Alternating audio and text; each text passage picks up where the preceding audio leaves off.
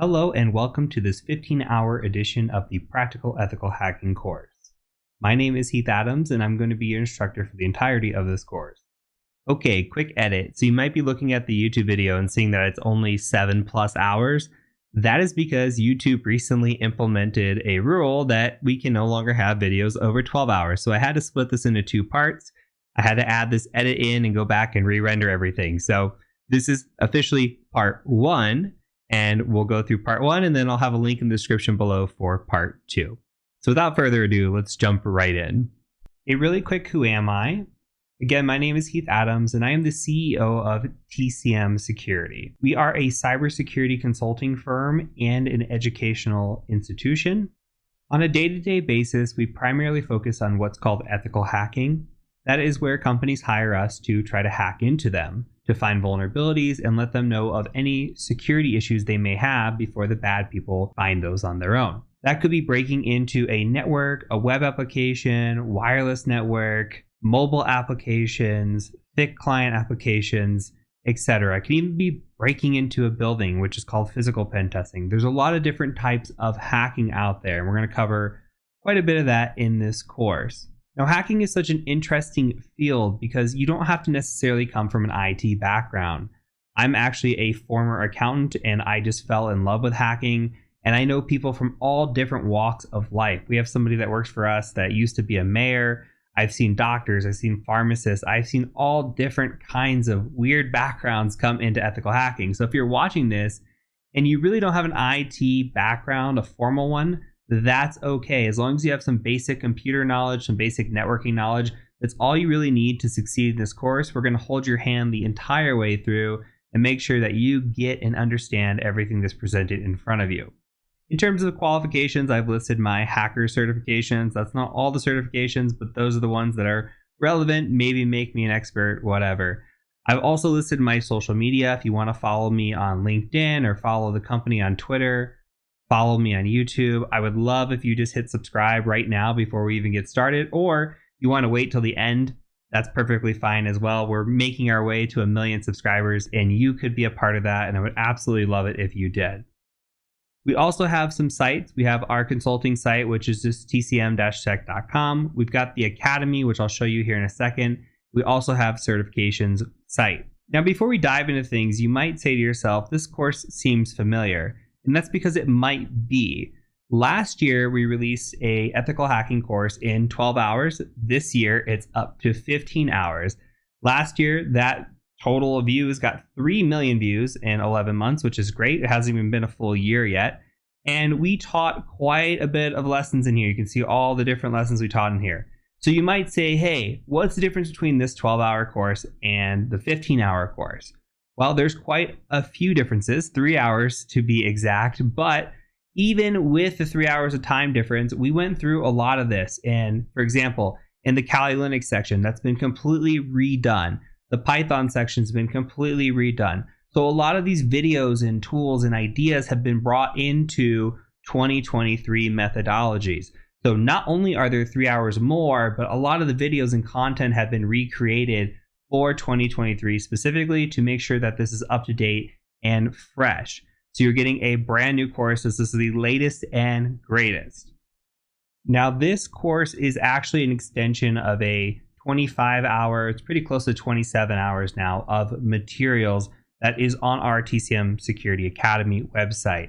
And this is the only time I'm going to try to sell you on anything throughout the entirety of this 15 hours. So I just ask for 1 minute of your time. This course takes the first half. The 15 hours takes the first half of what's in here. If we scroll down to the curriculum, we actually have all the first half here. You'll see this. If you actually came to the website, it's the exact same thing you're getting in this course. This goes all the way through the capstone and the buffer overflows here. And that is a great stopping point. We'll go to the capstone, we'll go through it. It's a great midway point to test your skills. If you get through the midway point and you say, hey, I really like this, I want to get the rest of the course, we have even more stuff in here. We have Active Directory, which is one of my favorite things to pen test against. And I would say it's the best part of the entire course. We teach that. We cover quite a bit of this. All this is on Active Directory right here. We cover more post-exploitation. We cover web app pen testing and application pen testing. We get into a little bit of wireless testing and legal documents and all that fun stuff.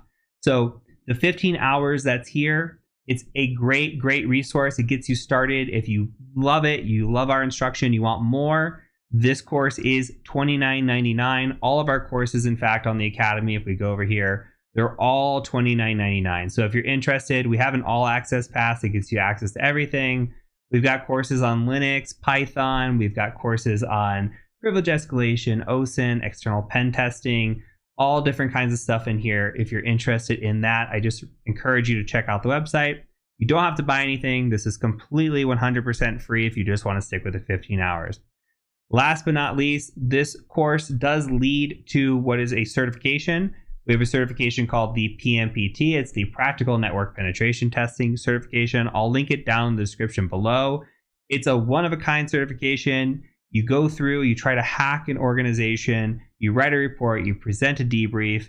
And the good thing about this is it gets you job ready for the field. So if you can get through this certification, you actually go look for the PNPT on LinkedIn or Indeed, you're going to find this on job postings. So this course, 15 hours of this is part of a 50-hour curriculum that we have. And so if you feel that, hey, I really am interested in this field and maybe I want a certification, consider looking at the PNPT as well. And that's really it. We're going to end here. Salesmanship's over. Please enjoy this 15 hours. If you do, please like, comment, subscribe, all that fun YouTube stuff. Let's go ahead and jump right into this course. I'm so excited to teach you in this 2023 edition. All right, I hate PowerPoints, but I love this template. I don't know what's so cool about it. It's all the colors, I think. So welcome to A Day in the Life of an Ethical Hacker 2022 edition. Let's talk about a pen tester's day-to-day, and I'm going to highlight this at a very high level. So what we do is we roll out of bed, hopefully we wake up in the morning, and we kick off our day. Now our day can be performing an assessment, and we're going to talk about the different assessment types that are out there. It could be writing a report, it could be giving a debrief, or a collection of the three. When we perform an assessment, we're talking about different types of pen testing or ethical hacking, and we're going to cover the most common types. We'll talk about some other types as well. Once we perform our assessment, we need to write a report. We deliver a report to our client. That report then gets digested, and eventually we give them a debrief if they want one, and we talk about our findings. And so we'll cover this whole process from start to finish. So let's talk about the different types of assessments that we could perform as an ethical hacker. Now, the first type of assessment I want to talk about is what is called an external network pen test. And one of the questions that we ask people when we're doing phone screens and baselines on interviews is we say, hey, can you tell me what an external pen test is versus an internal pen test? And honestly, I would say at least half of the people get the answer wrong. So make sure you're paying attention and you take notes because this may come up on an interview. Now, an external pen test is probably the most common type of pen test that we perform. If you just got hired as a penetration tester and you're brand new to the industry, it's likely they're going to start you out doing external network pen tests. These pen tests are the most straightforward and something that a junior could take on and work through and build up some experience and or confidence as they go through their process. So an external pen test is looking at an organization's security from the outside. This could be us trying to hack in from our mom's basement or from another country or whatever it might be. Whatever scenario plays out in your head, that's what it could be. You're trying to hack in from the outside. The methodology for external pen tests focuses heavily on what's called open source intelligence gathering, or OSINT. We're trying to gather as much intel and data about an organization. Who are their employees? What is their email format? Have they ever been involved in a breach? Can we find out what passwords were in those breaches? Can we collect data and then use it against that organization to breach a login panel or breach the VPN or get into an area where we otherwise would not be allowed into? Now, why do we focus so much on open source intelligence? Well, because this is an external assessment, you have to think about the internet as a whole. There are bots scanning the internet 24/7. If you don't believe me, try putting up an SSH server or something similar and leave it up for 24 hours and see how many login attempts you get on that server. It's a lot. Bots are scanning all the time. So what does that mean for us? Well, that means that if we do vulnerability scanning and we find something that is incredibly dangerous, well, somebody's probably already found that as well. So the chances of us finding something like remote code execution where we can land on a machine externally without doing a lot of work, it's pretty low. Usually organizations have their external networks buttoned up from a patching perspective. So what we're really looking at is the intel that we can gather. Where are the login panels? Who are the users? And how can we use that against the organization? Now, this is the most common type of pen test that organizations do, in my opinion, for two reasons. The main reason is that a lot of compliance organizations dictate that an external network pen test must be performed annually. That is not true for the rest of the pen tests, though some compliance organizations might dictate other pen tests. The external is by far the most common. The other side of this is external pen tests tend to be a little bit cheaper than the rest of the assessments depending on the size and scope of the engagement. And a lot of organizations like to dip their toes in the water before going and doing more assessments with a security firm. So they might test you out and say, hey, let's do an external pen test. We'll see how it goes. If we like you, we'll hire you for more stuff. So between those two reasons, we see a lot of external network pen tests, more so than anything else in my opinion. Now, these pen tests tend to last around 32 to 40 hours on average, though if you have a very large engagement, that can go a lot longer, or if you have a very small company and you're looking at one IP address or 5 IP addresses and 10 employees, it's probably not going to take you 32 hours to do that pen test, maybe somewhere in the 8 to 16 hour range. We then tend to add another 8 to 16 hours for report writing, and we'll touch base on report writing towards the end of this video. So moving on is what is called an internal network pen test. This is assessing an organization's security from the inside of the network. This means that we somehow breached the perimeter. Perhaps we sent a phishing email and somebody opened our email, clicked on our link, and now we're inside the network. Or maybe we broke into the building and left a Dropbox behind. Whatever scenario in your head you want to play as well, you can do that. What we do on our end is we typically send a laptop out to the client. The client plugs that laptop in, and we are able to remote into that laptop and perform a network assessment as if we were sitting inside the office. This is why a lot of work nowadays is remote, because we don't have to be on site anymore to do internal pen tests. Now, the methodology for an internal penetration test focuses heavily on Active Directory. Now, if you don't know what Active Directory attacks are, you absolutely need to learn those in order to be a successful internal penetration tester. And it's one of those things that a majority of the organizations that are out there use. So I believe the statement that I read once was 95% or 99%, don't quote me on this by the way, of the Fortune 500 companies use Active Directory in their environments.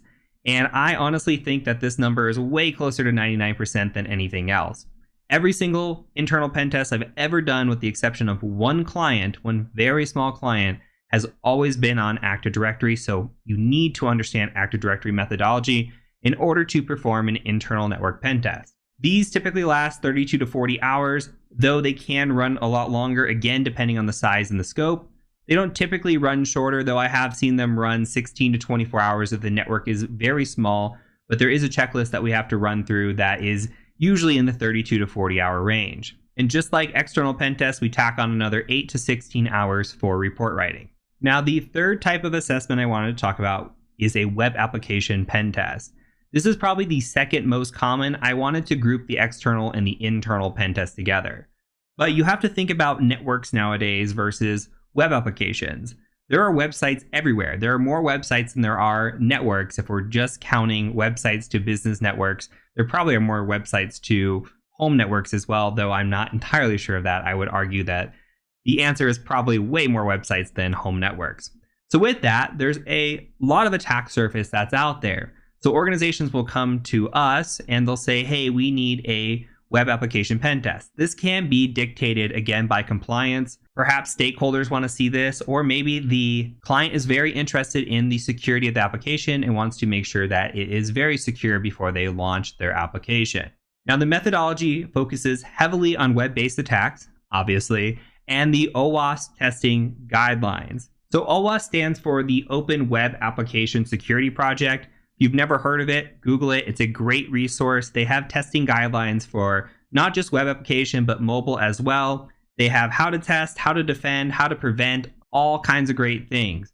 and we follow their testing guidelines pretty exclusively. If you're ever going to be a pen tester and you want to pen test against web apps, you for sure need to know what the OWASP top 10 attacks are, because you will be asked those in an interview. Now, these engagements last typically 32 to 40 hours, and that is pretty much the minimum. We have a very thorough checklist that we have to go through when we're doing a web app pen test, and I would say it pushes closer to 40 hours than anything else. Unless it were a very, very small and specific web application, they're almost always in the 32 to 40 hour range, with another 8 to 16 hours for report writing. Another common assessment that we are asked to perform as pen testers is what's known as a wireless pen test or a wireless network pen test. And we're assessing an organization's wireless network security. So the methodology will vary depending on what type of wireless network is being used. For example, if they're using a guest network, we might log on to the guest network and test segmentation. Can a guest access internal resources, or is the network properly segmented? If they're using a pre-share key, which is what's common in most households, then we might test that pre-share key for password strength and see how strong the pre-share key is and how strong the password is. If they're using enterprise-based network, then we open ourselves up to a variety of new attacks as well. So our methodology really changes depending on what is being used. Now, wireless pen testing is fairly straightforward. You can look up the methodology online, find blog posts about it. You just need a wireless network adapter that you can honestly pick up for $30 to $50 at most. And I'll leave a link in the description below to my favorite wireless network adapter, but you can just pick one that is compatible with your machine, and that will work and do packet injection. It's honestly where a lot of hackers start. This is where I got my start before I ever learned about real pen testing or anything. I went and bought a cheap wireless adapter, and I started just hacking my own network and some devices that I had laying around at the house, and I learned how to hack wireless pretty quick. So it's one of those things that kind of gets you excited and gets you into the hacking mindset and kind of teaches you some of the wireless assessments that are out there, and I think it's pretty fun as well. Now, these typically last about 4 to 8 hours per SSID. So if we're testing 2 SSIDs, we're probably looking in the 8 to 16 hour range, and then typically another 2 to 4 hours for report writing. All right, the last thing I want to touch on in terms of assessments that we do quite a bit are physical pen tests and social engineering assessments. So when we're doing a physical pen test, we're assessing an organization's physical security. And our methodology is going to depend on the tasks and goals that are at hand that are given to us by the client. So if we're doing a physical pen test, we are going on site and we're trying to break into the building. That can be through cloning badges, that can be through social engineering, that can be through picking locks. There's a lot of different scenarios that are at hand there. Now, that methodology again depends on what we're up against, and it also depends on the client's goal. The client might say, hey, we want to see if you can just even get in the building. Or they might say, hey, I want you to get in the building and find our server closet and take a picture of yourself in our server closet. We want to see if you can make it there. So there's typically some goal behind why you're breaking into a building, but it is legal breaking and entering, and it's pretty fun and pretty exciting if that's your jam. And there's a lot of social engineering involved in that. So it's very, very fun engagement to do. The other side of this is pure social engineering. And what I mean by that is doing something like a phishing campaign against an organization. And we might actually do a phishing campaign in combination with an external pen test. So we might combine those together, though often they're left apart. We might do something like a phishing campaign where we call people and we say, hey, I'm from IT. Can you give me your password? Or I just sent you a code to your account. Can you give me the code that I just sent you? We might do a smishing campaign where we send text messages and see if anybody responds back to us. There's a lot of different social engineering that's out there, and we have different campaigns that we can run in different engagements depending again on the client's need.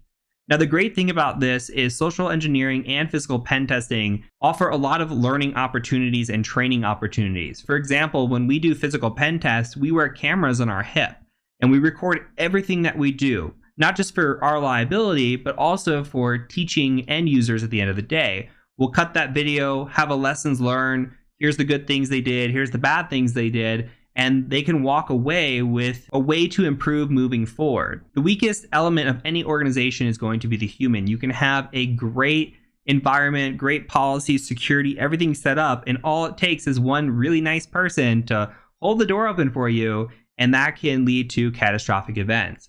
So Social engineering, again, is a very important part of security, and it's one of my favorite things to assess when I'm doing this type of work. Now, again, these can last anywhere from 16 to 40 hours, maybe even more, depending on the engagement that you're on, plus another 4 to 8 hours for report writing, again, maybe more, depending on the scope of the engagement that you're working. Now, these aren't the only assessments. There are other assessments that we might perform as a pen tester. These tend to get a little bit more specialized, and you might have to take additional training in order to learn this type of stuff.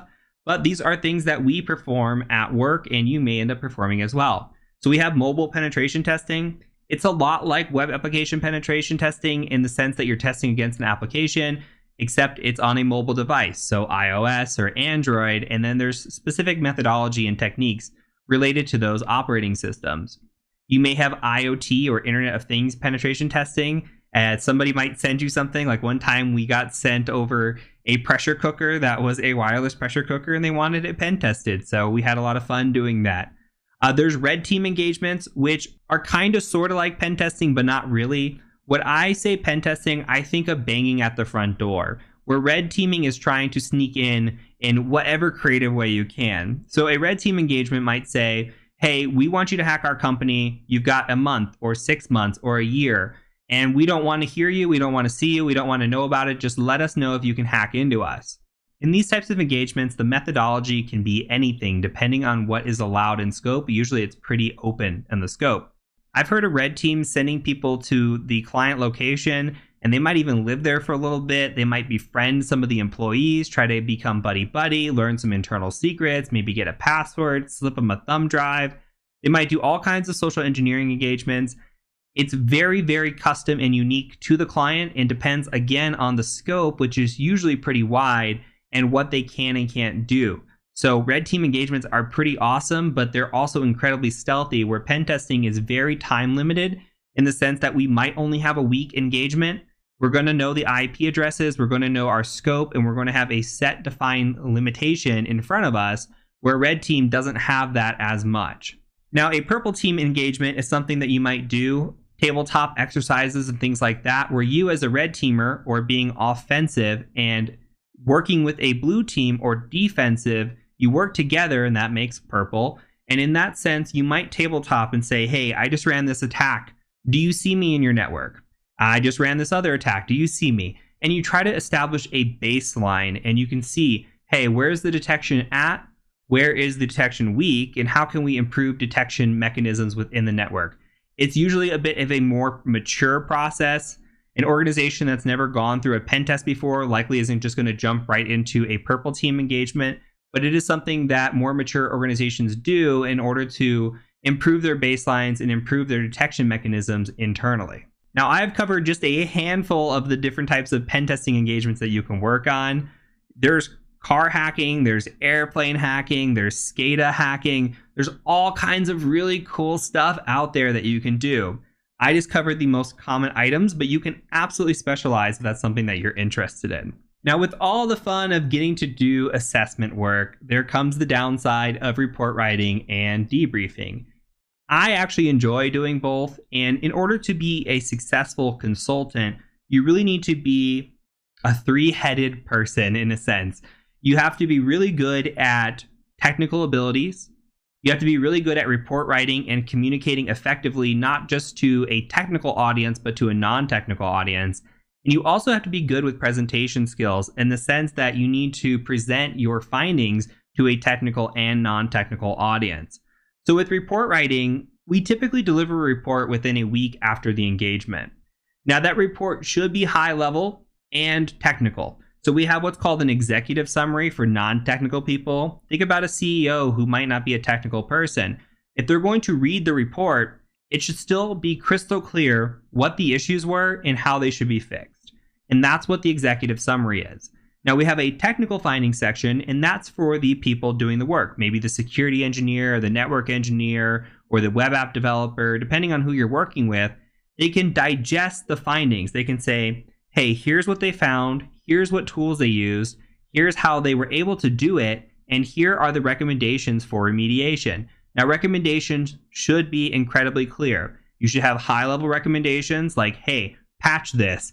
And you should have technical recommendations as well that says, hey, go to this website, here's how you would install this patch, etc., etc. So depending on your audience, you want to make sure that you're communicating effectively to both of them. And for a lot of new pen testers, this can be an incredible struggle. It's one of those things that you write a report, you get beat up on it in the QA process, and you just get better over time. And it's just something that is kind of passed down and you learn as you go. So don't be worried if you're not great at report writing. Just make sure that you understand that if you're going to do this job, you will have to write reports and you will have to get better at it as you go. Last but not least is the debrief process. Now, a debrief walks your clients through your report findings. And again, this should be non-technical and technical as well. You may be sitting in a room with a CEO and a network engineer. You might be sitting in front of all technical people. You might be sitting in front of all C-level non-technical people. So you need to make sure that when you are presenting your findings that you can explain it at a high level and a technical level as well. I've seen many people struggle with this. All right. I've been in one situation. I remember that I was in a debrief with a coworker of mine. This was years ago, and he was very much struggling to communicate. He was giving very technical, in-depth details about what he was finding, and the CEO kept stopping him and saying, "I don't understand what you're saying." So we had to do a little bit of translation because he really wasn't great at the debrief process yet. He was still fairly new. And it's one of those things that if you're going to be an effective consultant, you need to be able to do both. Now, the debrief is important because it also gives the opportunity for your client to ask any questions about the findings that you have and address any concerns as well. So maybe there's a finding that they want to challenge or they want more information on. It gives them the opportunity to do that. Because when we give them the initial report, the report is a draft. After the debrief, or if they choose to not have a debrief, we finalize that report. So the debrief is the last opportunity the client has to understand what you're presenting to them and to ask any questions or address any concerns. So it's a very, very important process. All right, hopefully that was informative for you. If you're looking to become a pen tester, you should know at a high level what these different types of assessments are. And you should know what you're getting yourself into, because a lot of people think, oh, it's fun and games. I just get to go hack things. And yes, that's a lot of the job, but a lot of the job is also doing report writing and doing debriefs in front of clients. So if you're not strong with report writing, or if you're not strong with your presentation skills, you may have some time on the struggle bus before you get decent at it. All right, so make sure that you know coming into that those are things that you're going to have to be doing and that you're comfortable doing those things as well. So before we begin in this course and we really start to dive in, it's important to cover one of the topics that I'm going to harp on the most, which is effective note keeping. If you're going to be successful in your career and you're going to be successful in this course, you really need to take good notes. Now, in this first video, I'm going to show you what my notebook kind of looks like, not only for my personal notebook, but as a notebook for an assessment and how I might take notes for an assessment.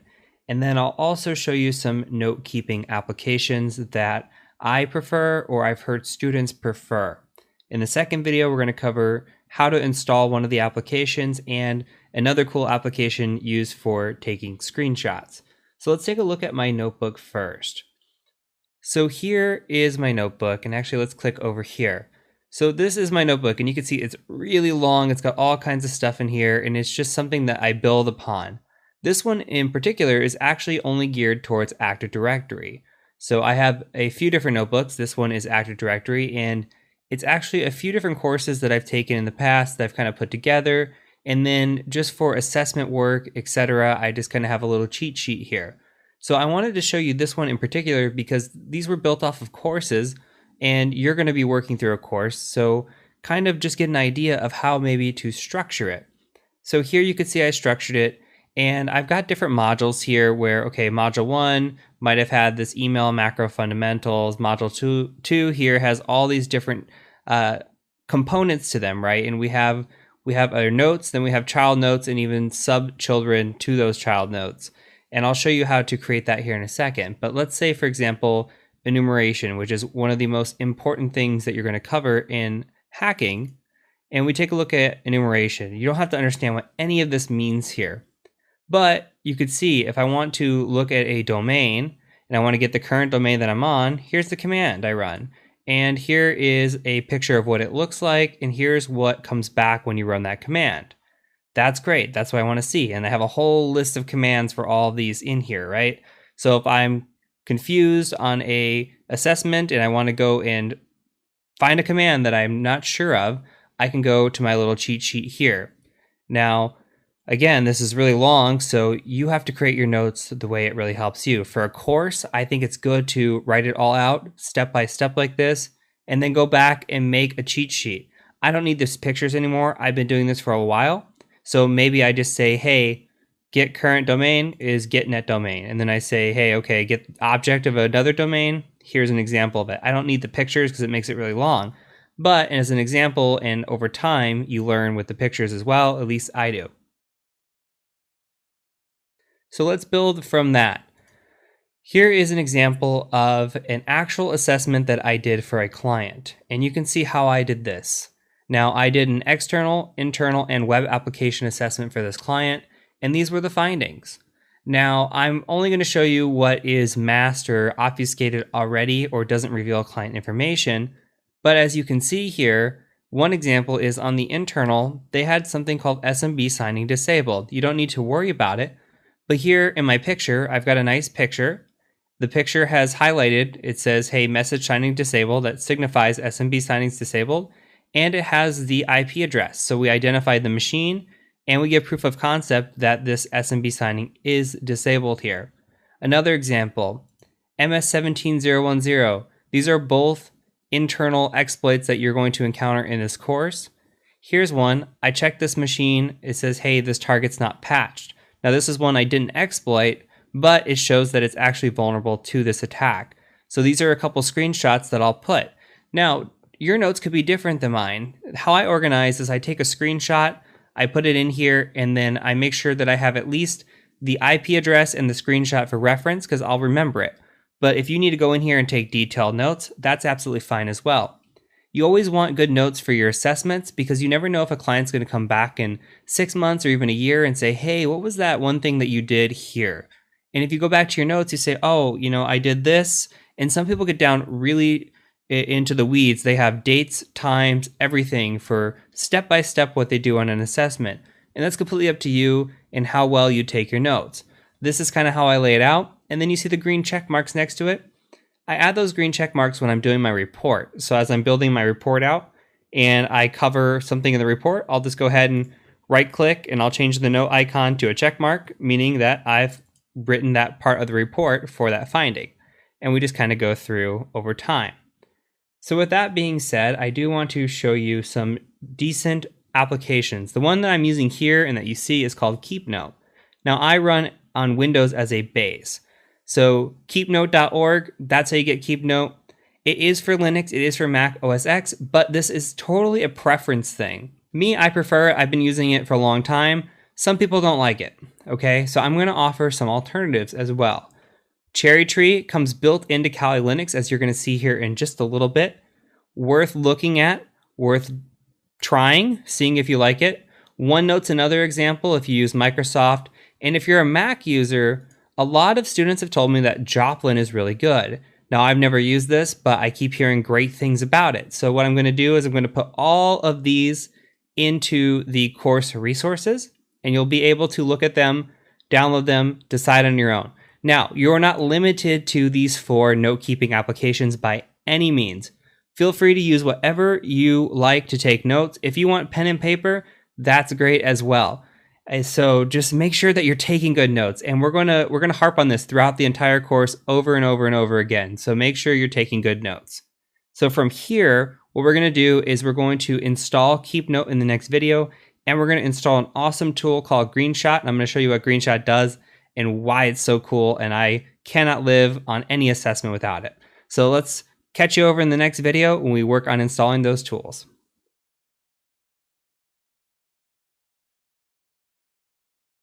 All right, so in that example in the last video, we talked about using KeepNote. So if you go to Google and you type in KeepNote, all you gotta do is come here, and KeepNote works on Windows, Linux, and Mac OS X. So great tool. The only issue with this tool is it has not been updated in a long time. Some people find issue with that. if you're one of those people, I'm actually not, you can use other tools. OneNote is an option. Cherry Tree is also an option. You can also find other options out there for you. If you have a favorite note-taking tool already, that's absolutely fine as well. Just make sure to take good notes, especially during this course, and make the most of it. Learn all the things that you can and incorporate that. So I will show you quickly how to install KeepNote here. And another thing to note too is while we do this is Cherry Tree is available on Kali Linux. We're going to install Kali Linux here very soon. So once we install Kali Linux and we get into the introductory Linux and we explore it, I'll show you a little bit more of Cherry Tree and what that looks like. And we'll talk pros and cons of Cherry Tree when we get there. So here we go. If you are on Windows, you can follow along, or you download your appropriate one here, depending if you're on Linux or if you need Mac as well. So I'm going to go ahead and install the exe, and I'm just going to actually run this. We're just going to say yes, and I'm going to say next, next, install. And that's it. I mean, it's that quick. And then we just launch KeepNote, and here you go. We've got KeepNote. So the other tool, the really cool tool that I love, this one is called Greenshot. Now this is a screenshot capturing tool. So let's go to downloads here on Greenshot. If you are running on something other than Windows, or Windows or Mac, so basically Linux, you're going to need a different tool. The recommended tool that I have heard out there is called FlameShot, F-L-A-M-E. Though I have no experience with it, I've heard it is identical to Greenshot. So here I'm going to download the latest stable. I'm going to select run. Yes. Okay. Accept the agreement. Give away our firstborn. Next, next, next. Place it however you want. I'm just going to next through everything. And I'm going to start Greenshot with Windows Start. That is my preference. I love this tool again. So it's finished. All right. Let's take a look at it. So it should be running. Let's start Greenshot now. Okay, now you see it running down here on the bottom. Okay, let's go. Let's open up a web page. Let's say we want to take a screenshot of something. Now you just hit your print screen button, and this nice cursor gets brought up here. And let's say we wanted to just take this downloads part right here. We're just going to capture this.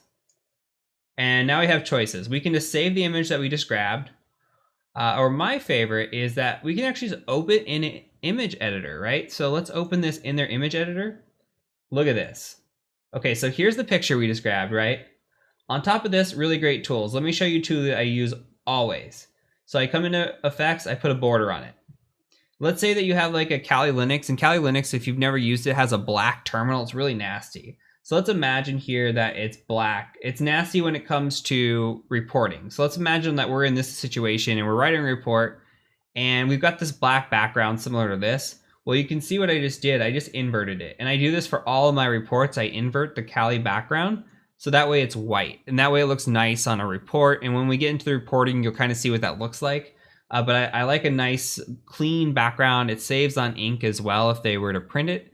And it's just nice and neat when you give it to a client. So I always invert my images if I need to. You've got the black border here. Another thing is, let's say you want to point something out. You saw in my KeepNote notebook that I had a highlight. You can just click that button up here and just highlight something, like right here. Great. Another tool that's in here is this obfuscate. So let's say that there's like a password or something really sensitive in here that you don't want the client to see, or you don't want to reveal on a final report. You can do that, and then you can just like up the pixel size on this and make it really blurry, you know? So it's a really, really great tool. And then when you're done, you can copy it to your clipboard. You can save the file. I just usually like copy this, and if I want to go paste it, like, you know, make a new notebook or whatever, I'll just paste it in my KeepNote and just kind of go from there. So again, fantastic tool, awesome to use. If I had two recommendations for your note keeping, it's KeepNote and Greenshot. If I had to make one recommendation out of the two, it's absolutely Greenshot. You can be flexible on your note keeping tool. So again, hopefully this helps you. Again, please do take good notes through this course. You're going to find yourself wanting to know, hey, what was that command I ran again? And because we're going to go through so much stuff by the time this is all said and done that you're going to want to remember it. So please take good notes. So from here, let's go ahead and move on into our networking refresher, and we'll catch you in the next video.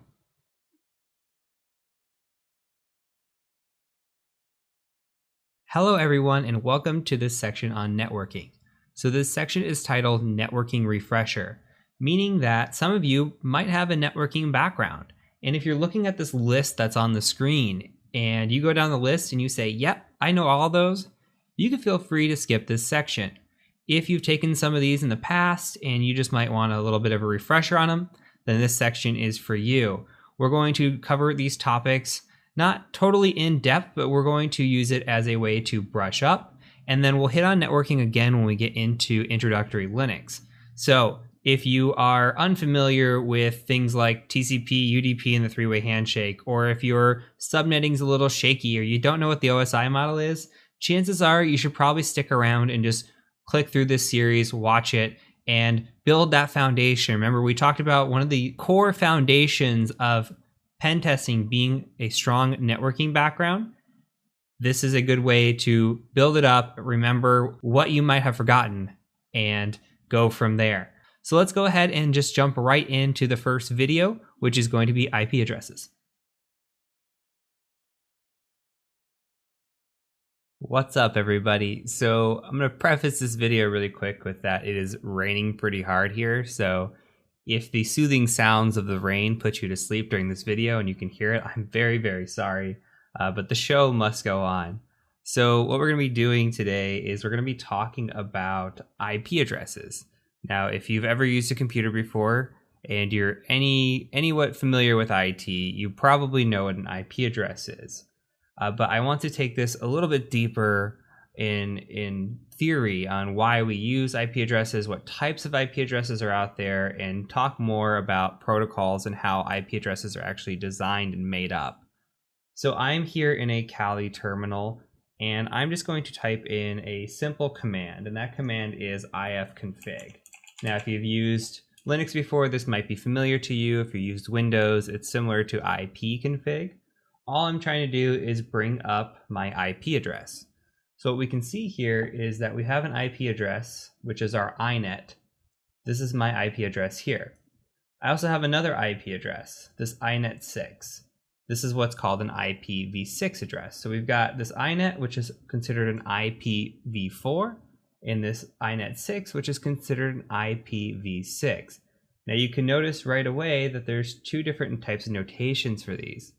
This inet here is in a decimal notation, and the IPv6 is in a hexadecimal notation. We'll get to the importance of that in just a second.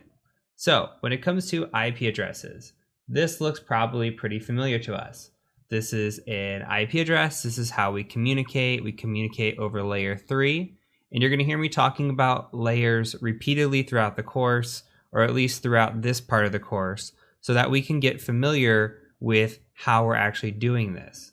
So I want you to be familiar with troubleshooting these layers, and these layers all refer to something called the OSI model. So when we talk about layers, we think about the OSI model, and I'll introduce the OSI model here in a few videos, and it should all click once I introduce the OSI model. So if I brought in the OSI model up front, it might be boring, might not make sense. So I'm going to introduce the OSI model near the end, and you're going to say, hey, yeah, that all makes sense. So what we've got here is we've got this IPv4 address, and this is the most commonly used format that we use today, right? We use IPv4 for mostly everything. And again, this is in that decimal notation. So when we see this decimal notation, it's just realistically a bunch of ones and zeros that are put together so that we have this human readable format. Realistically, all we're seeing here with 192, this first section here, this first octet, is actually just a bunch of ones and zeros. It's 8 bits. So we've got a range of 8 ones and zeros here. We've got another 8 here, and 8 here. So when it's all said and done, this inet, or this IPv4, is made up of 32 bits, 8 plus 8 plus 8 plus 8 here, and which equals 4 bytes. So another way to think about that is to think about it as, say, something like this. 1, 2, 3, 4, 5, 6, 7, 8, period. Okay, that is one section there. So we've got 8 ones that can make up this, and then we'd have another 8, etc. I'm not going to beat a dead horse here. But I do want to give you guys another example. So if we go into our applications and we go to a text editor really quick, So the way this looks is something like this. We start with a number like 128. I'm going to try to space this out as best as possible. And all I like to do is think of 128 as my base, and this will make a lot more sense when we get into subnetting. So please, if you're confused by this, don't worry. This is all theory right now. When we get into subnetting and we get hands-on, it'll make a lot more sense, I promise you. So let's say we have ones and zeros here. If we have a 1 for each of these sections, and I'm going to space this out again as best as possible, it's not pretty. But if we have a 1 for all of these, this equals 255. Why does this equal 255? Well, you take this, and all these numbers add up. 1 plus 2 plus 4 plus 8, all this adds up to 255. So let's say if we didn't have all the ones and zeros, we had just some ones enabled, like these last 3 here. Okay, well, this would equal 7, because we have 4 plus 2 plus 1 equals 7. So our first number, or whatever number this applied to in the octet, would be 7.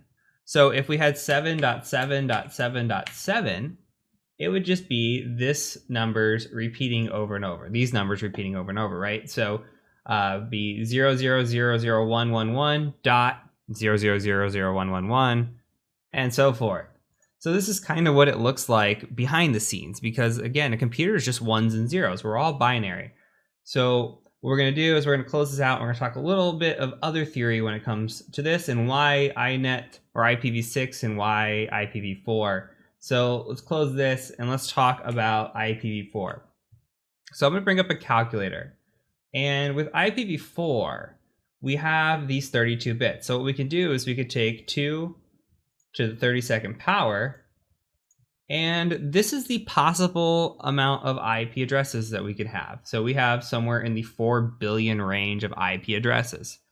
Well, spoiler alert, we don't have only 4 billion people on Earth, right? We're up to 7 something billion at this point, and all these IP address spaces are gone. So IPv4 has been around since 1981. Nobody thought we were ever going to use all these addresses. Computers weren't really a thing. Who knew that we were going to want all these addresses? And, you know, these companies started buying them up, and they started buying them up in large chunks. And then they sold those to ISPs, and then ISPs sell those to you. And so these IP addresses have been gone for a very, very long time. And chances are when you have an IP address and you get this IPv4, you're only going to get one. If you're a corporation, you might buy it more. But we've run out of IP address space. There's just not enough to go around. So the theory is, okay, let's come up with something different. Let's come up with IPv6. Now, this hexadecimal is actually in 128 bits, which makes things just a little bit longer and adds quite a bit. So let's take this 2 to the 128 power, and we get a number that I cannot tell you how to say. Not even going to try. But I can guarantee you that in our lifetime, we will never use this address space. So we've come up with the solution of IPv6, but nobody really uses it. IPv6 is just a thing that's there, but when we get IPv6 addresses assigned, but still to this day, everybody's using IPv4. Well, how is that possible if we're using IPv4, but we're out of address space? Well, think about this. We're using something called NAT, which is Network Address Translation. Now, let's think about your network. So you might have a cell phone or computer or multiple devices. My network has at least 20 devices on it. I've got cameras, I've got multiple cell phones, smart TVs, everything that connects to my internet gets an IP address. And that's 20 IP addresses right there, right? So let's say I have 20 devices. That's 20 IP addresses. Am I taking up 20 IP addresses out of that 4 billion?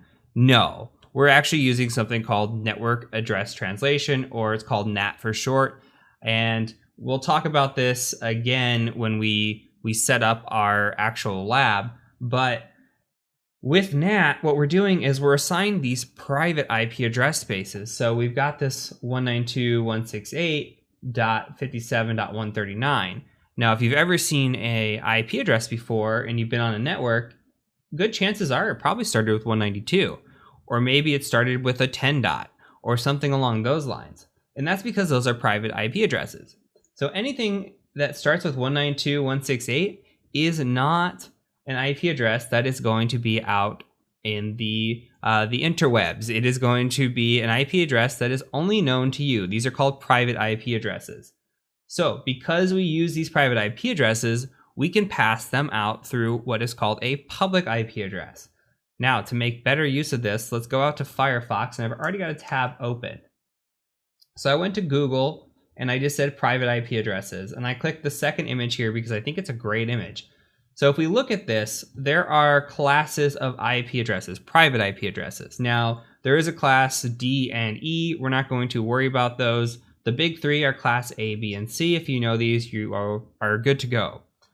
So if we look at class C, this is what the most common household and small business use. So we see it starts with the 192.168.0.0. So the 192.168 are constant. If you see a 192.168 address, you can guarantee yourself that that is a private IP address space. And then we have the range of changing this number between 0 and 255 and this number between 0 and 255. Why 0 to 255? Well, that'll all make sense when we get into subnetting. But what that allows us to do is have a large number of networks here and a small amount of hosts. But for a regular user like you or I, or a small business, 254 hosts is pretty good. I mean, I'm only using like 20 in my household. So the most common household is probably using this 192 address. But what about a big business, right? Something huge. Okay, well, they might use a 10 address because a 10 address frees you up to anything after this 10 is private. So 10.1, 10.1.1.1, whatever you want to put in here up to 255 on each octet makes for a small amount of networks, but a large amount of hosts. Okay, and don't worry about the host versus network thing. Again, subnetting, we'll talk about that. It'll all make sense. But just imagine the amount of hosts that you can put in here with this wide range. So because of this, you'll see larger corporations using 10 addresses. You'll also see a lot of corporations, even small businesses, using 10 addresses. The matter of fact is, as long as you have this private IP address, you're good to communicate across your network. So any IP address outside of these and the loopback here are free game for the public address space. They're probably already owned, and you purchase those or rent those really from your ISP, your internet service provider. So going back to this thought, we have a class C address. My network's class C, 192.168.57.139 here. So it falls into that class C. I've got all these devices on this 192.168 network. All these devices are talking out of one IP address. That is my public IP address. That is what I rent from my ISP. And all of this network traffic goes out one IP. So this is how we have achieved or solved the issue of running out of address space without having to use IPv6. Not that there's anything wrong with IPv6. It's not pretty. I mean, it's way easier to type this stuff in than it would be to type something like this in. But at the same time, this is how we've solved it. We're able to still use IPv4 in mostly all networks, and we are able to communicate out with this quote-unquote IP address shortage. So hopefully that makes sense. We're going to build upon these concepts. Again, IPv4, IPv6 IP addresses are layer 3 protocols. Layer 3 is a router. So when we route traffic, we route via an IP address. So we're going to build upon that as well as we go in. Hopefully this is all just a refresher to you. So that is it for this video. I'll go ahead and catch you over in the next one. All right, so we're going to move down a layer here and talk about layer 2. So remember, IPv4, IPv6, IP addresses as a whole, that is layer 3. We're talking about routing. Here in layer 2, we're going to be talking about a MAC address or a physical address. Now, MAC stands for Media Access Control, and that is identified here in our ifconfig as this ether here. So we could think of this as our physical address, and a way that we communicate when we are using switches. Switches communicate over this physical address. This is kind of how they know what device is what. So what we say here is if we have a device, say you just built a computer and you're installing your network interface card or your NIC, you're going to plug that in and you're going to have a MAC address for that NIC. Your cell phone, that's going to have a MAC address. Anything that's using a network interface is going to have a MAC address. So these MAC addresses are important because they utilize layer 2 or switching, and they are how we communicate over switches. Now there's something to be noted briefly about MAC addresses. Now MAC addresses have identifiers. So as you can see here, this MAC address has 6 different pairs of 2, right? And what we can do is we could take the first 3 pairs and we can just copy this and we can go out and we can try to put it into a MAC address lookup. Now for this one, this is just going to be VMware. I'm not sure if it's actually going to come up, but I'm going to go ahead and paste it and see what happens. And you can see that the vendor actually shows up as VMware. So the first 3 pairs here are identifiers, and we can identify what we're up against. If you've ever looked in your house and you've looked at your network and you're trying to find a device and you see the IP address, but the IP address doesn't really help you identify it. You might see something along the lines of a MAC address because your home device, say your router, might also be what's called a layer 2/layer 3 device, meaning it's doing switching and routing for you. And it'll also know the MAC address of that device. So you can take the first 3 pairs here, put those into the Google machine, and see if you can identify what that device is. So if I was unsure, this didn't have a host name or device name, and I could just reach out and say, okay, well, let me look these up. Maybe it'll give me an inkling. It's not going to tell me the exact device, but if I know it's running VMware, then I can say, oh, that's my host machine running. Or if it's related to like Texas Instruments or something, maybe I know that device in my house. So this is just a quick way to look up devices and know about them. The other option or other thing that you need to know here is just that, again, MAC addresses, layer 2, related to switching. I'm just trying to repeat this and get this into your head. So that's all we need to know from this lesson. And we're going to go ahead and I'll catch you over in the next lesson. All right, so now we're moving into layer 4, which is the transport layer of the OSI model. And we're going to talk about what is TCP and what is UDP. So we'll type that in here, TCP versus UDP. So TCP is what is known as the Transmission Control Protocol. And you could think of that as a connection-oriented protocol. And we also have UDP, which is the User Datagram Protocol. And this is a connection-less protocol. So when we have these 2 protocols, one is best suited when it comes to high reliability. That's TCP. TCP is connection-oriented. We want to make a connection, we need high reliability. So you can think of something like a website, which is HTTP or HTTPS. Or you can think of something like SSH or FTP, the file transfer protocol. Those all utilize TCP. When you think about UDP, you might think about something like a streaming service, that's connectionless, or DNS is connectionless, or voice over IP is connectionless. And when this comes into the importance of scanning is super important. We're going to be scanning both TCP and UDP as a penetration tester. And don't worry about scanning right now. When we get into the scanning section, this will make a lot more sense. But we need to know what TCP and UDP are and define them broadly. So the most commonly used protocol that you're going to be scanning is going to be TCP. Now TCP works on what is called a 3-way handshake. Now if we look at the 3-way handshake, it's going to look something like this. We're going to first send out a SYN packet, and then we're going to receive back a SYN ACK packet. And finally, we're going to send an ACK packet. Now, how does this work? Now, you could think of this as an interaction. So let's say you have a friend or a neighbor, and you go to your neighbor and you say hello. That's a SYN. Now, SYN ACK is going to be the response. It's going to say, hey, SYN, I acknowledge you. That's your neighbor waving hello back. And then you know you are good to go start a conversation, so that's the acknowledgement. Now when we think about this in the terms of ports, now port is a item that can be open on a machine. It's a way to communicate with certain protocols. For example, if you think about HTTP, that's over port 80. If you think about HTTPS, that's over port 443. There's a lot of different protocols, and there are 65,000 plus ports that can utilize these protocols. So everything related here has to do with these ports. Now let's say that you want to connect to port 443 on a website.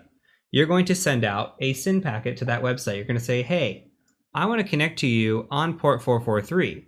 And if 443 is open and available for connection, they're going to say, hey, you can go ahead and connect to me.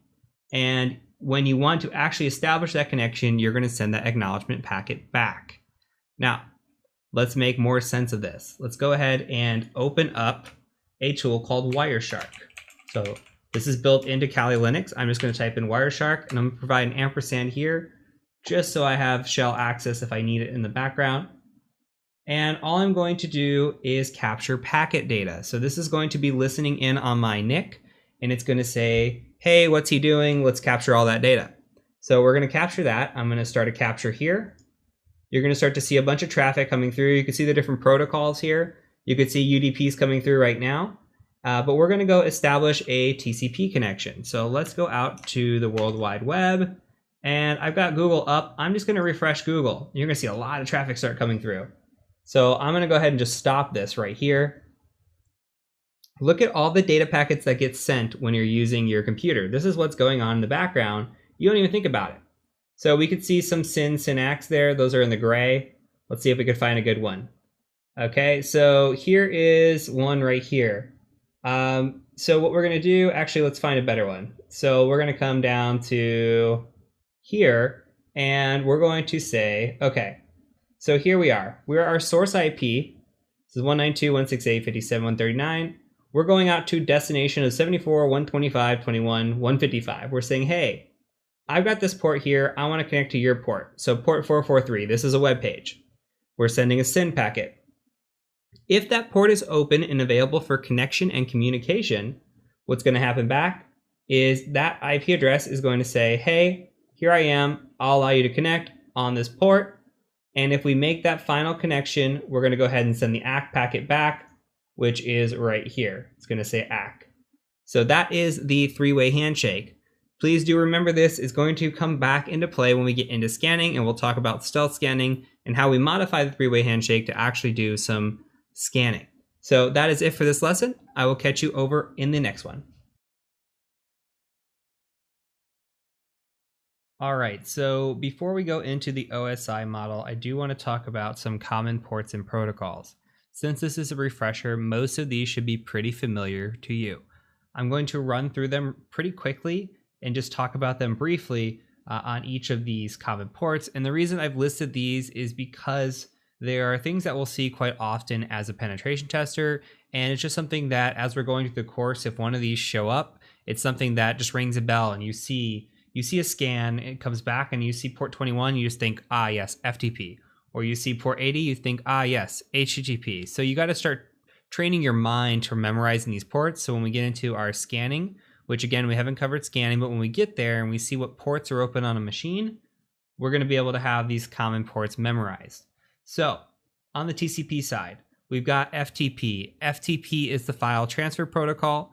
You're going to see this in some assessments. You're going to see this a lot when we do something called capture the flag, where we run through some test machines. You'll see FTP open quite a bit. So FTP, file transfer protocol, all that means is we can log into this server, we can put a file, or we can get a file off the server. Now SSH and Telnet kind of play hand in hand. Telnet is the ability to log into a machine remotely. Now SSH does the same thing. The only difference is SSH is the encrypted version of that. So with Telnet, you are in clear text, and with SSH, you are encrypted. Now SMTP, POP3, and IMAP all relate to mail. We're not going to worry too much about mail in this course, but you might see it come back up at some point. So just remember your 25, 110, and 143. DNS.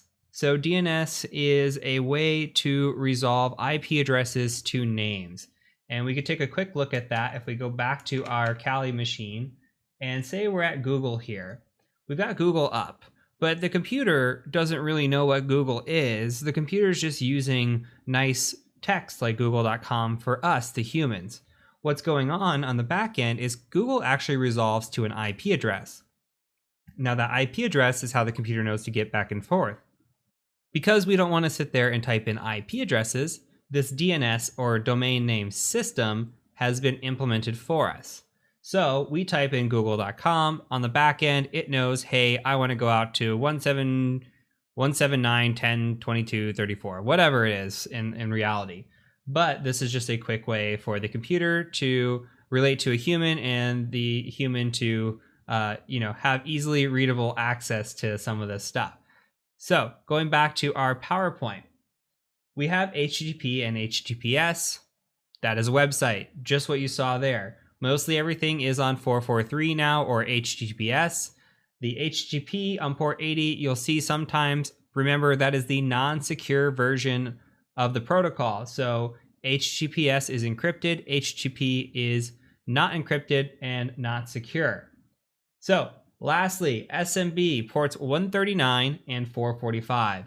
Originally, it was just 139. In the later versions of Windows, they've put on 445. You're going to see these ports a lot. This is probably the most common port you're going to see as a pen tester. These relate to file shares. You might also hear this called Samba.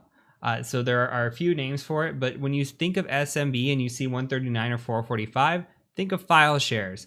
And as a pen tester perspective, you got to think about all the crazy exploits we've had regarding SMB. The most recent one as of this course was the WannaCry virus, right? So you had the WannaCry virus. It's also known as Eternal Blue, was what it was built off of, or MS17010 was the official term of that exploit.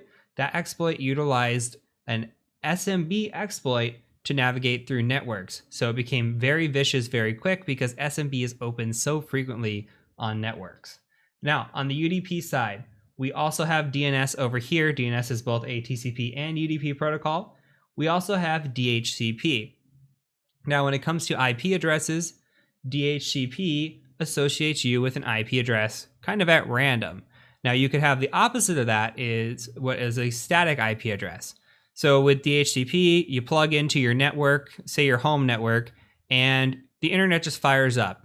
Guess what? Probably DHCP on the back end. It just picks a number between a range, says, hey, here's your IP address. I'm going to let you lease that out for 8 hours or a day or a week or however long the timing is set for, and that IP address is yours. Now, the opposite of that, again, is static. So you could say, hey, I want a static IP address, and anytime I plug in with this specific computer, go ahead and give it this IP address. So how are we going to know that? Most likely the MAC address, right? So from layer 2, it's going to know layer 3 and how to assign it. So again, DHCP should be pretty familiar to you. We've also got TFTP on port 69, which is the trivial FTP, and it utilizes UDP instead of TCP. And we also have SNMP, which is the Simple Network Management Protocol. So you will encounter SNMP occasionally on networks, not always, but when we do encounter it, there may be some information to be gathered, especially if there are strings being used that are community or public strings. And we'll worry about that when we encounter it, but you'll probably see it again in this course. So that is it in this video. We're going to go ahead and move on to the OSI model and tie all this together. Then we'll get into a little bit of subnetting, and we'll end this with a refresher on networking, a final video on networking. So I'll see you over in the next video.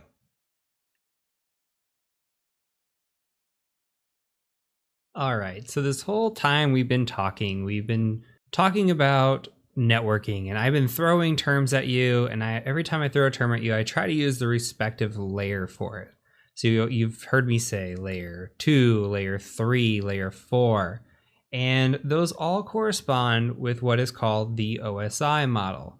Now, if you're ever in a network interview, or if you're ever talking to somebody who has experience in networking, or even if you're on the help desk taking tickets, knowing the OSI model is incredibly helpful, and people will just throw layers at you, especially the people who have been in the field for quite some time, might just say layer 2 instead of a switch, or they might say layer 3 instead of a router. So I'm going to discuss the OSI model really quickly, give you a mnemonic on how to remember it, and just talk about some of the concepts within it and how to troubleshoot down it as well. So I picked this up from Keith Barker a long time ago, great trainer by the way, and this is the mnemonic. So we're going to go P, D, N, T, S, P, A. And this stands in my head for please do not throw sausage pizza away. Again, that is please do not throw sausage pizza away. So I'm going to put numbers corresponding to the layers in front of it here. And we're going to go ahead and type these out one by one. So on the first layer here, we've got what is called the physical layer. And you could think of your physical layer as like data cables or like your Cat6 cables, stuff like that. Something you might plug in, right? That is the physical layer. And we've already talked about layer 2 quite a bit. Layer 2 is the data layer, and that is our switching, right? And also our MAC addresses. Going down the list, we've got the network layer, which is IP addresses. Also routing. The fourth layer is the transport layer, which is TCP, UDP, which we have talked about as well. And the last few, so the session layer. We've got the session layer, which is just session management. You don't really have to worry too much about this one. 6 is the presentation layer. Now, this should be familiar to you because think about WMV, JPEG, movie files. That's what your presentation layer is, so media. And then lastly, we've got the application layer, which is like HTTP, SMTP, your applications that you utilize, right? So we've got this laid out here, and you might be asking, why is this important? Well, again, when we say something like, my home router is a layer 2-3, so that means it does switching and it does routing, right? You might think of this in another way as well. You might be asked to troubleshoot. And something to talk about too with the OSI model is when we receive data down this physical layer all the way down to the application. When we transmit data, it goes out the application layer down to the physical. When we're troubleshooting this, it is always best to start with the physical and go down to the application level. Okay, so say you're working help desk and you get a phone call and somebody says, my internet's not working, help me. Well, what's the first thing you're going to do? Are you going to ask them application level questions? Probably not. You might say, hey, can you look at the back of the computer? Do you see the cable plugged in? Oh, the cable's plugged in. Okay, well, do you see the where the cable's plugged in? Is there a blinking light? Is that blinking light green by chance? Okay, we're checking the NIC, right? And then we might ask them to, do they have an IP address? What's going on? All the way down. And then we troubleshoot all the way down to layer 7. So we wouldn't start on layer 7, right? We would start from the basics and move down. So it's important to know this. This isn't a help desk course by any means, but it's super important to know this, especially if it's been a while since you've seen this network stuff, or even if this is new to you, that the OSI model is commonly referred to. Even as a pen tester, I get all kinds of layer 2, layer 3 talk, and you will be sitting in meetings with network engineers, with people who are very, very smart about this stuff, and they're going to throw all this lingo at you. So if you know this lingo, really, really benefits you, or else you're just going to sit there and wonder what the heck they're talking about. So hopefully this is a quick, informative method for you. And again, remember, please do not throw sausage pizza away. That's the easiest way that I remember it. You can make up your own mnemonics if you want. People have other things as well. If you've got a favorite mnemonic, please feel free to comment down below and tell me your mnemonic as well. So I'd love to hear some of these other ones. So let's go ahead and move on into subnetting, and then we'll start moving into other fun parts of the course.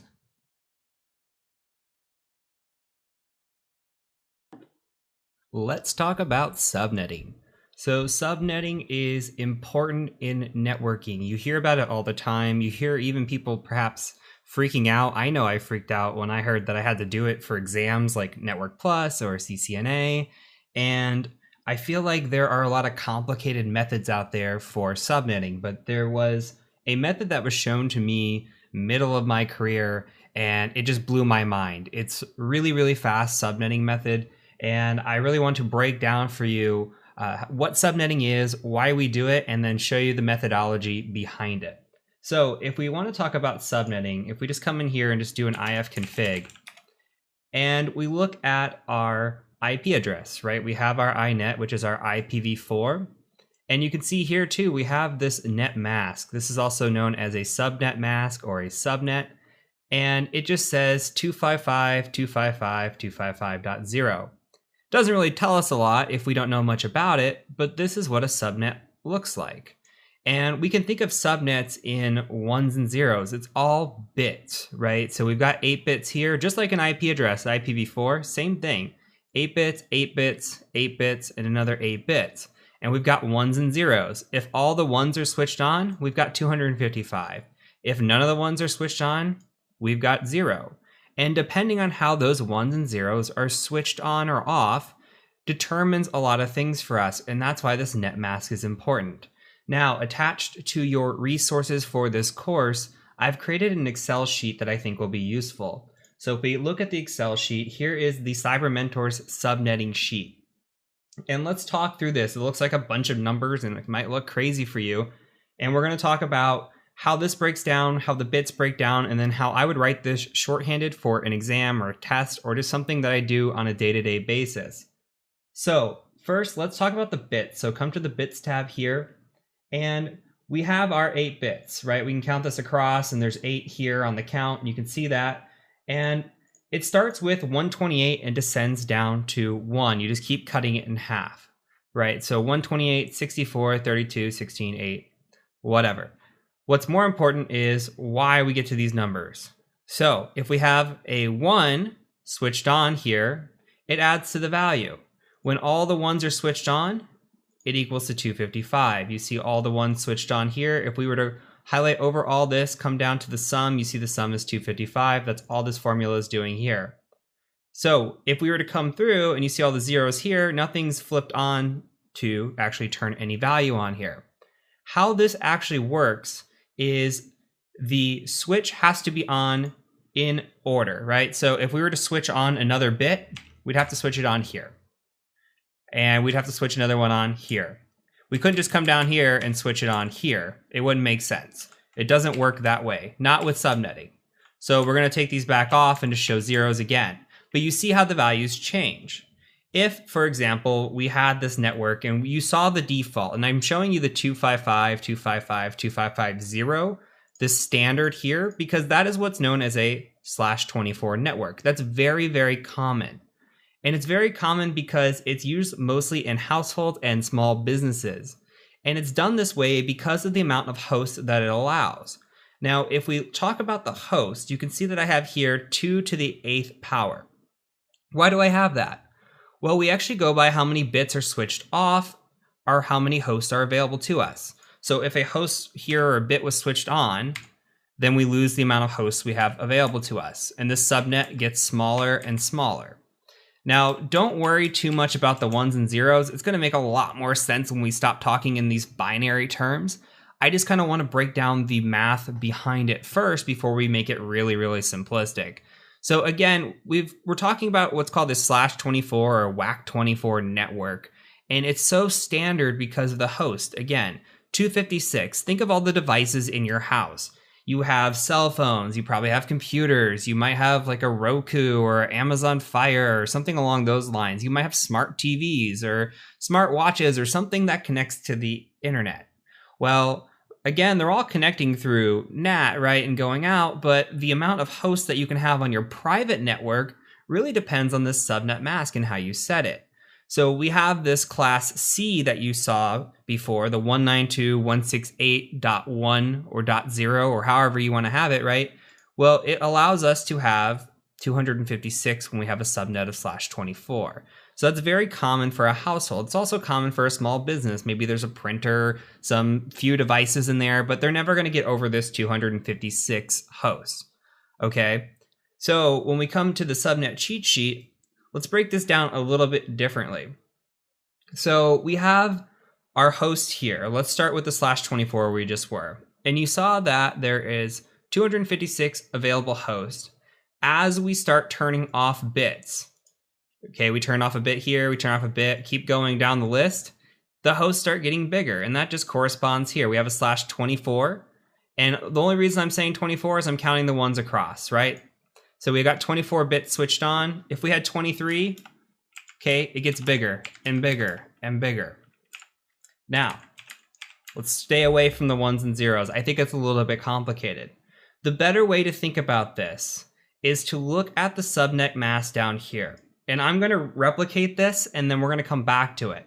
So what I do here is we can have a possibility of 32 bits switched on, right? So I'm just making a new tab, and I'm just going to go over here, and I'm going to hit Control and drag this across till it hits 8. Okay, and then I'm going to do the same thing with 9. I'm going to drag it across. All I'm doing is just making, really quickly, 32 placeholders. And I'm just emulating here if we had the possibility of 32 different switched on bits. So imagine one bit is switched on, imagine all 32 bits are switched on. That's the possibilities here, right? So always, for sure, we're gonna have an amount of hosts, and we're gonna have a subnet mask, okay? So we'll just call it subnet there. We always start here with 128, just like the bits that you saw. You saw the 128 start on the bits. Let's just start also with 128. Now, as you saw, every bit that's switched on, remember when we switch a bit on over here, it starts decreasing. So we're going to decrease for the bits that are switched on. 64, 32, 16, 8, 4, 2, 1. You come over here, and what I like to actually do is I like to just add these numbers together.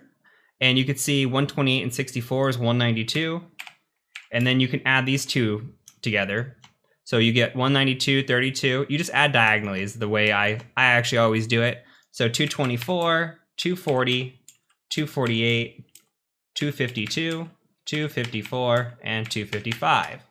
Now, what does that correspond to? It corresponds to the possibilities of the bits being flipped on, right? So this looks just like what you see here. Same deal.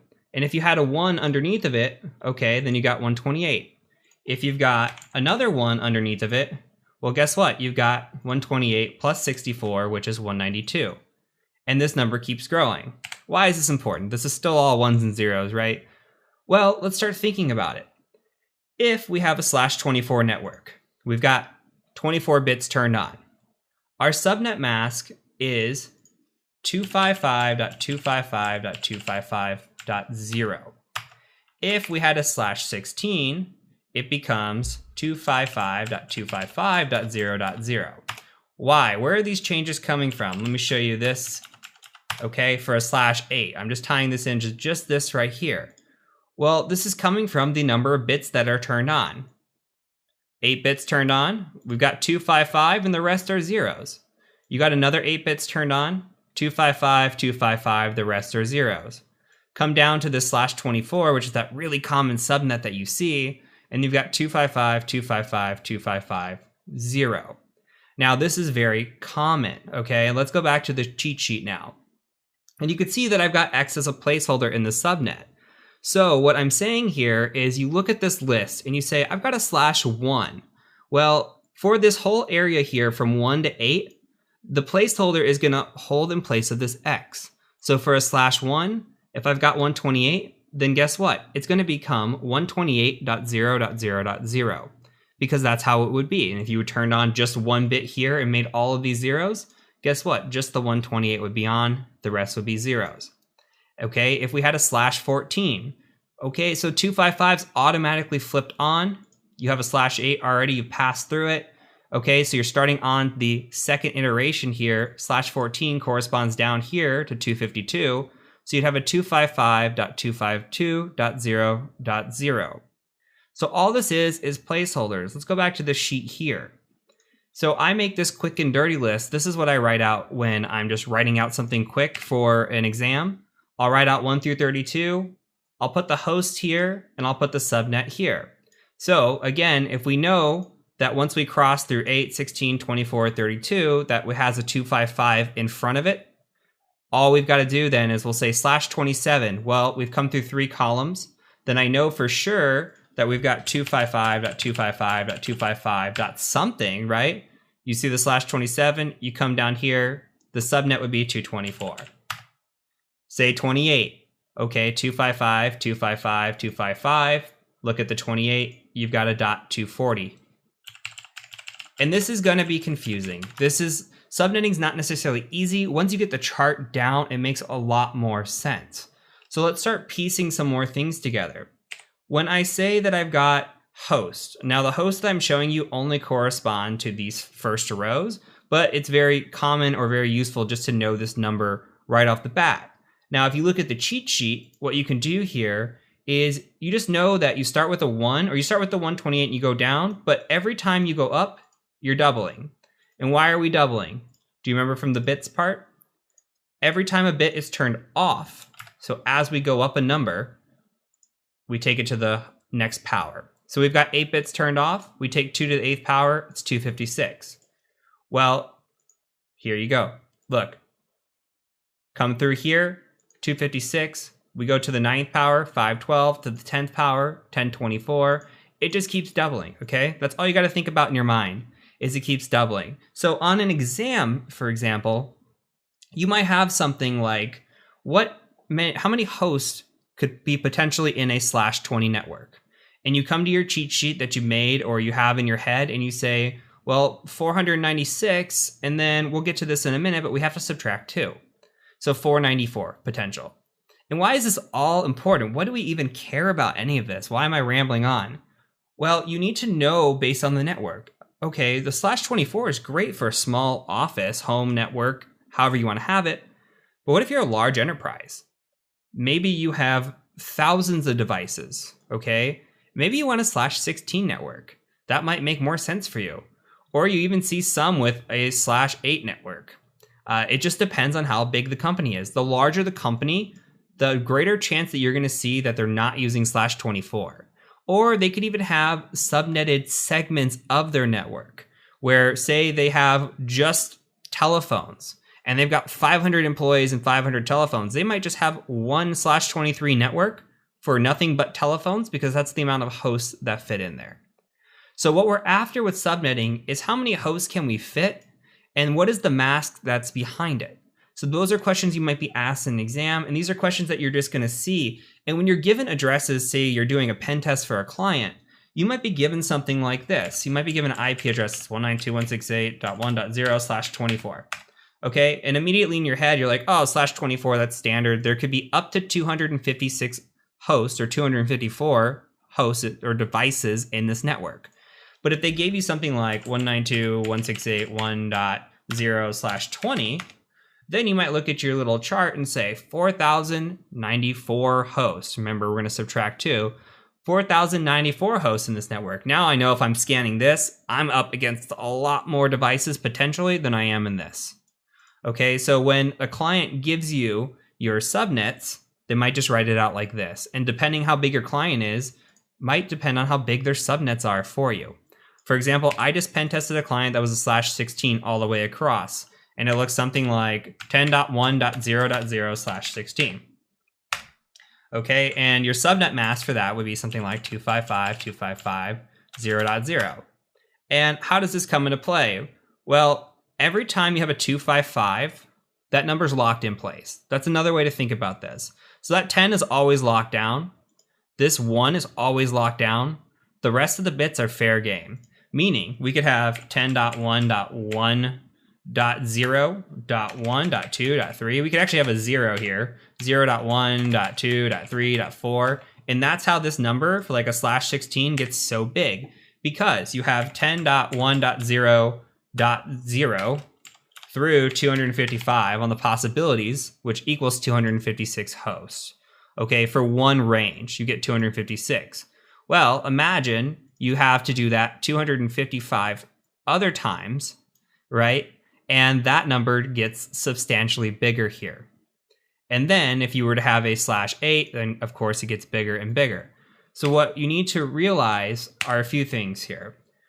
We have these addresses, and you see the /1, /8. Again, we call them WACs. WAC 24 is going to be very common. I would say WAC 16 is probably your next common. You might see some weird subnetted networks like this, but typically it's /24, /16.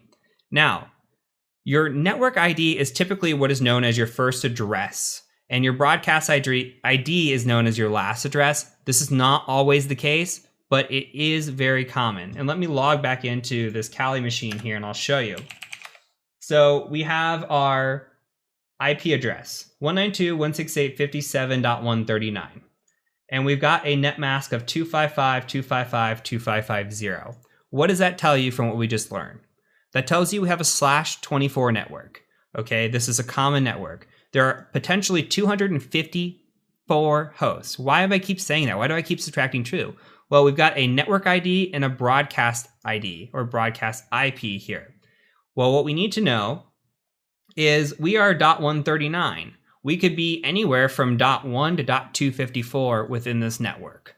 That's our 254 possibilities. This 0 means we have the flexibility to be any IP address range from 1 to 254. Usually a .0 for this IP here and a .255 make up your network ID and your broadcast IP, okay, usually. So if we were to say something along the lines of, let's go back to this Excel document, and we were to say something along the lines of this. Let's say that we have a /24 network, and we want to know how many hosts. We want to know what our network ID is and what our broadcast ID is, or IP is, okay? We would say, okay, and we'll give it one more. We'll say it's a /24, and the IP starts with 192.168.1.0, okay? Or we can even write it like this, 192.168.1.0/24, delete this, and we'll say, what's our subnet mask? What's our host? What's our network? What's our broadcast? So subnet, you come to your cheat sheet, you say, okay, /24, I already know that I need to be filling in this area here on the X, so I'm just gonna come in 255, what's the X?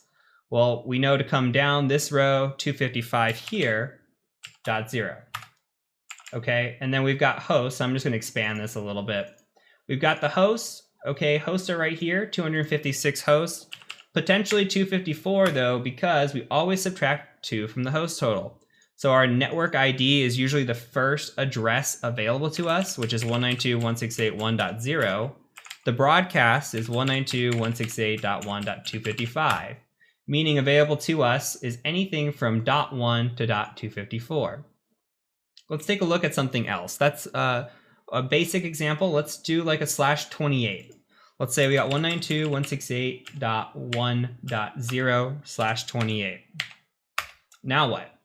Well, we've got 16 hosts here. Okay, so our subnet is then going to fill in 255.255.255.x, right? Because we're in this row. /28 says it's going to be a 240 when we drop down to the subnet mask. I'm going to make this a little bigger. How many hosts? 16 minus 2. We have 14 hosts. Okay, so the first non-host would be 192.168.1.0. Again, still the same thing. First address. Last address is going to be what? 192.168.1.15. Does that make sense? 0 to 15 is 16 addresses. Usable space is 14 because we take out the network and the broadcast.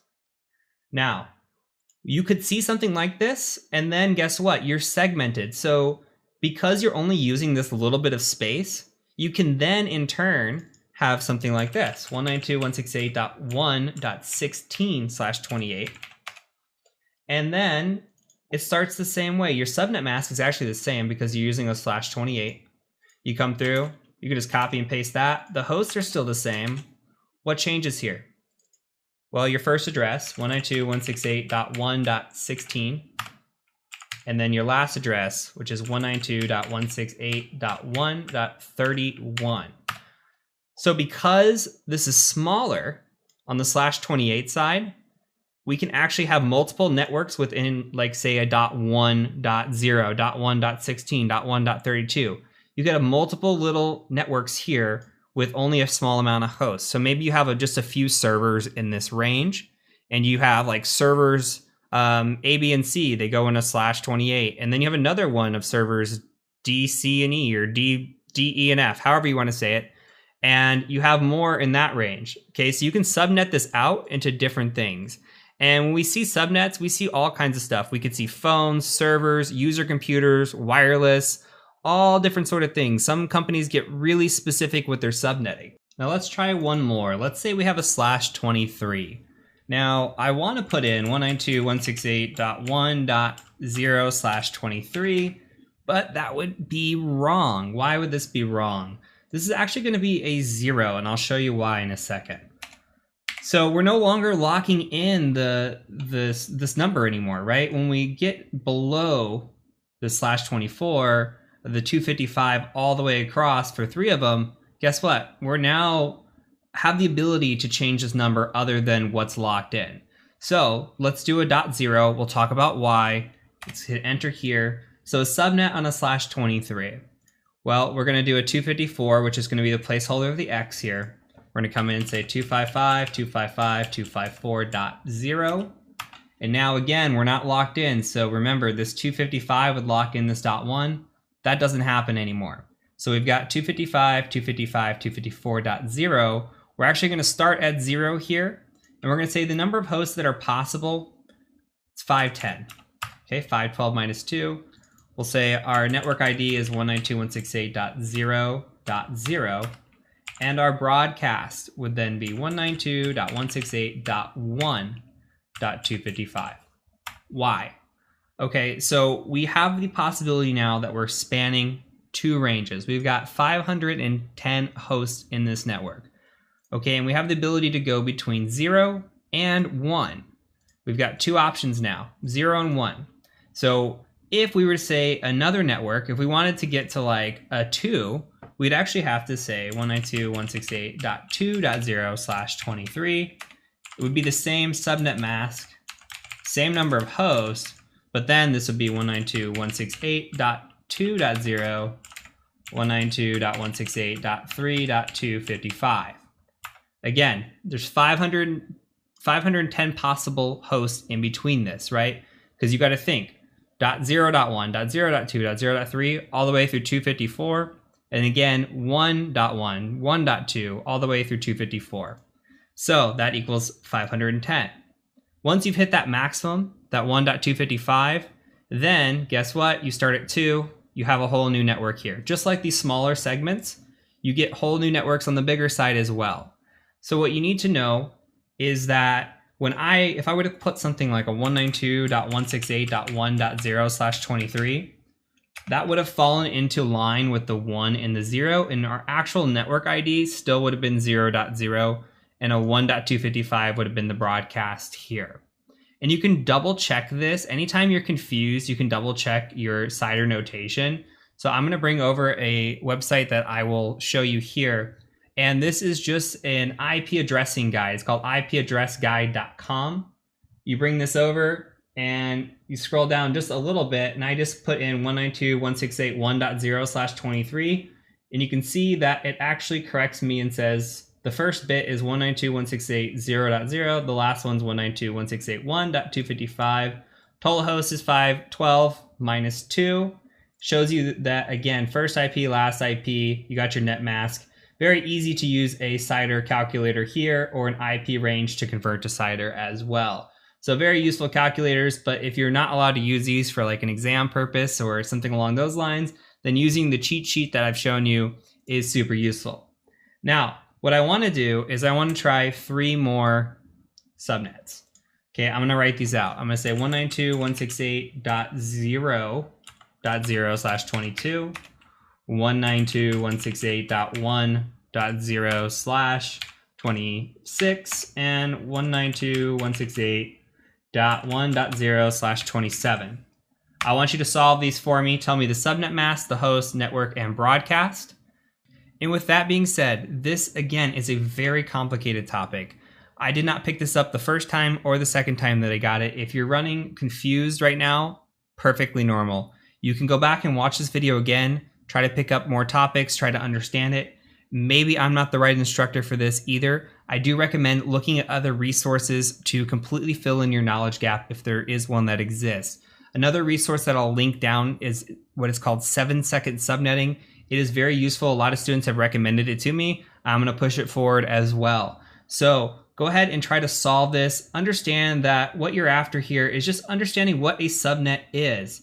Okay, when you see something like this, if a client sends you 192.168.1.0/24, you're going to say, hey, okay, I know that there's probably 254 hosts in that network, and I know what I'm working with. If you see this 255.255.255.0, again, you know that you're working with a /24 network. Very standard stuff. That's what we're after. I don't expect you to ever memorize this. I don't have this memorized. Like, I don't come in here and say, you know, a /18 is a 255.255.192.0 network, and it's got 16,384 hosts. I don't do that. Okay, I have a cheat sheet. I'll use a website if I need to. For the most part, what you need to understand is 254 hosts for a /24. If that number has gone up to like a /28, you know you're dealing with less. If that number is lower, like a /16, you know you're dealing with a bigger network. That's really what it comes down to, unless you are working in networking, and then these become more important. But as a pen tester, understanding how to read this, understanding what the subnet is, and just identifying it with very basic measures, this is extremely useful. So I will catch you over in the next video when we talk about solving these challenges, and hopefully we got them all right. So I'll see you over there in the next one.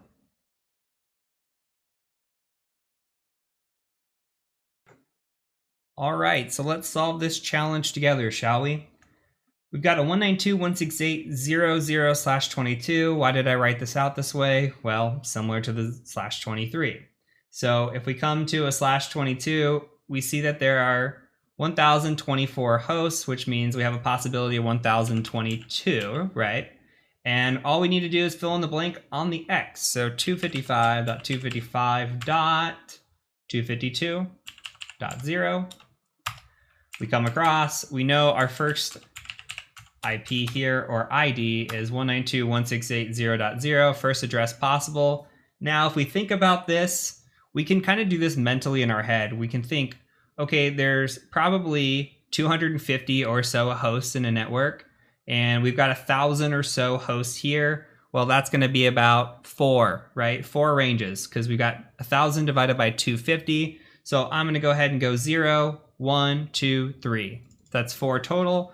We'd say 192.168.3.255. And hopefully that math makes sense. Again, 0.0.1 through 254, .1.1 through 254, .2.1 through 254, .3.1 through 254. That equals about 1,022 hosts. Okay, actually, I lied to you. The only two we're taking off are 0 and 255. You actually have .0 through 255, 1.0 through 255, all the way. We're only subtracting these two. So if you do that math, that will add up to 1022. Okay, so a /26, we've got a 255.255.255.192. Fill in the blanks, fill in the X's. 64 hosts, well, we got 62 in reality. And we're gonna say 192.168.1.0 and 192.168.1.63. Again, if we wanted to create a second network, we could start here with a 64/26, and we would start with 64 as the network ID, and then 127 as the broadcast. And lastly, 255.255.255.224 for a /27. We've got 30 potential hosts because we got 32 minus 2, 192.168.1.0, and then we're going to do 192.168.1.31. Same thing here. If we wanted to create a second network, we could. we could say 192.168.1.32/27, and then this would start at 32, and this one would end at 63. We can make however many networks within that, 4 to 8, I think 8 different segmented networks with the /27. So that is it. Again, as I said last video, this can be confusing, and all we're taking away here is identifying what the CIDR notation looks like, identifying the base that to me is /24 being the most common, what you'll see, understanding what a subnet mask is and why it's important, especially in relation to hosts and the number of devices that you can have on a network, and why you might see something like a /28 or a /23, or more commonly something like a /16. So understand again that /24, as you see a bigger number there, or you see even, something other than 3 255s in a row, understand that the number of hosts are getting smaller. The less 255s you see on your screen, the number is getting bigger for the number of hosts. Okay, and just understand how to read this. That's all you need to take away. Again, I'm going to provide additional resources as I provided in the last video. Go review them. If you don't understand them, you can always come to the Discord channel. You can always ask Q&A questions. This is not an easy topic to pick up, but it is a topic that I had to show you as part of networking.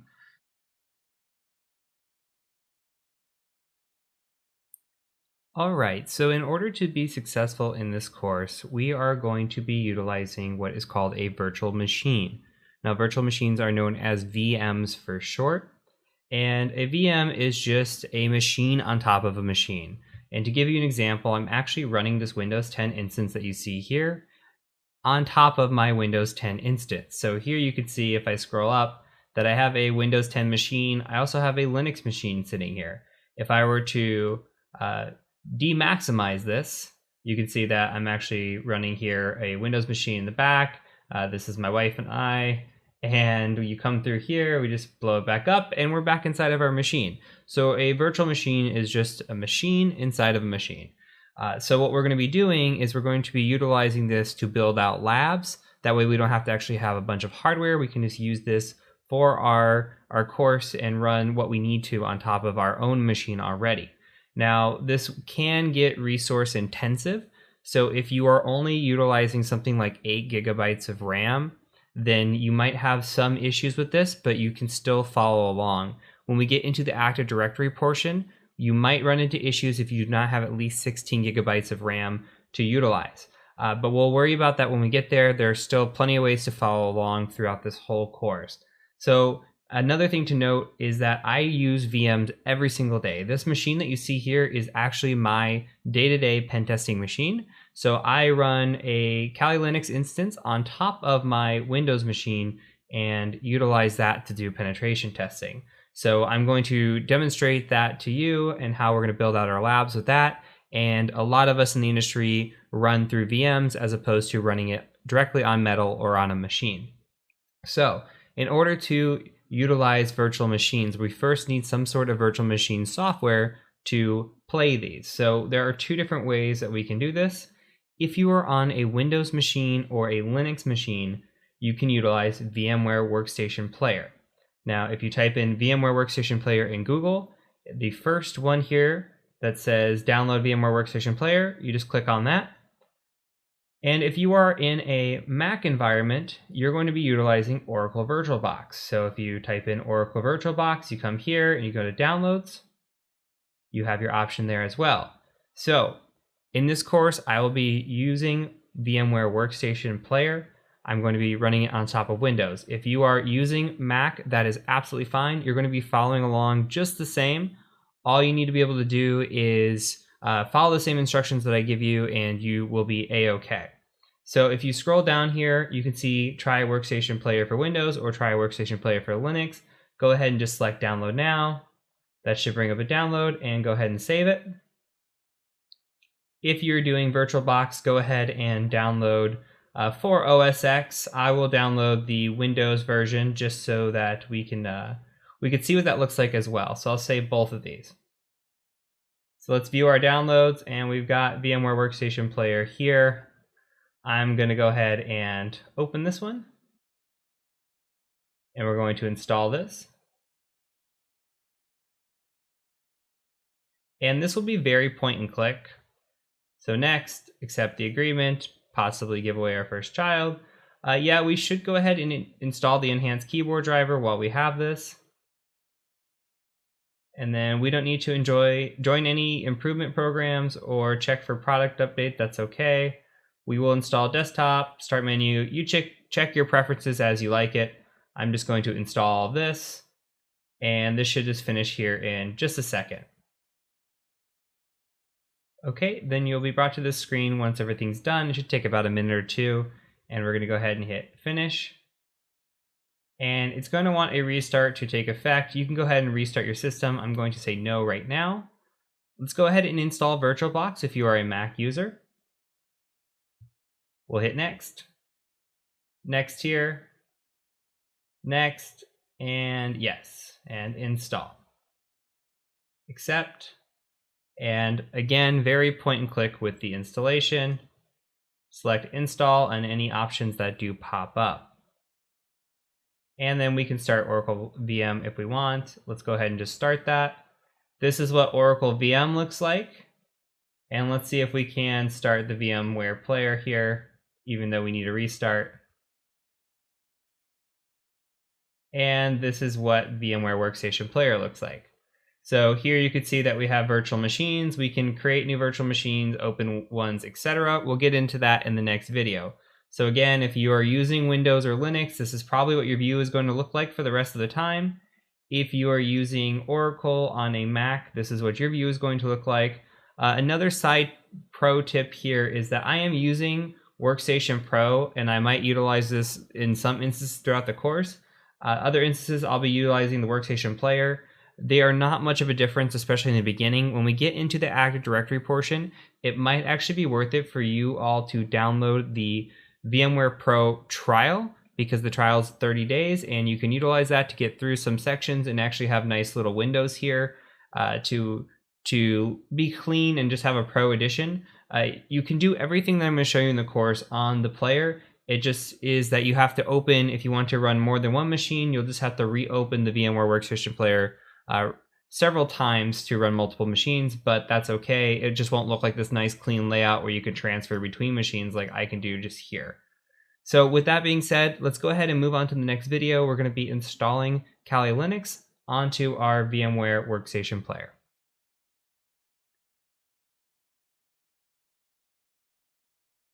Now that we've installed VMware or VirtualBox, we need to install Linux. We're going to be using a version of Linux called Kali Linux throughout this course. This version of Linux is a Debian-based distribution which is geared towards ethical hacking and penetration testing. So it's a special version of Linux that allows us to have all the tools in one place that will allow us to hack without having to download these tools and install them on our own custom Linux distribution. So it's all kind of nicely built into one package. So if you go out to Google and you type in Kali Linux download, you should see this link.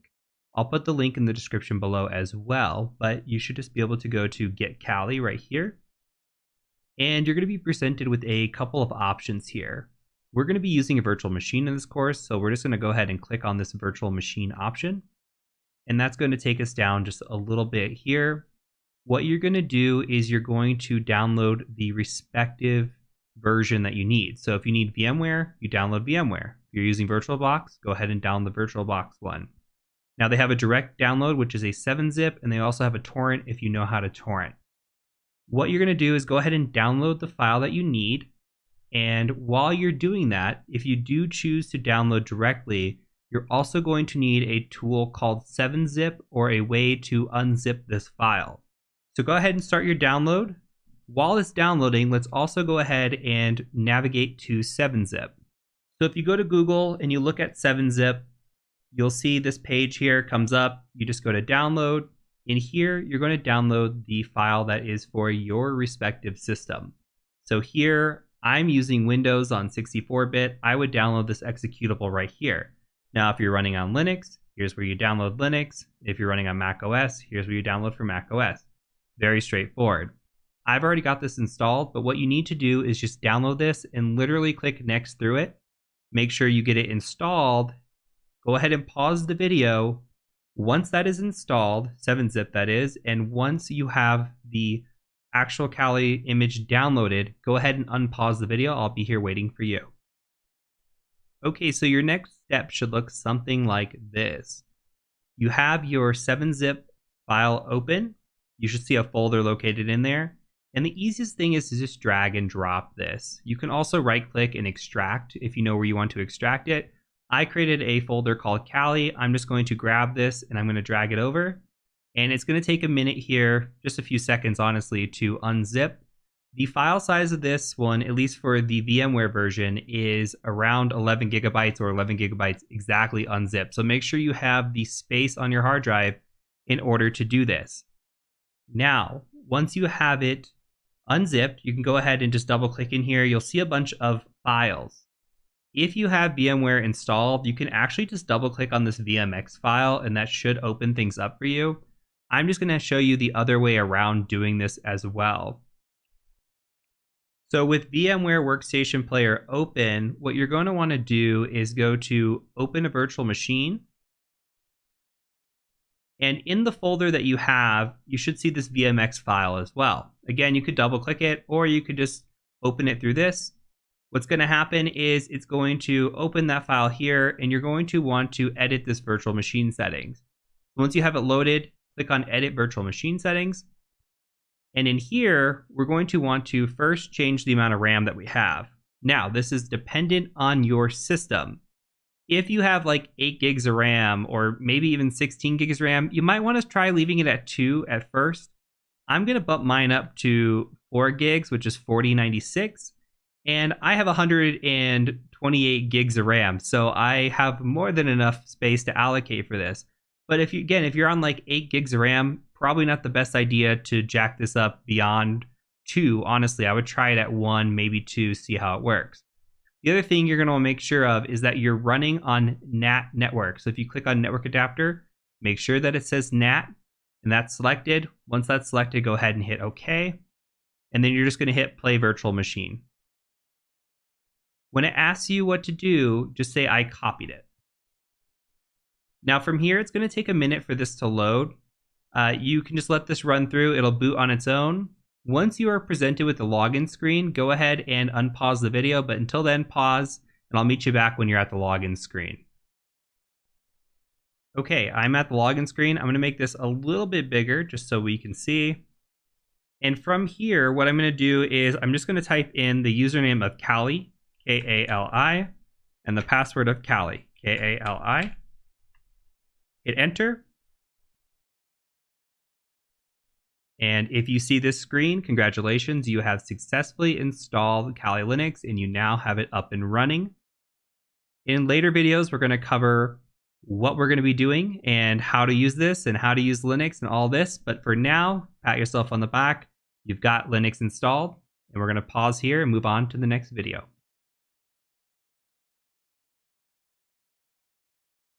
Okay, so this video pertains to some updates we need to make to VirtualBox for quality of life. So if you're not using VirtualBox, you can go ahead and skip this video. If you are, buckle in. We just need to do a couple of quick updates and then we should be good for the rest of the course. So go ahead and go out to Google and Google VirtualBox extension pack. What it's going to bring up is just the downloads page of VirtualBox. So we're going to want to go here.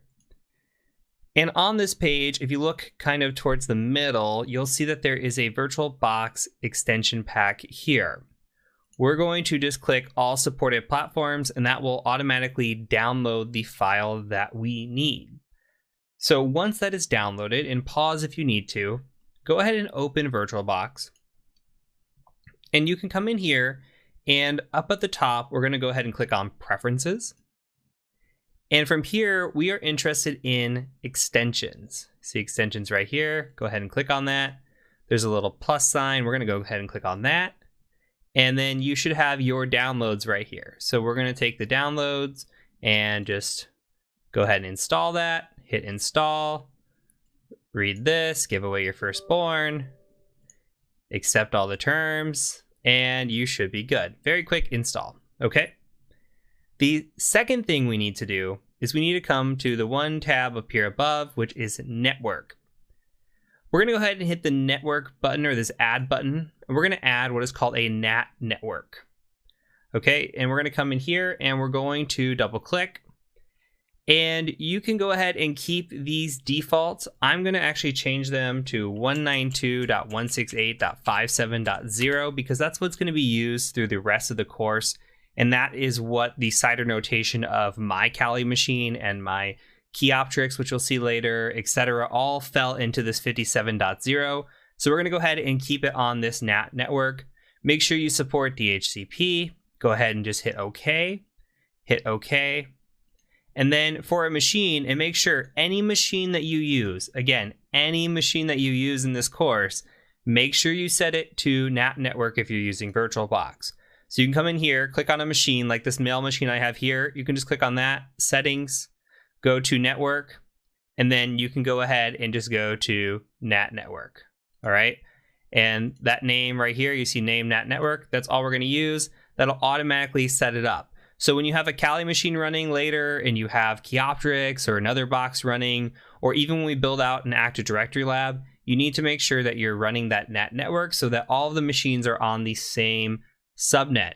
If you don't, you might run into a situation where the same IP comes up for the same machine and then they're conflicting with each other, or you get on different networks and some weird stuff happens. So make sure, again, that it's imperative that you're setting that NAT network for every single machine that you're setting up. So with that said, we're going to go ahead and move on to the next video in this section.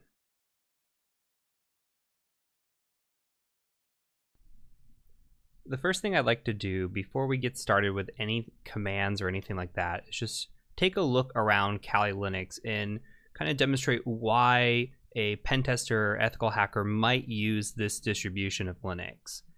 Now, throughout the course, as stated in the last video, you might see a different version of this pop up as I recorded videos on some of the older versions.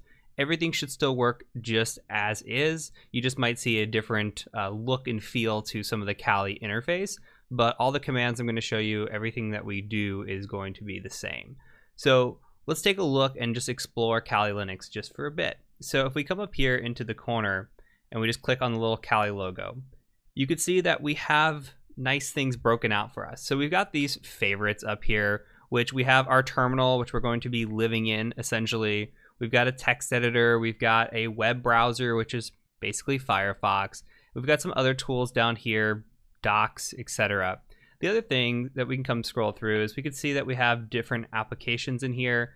If we look at the different sections, these kind of go in order, which we haven't covered quite yet, but in the order of how a hack might go down. So information gathering is usually the first step. You can come in here, look through this, and here's a bunch of tools related to information gathering. You can even click into these and go deeper if you wanted to, related to specific things. So DNS or SMB or open source intelligence. All of this that's in here, this is just built-in tools. So let's say we're coming in here and we want to do a wireless attack. Well, we go to wireless attacks. We've got a bunch of tools already built in. So Kali Linux is just essentially a ethical hacking distribution of Linux, and it's built on Debian. So if you've ever used something like Ubuntu or anything along those lines of a Debian distribution, this is all going to feel really familiar to you with just a bunch of tools built in on top of it. So fairly straightforward. They do have some nice tools in here. You can come through and utilize these. A lot of this is already built in, and we're going to take a look at that as we go. Okay, so the next thing that we're going to do is, and throughout the rest of this course, is start looking at the terminal. So if you come up here, you'll see that we have a terminal. Now, mostly everything that we do is going to be done in this terminal here. Now, this is almost like accessing the command line. So if you're using a command line like in Windows, for example, if you've ever used a command line, if not, that's okay. But we do a lot of this from this interface as opposed to maybe utilizing a GUI-based interface where if we clicked a folder, this might look more familiar to you if you're a Windows or Mac user.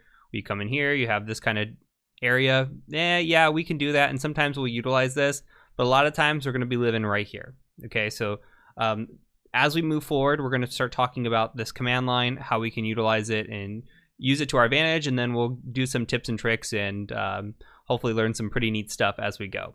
So in the next video, I'm going to cover the sudo feature, which I think is important. It's something that was brought in. Now, originally we had something called a root permission, and we'll talk about that.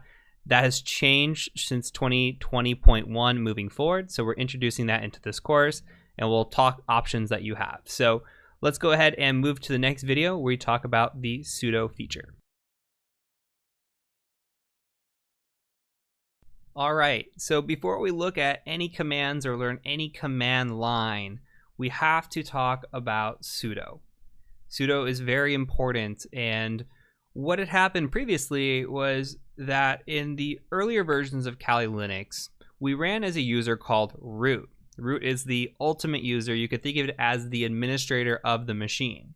Now we're running as a user called Kali, so we don't have root privileges directly. This is as an improved security feature because we should be running only certain commands when we need to as the root user. So what we're going to see is we're going to see how we can run commands as an elevated privilege, and we're going to do that with sudo, which stands for super user do. They just kind of shortened it, so we just have sudo now, okay? Now with sudo, what we're doing is we're saying, hey, I want to run a command elevated. I want to run this as a higher user. In this instance, we can say, I want to run the command as root. Why is that important? Well, let's take a look at an example. Let's say that I wanted to look at a very sensitive file. Now, one sensitive file in our system is the etc shadow file. You can see cat etc like this, etc shadow. And you don't have to follow along right now. You don't have to really understand what's going on if you've never seen Linux. All I'm doing is saying, hey, I want to print out this file.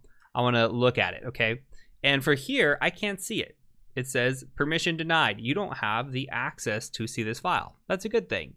But if I was the root user or somebody that had elevated privileges, I could see it. So I could say sudo cat etc shadow like this. Okay, and it's going to say, what is your password for Kali? I'm going to go ahead and say Kali, K-A-L-I, hit enter. And now I can see that I have access to this file. And this file is very sensitive. We'll talk about this later on in the course, but sensitive file, okay? So when we're looking at it, I ran that command specifically as the root user. As the root user, I'm able to see, okay, this file now. Why, or what's going on here? Well, we're running that specific command, right? And we're still staying as Kali. We're doing this in a kind of one-off scenario. So there will be times where something that you run in this course might require sudo, or you can run the command without sudo, but you notice something doesn't work. So best practice for this is saying, hey, let's go ahead and just run mostly everything that I'm showing you command-wise in this course. That's not best practice overall. Usually you should run things just as a regular user. If you get permissions blocked, then run it as sudo as necessary.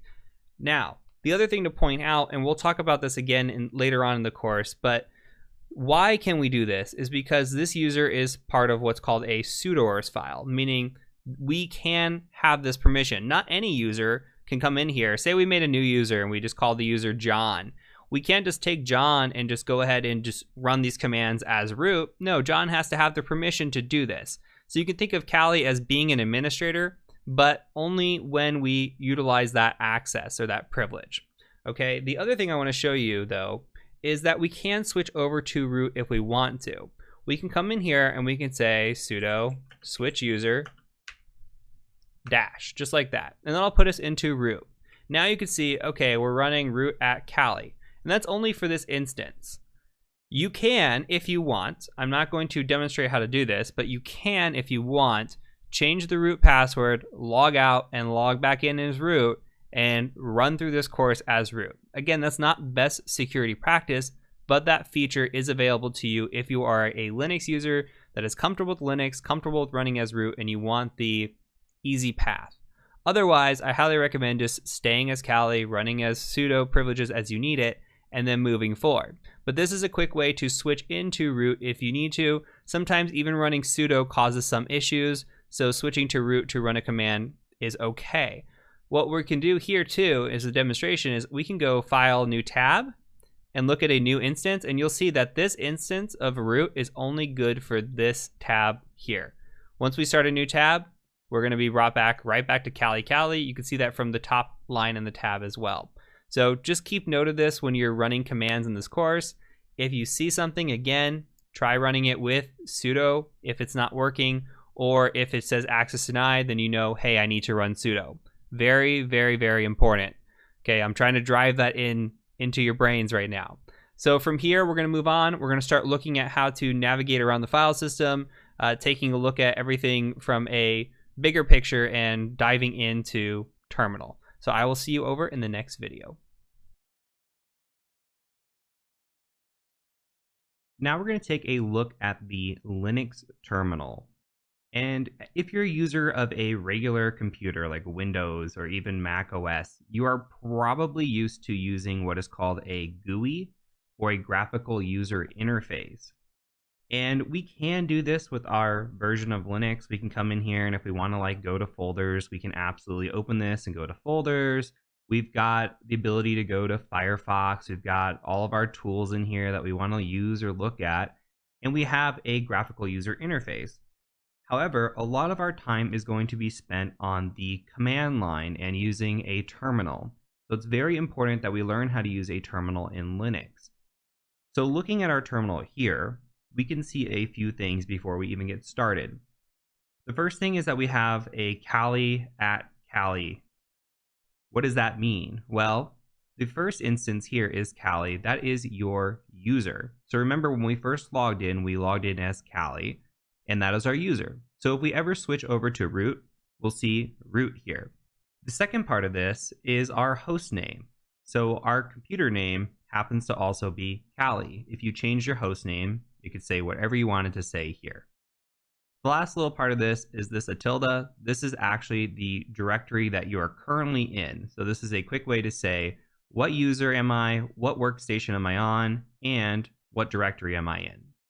Now we can take a look at what directory we are in with the pwd command, and that stands for print working directory.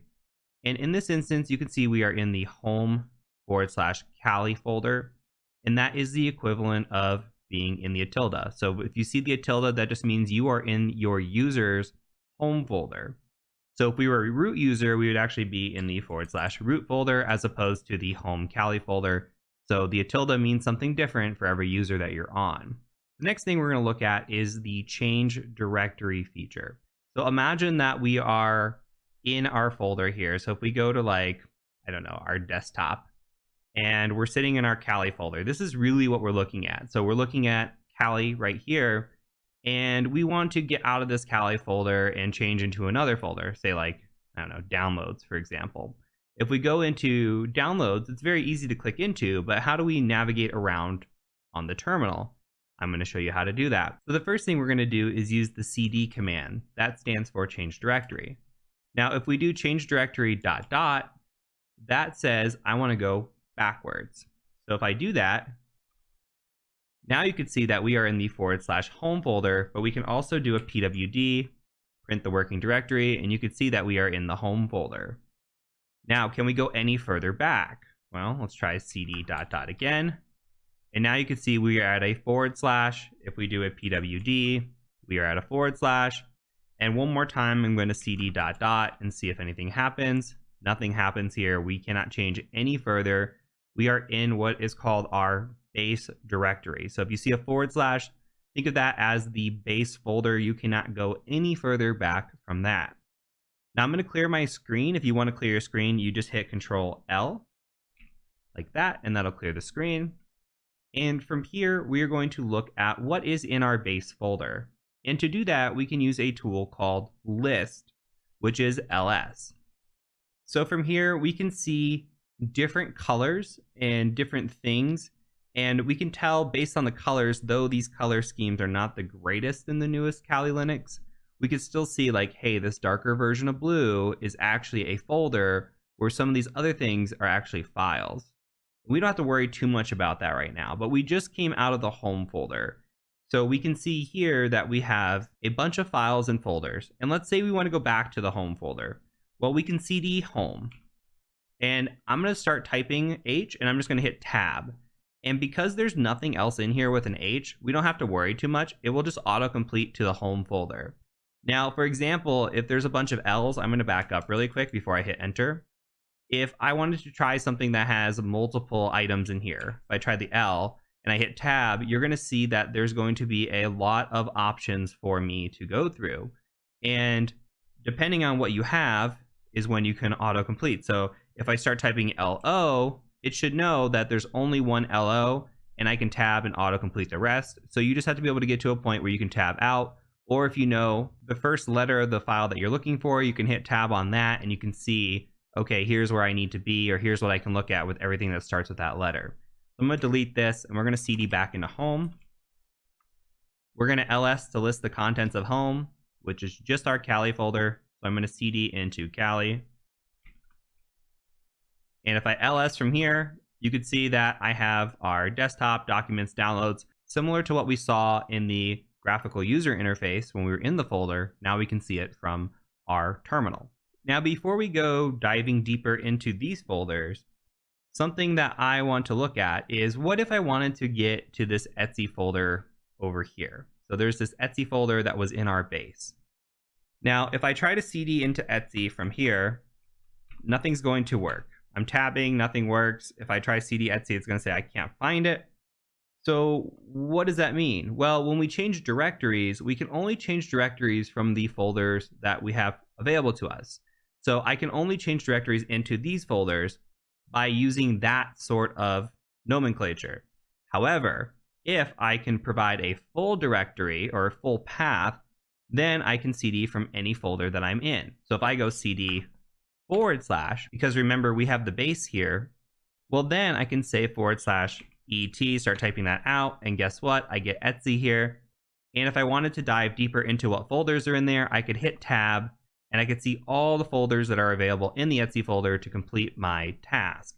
Now, if I hit enter, I will be brought into the Etsy folder. And similarly, I can hit ls and see all the files and folders that are in here. Now let's just cd here, and I'm going to use the tilde, and that's going to get us back to our home folder. I'm going to Control L to clear screen, and then I'm going to ls again, and you're going to see we're back where we just were. Now, in this case, what if I wanted to list the files of the Etsy folder? Well, it's the same thing. I could do ls /Etsy, and that will list all the files as if I were sitting in that folder. So just know that you can list folders and files. You can change directories from being within another directory. It doesn't have to be in that same up and down tree that I was showing you. There's a lot more robustness to these commands. Same thing, if we ls in here, we could take a look at the folders, and we don't have to change the directory to see what's in these folders. We can just ls desktop, for example, and start auto tab completing. There's nothing in there. I do have something in the downloads folder just because I changed my picture. I put our TCM security logo in there. So I have that in the downloads folder, but it's completely normal not to have anything in your desktop or downloads when you first install Kali. And again, we can achieve the same thing by cding into downloads and then hitting ls. You have the same object here as you saw before, except we're just now in that folder. So you have to declare the folder or be within the folder to see the contents. Okay, now let's go ahead and cd back to the base folder. You could cd ... or just use the tilde. I'm going to clear my screen. And from here, we want to talk about making a directory. So let's make a directory. I'm going to make a directory called Heath. You can just use your first name if you want. And then when you ls in here, you could see now that the Heath directory is here. And I could cd into that Heath directory. I can ls in that directory, and there's not going to be anything in there. So I'm going to go ahead and back up one. And now I'm going to show you how to remove a directory or remove a folder. So you say rmdir, and you're going to go ahead and just say Heath, and that will remove that. These commands work exactly the same as everything else. If I wanted to make a directory in the base folder, I could totally make dir /Heath if I wanted to. And I could also remove that from here. So again, it doesn't matter exactly where you're at as long as you're using full file paths. Okay, so I've cleared my screen, and now I want to run ls. And you see in ls that we just have a bunch of folders, but that's not entirely true.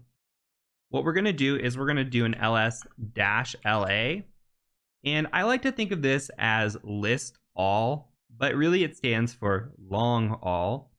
And if we hit enter, you can see that there's a bunch of new files in here and folders actually.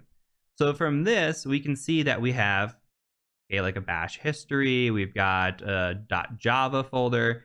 Anything with a dot is considered a hidden file. We won't see that when we're using the ls command. We actually have to do a -la command. And this is a great time to actually take a look at what these subcommands are and how are some ways that we can identify what these things mean. So I'm going to show you a website first, and I think this website is awesome. We can go to something like explainshell.com. So it is explain shell. You can see it auto-completing up there, but explainshell.com. And if you came in here and you wanted to take a look, let me make this a little bit bigger. If you wanted to take a look at like ls-la, you could say, okay, explain this to me. And it'll tell you, okay, the first part is ls. That means list directory contents. Remember I called it the list command? That's what it is. Now, what does that la do? Well, the L, you hover over it, says use long listing format. And the A says use all. Okay, so do not ignore entries starting with a dot, which is what we're looking for.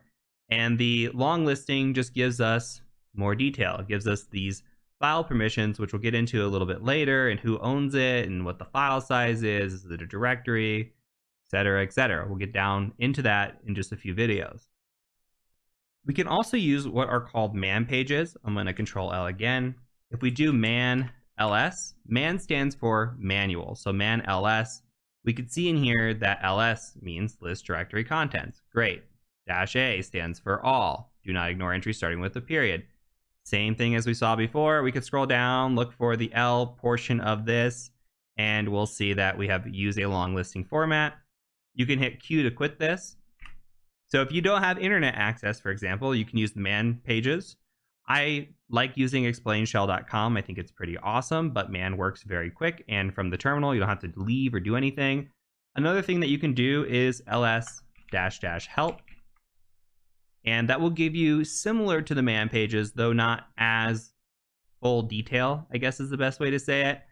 And you come in here and you can see the same kind of switches and commands that were in here. So --help works for a lot of commands. It's one of those that you should know and you should try if you have any questions about what you're trying to do.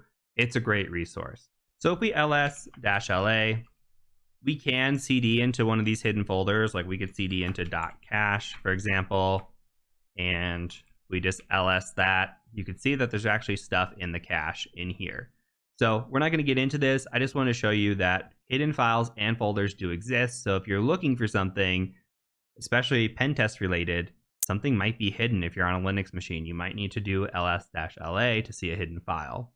And they're incredibly easy to see, as you can see for yourself. So let's go ahead and cd back to our home folder. And from here, I'm going to show you a couple of things that we're going to explain later on, but I just kind of want to get you familiar with it. So the first thing I want to show you is the echo command. If we go echo and we use a single apostrophe and we say hi like this, that's just going to echo out to the screen.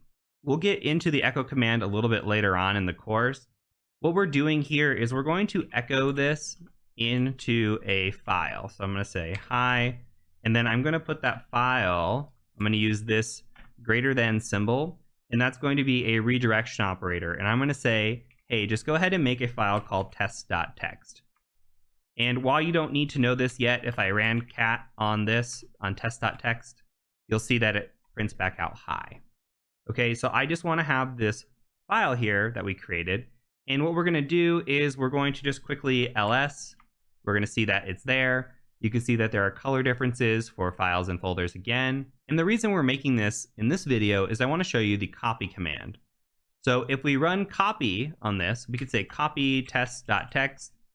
What I want to do is I want to copy this into the downloads folder. So I can just say copy test.txt into downloads. If we ls, we'll see that test.txt is here. We're making a copy. If we ls downloads, we can see that test.txt is actually in there as well. So similar with the remove directory, we can use the rm command, and what we're going to do is remove that file. And again, we don't have to be in the directory to remove it. We can call the directory path and then test.txt. If we hit ls on downloads again, we can just go ahead and hit enter, and you're going to see that there is no test.txt in there anymore. But if we ls here, you'll see that test.txt does exist. So I'm going to go ahead and Control L. The opposite of this is the move command. Now, if I move test.txt and I put that into downloads, if I ls now, you're going to see that there is no test.txt in here. Why is that? Well, if we ls downloads, you're going to see that we moved it. So remember, copy leaves an original version wherever you copied from. Move completely moves it. So the CP and the MV commands are what you need to know there. Now, while we're on this, what we're going to do is we're going to look at a command called locate. So locate's pretty awesome. If you did locate and say I wanted to find out where that test.txt file is, I could do locate test.txt, and we're probably not going to get anything back quite yet. Now, if we're looking through this, none of these files are where we're at. So there are some test.txt files on this machine, but we're not seeing the one that we created. So say that we created a file, we can't remember where we put it, and we just want to go search for it and find it. What we can do is we can say update db, and you're going to see that we actually get a denied. Why are we getting permission denied? Well, this comes back to sudo. So let's go ahead and sudo update db. You're going to enter in your sudo password. It's going to update the database. And now if we do locate test.txt, and you can just, when you see a screen like this, by the way, where it's kind of semi-gray, if you just hit the right arrow, that will go ahead and autocomplete because it remembers your last command. You can hit that. And you can now see that the first entry in here is home Kali downloads test.txt. So now the database is updated and it finds it. One other thing to mention, I just talked about auto-completing with the right arrow. If you hit the up arrow, you can go through your previous commands. You can see all the commands that I've been running through. So we can also use the down arrow to scroll back down through those commands. So say I wanted to run that locate test.txt command again. Instead of typing it out, I just hit the up arrow and then I hit enter. Easy breezy. Okay, so we're going to go ahead and remove downloads test.txt. And now that file should be gone. We can ls one more time into downloads just to make sure. And you can see that TCM security final is the only thing that's in there. One other thing to point out that I just noticed actually is these files are case sensitive and the folders are case sensitive. So if I try to cd into downloads, it's not going to work because downloads doesn't exist. So if I cd into downloads, like it's spell, then you can see that I actually get into the downloads folder. So note that it's case sensitive. Autocomplete, if I go back, will do a pretty decent job at trying on newer versions of Kali, that is. If I hit DO, for example, and then I tab, it'll realize that I'm trying to get to downloads. So the last thing I'm going to show you is the password command, and that is passwd. We are going to be good security engineers and change our password. We're going to make it a strong password because we're good security engineers. I am going to be the bad security engineer and make my password password. And I'm doing that because later on in the course, we'll talk about cracking Linux passwords, and we're going to use my bad password as an example. So here we're going to type our current password. Kali is a terrible password, by the way. And we're going to go ahead and type in our new password. You can make your password whatever you want. I'm making mine password. And now we have updated successfully, and we have finished all the commands that we need to know for this video. I'll go ahead and see you in the next lesson. Now we're going to talk about users and privileges. So in the last video, we learned about ls-la. So I am in my home folder, which is the tilde here, and all I'm going to do is just say ls-la.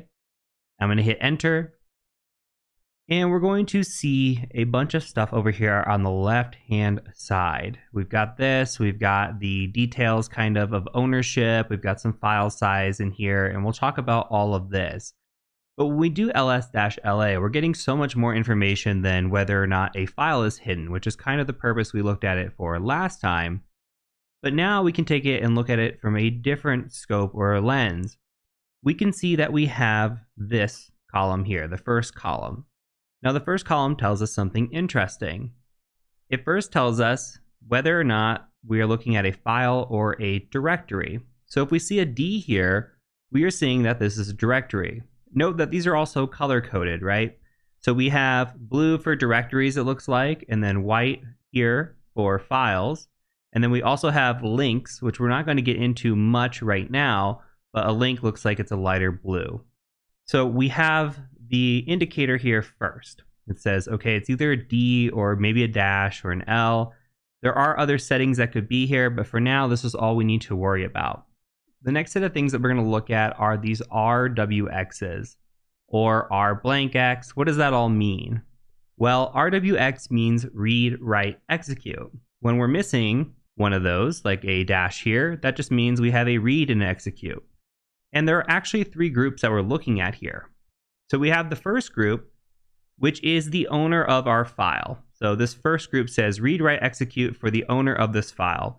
And if we look at the owner of the file, we can actually see that the owner is going to be Kali. Well, in this instance, it's the directory. But here we're looking at Kali. You can see that one of these has root listed, but in this instance, since we're using the Kali user and we're in our home folder, we're looking at mostly Kali being the file owner for this.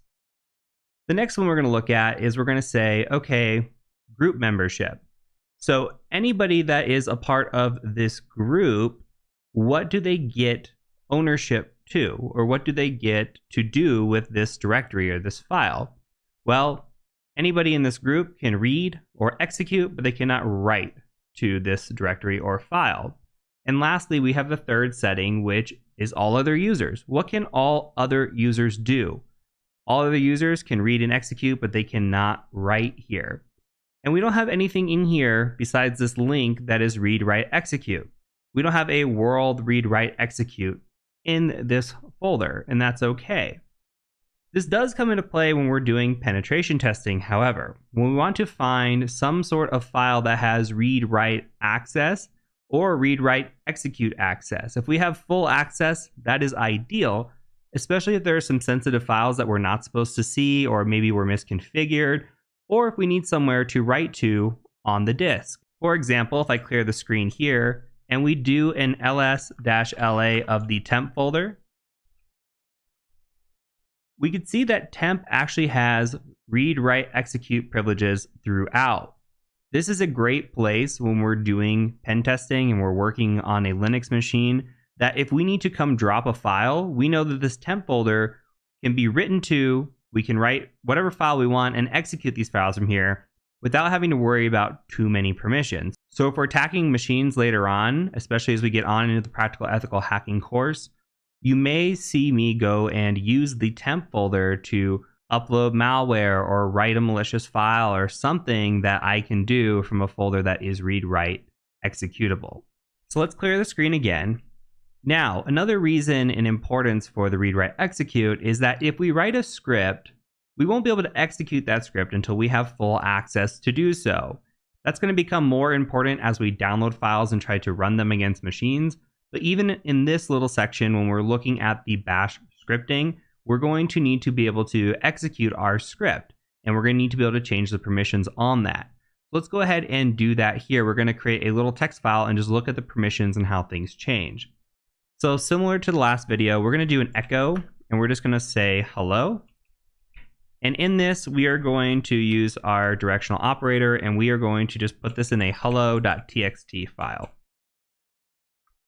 If we ls-la, we could see that hello.txt is in here, but look at the permissions that are set. We have read-write permissions. We don't have any execute permissions. If this was a script or anything that we're trying to run, the machine will not let us run it because we do not have the execute permissions. Same thing here. Everybody else can only read this file. They cannot write or execute this file. So we can change the permissions on this, and we can do that with the chmod, which stands for change mode. So I'm going to go ahead and clear screen again, and we can do a chmod. And there's two different ways to do this. The first way is to do something like a plus sign and then give the permissions that you want set for that file. So we could do something like rwx, that is read, write, execute. If you wanted just read access or read, write access or just write access, you would put the appropriate lettering there. And let's go ahead and just give this a read, write, execute. And I'm going to say hello.txt and hit enter. And we're going to go ahead and ls-la again. And now you can see that the color of this has changed. Why? It is fully read-write executable for us as the user. Okay, as the owner, I should say. So that's one way of doing it.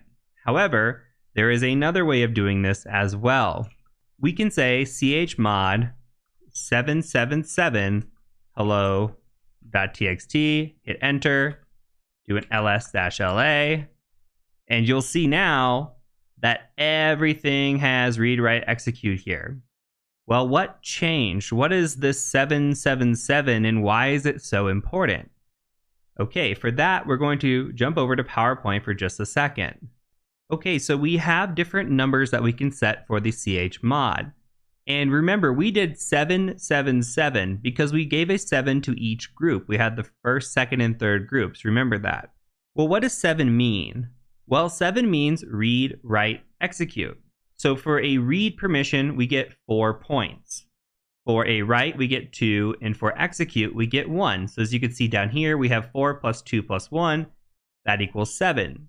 Well, if we had no permissions, that would be 0. So we could do something like a 700. You might see something like read only, and then you would just give it 444 across the board, for example. Or I've seen something like an SSH PEM file, and those files require specific permissions. Typically, it is 644. So that would say that the owner has read write, but no execute, and then the rest of everybody else has just read access to that file. So that would be a 644 permission. So if you ever wonder what the permissions mean, you can always refer back to a chart like this or quickly Google what do the chmod numbers mean. Just know if you want to give something full permissions, you are going to set 777 across the board. And if we're doing hacking or doing penetration testing, that's often what we're going to use, with the exception of PEM files where they have to have more restricted permissions, sometimes 644, sometimes actually 400 is what I've seen as well. From here, let's go back to our Kali machine, and I'm going to go ahead and Control L to clear the screen. Here, we want to take a look at adding a user.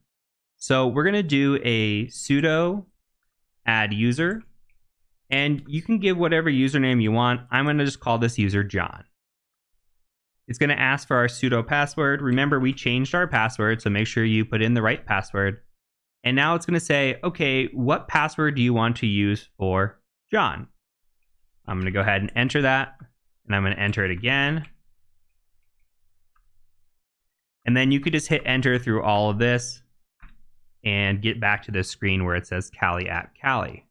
From here, we're going to go ahead and switch user and go into John. So just do su John. I'm going to ask for John's password. Go ahead and give that password. And now you can see that we are John at Kali. So what is special about John? Well, we've made a new user, and John has some permissions.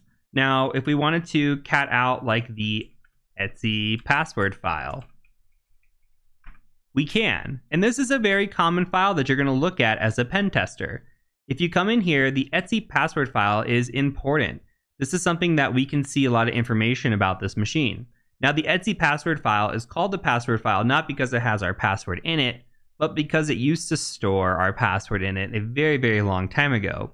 Now what is being done is they put an X here for a placeholder, and that placeholder is then filled in with the shadow file, and we'll take a look at that here in a second.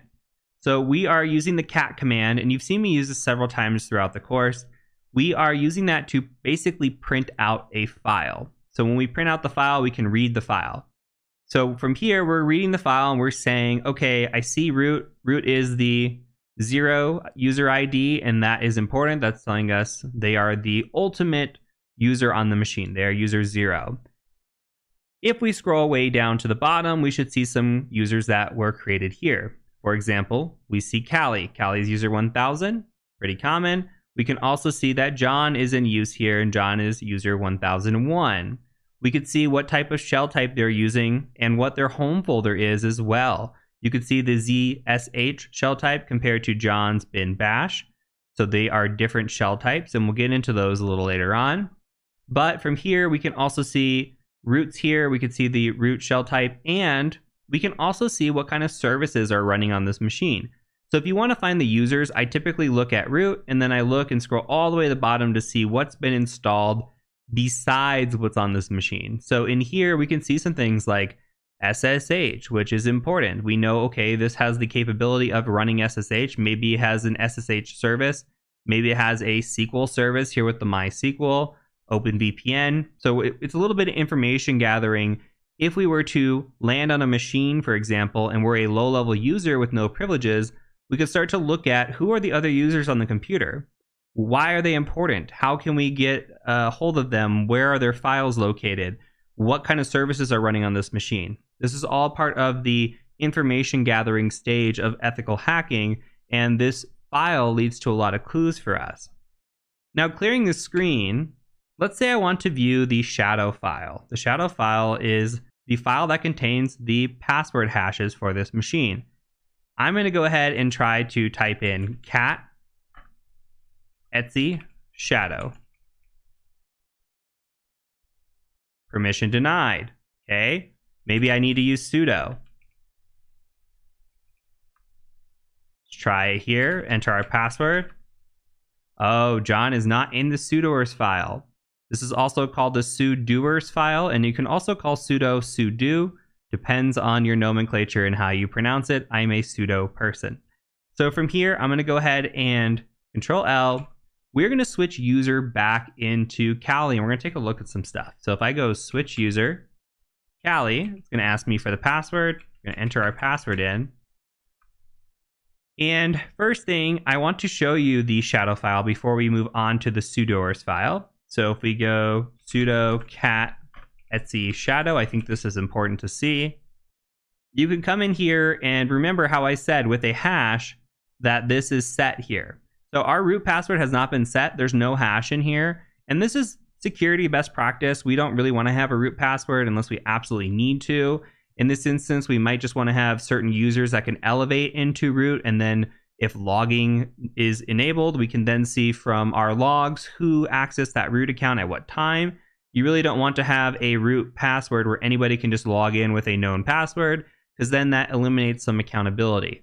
So best practice would say, hey, if we have a Linux machine, you get all regular user accounts. And then if you want to run something as an elevated privilege, you're going to do that with your account and then use sudo for that.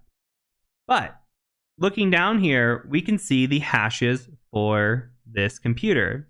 Okay. And what's interesting actually is Callie and John have the same password, but they have different hashes. And that is sort of unique. If you saw this in a Windows machine, if the password was the same on the local machine, you would see the exact same hash, and that is a clear indicator that password reuse is in play, but here it's not.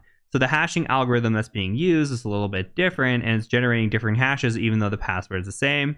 Regardless, the password for both of these accounts is password, and that's very weak and can easily be cracked, as we'll find out later on. Okay, now onto the sudoers file.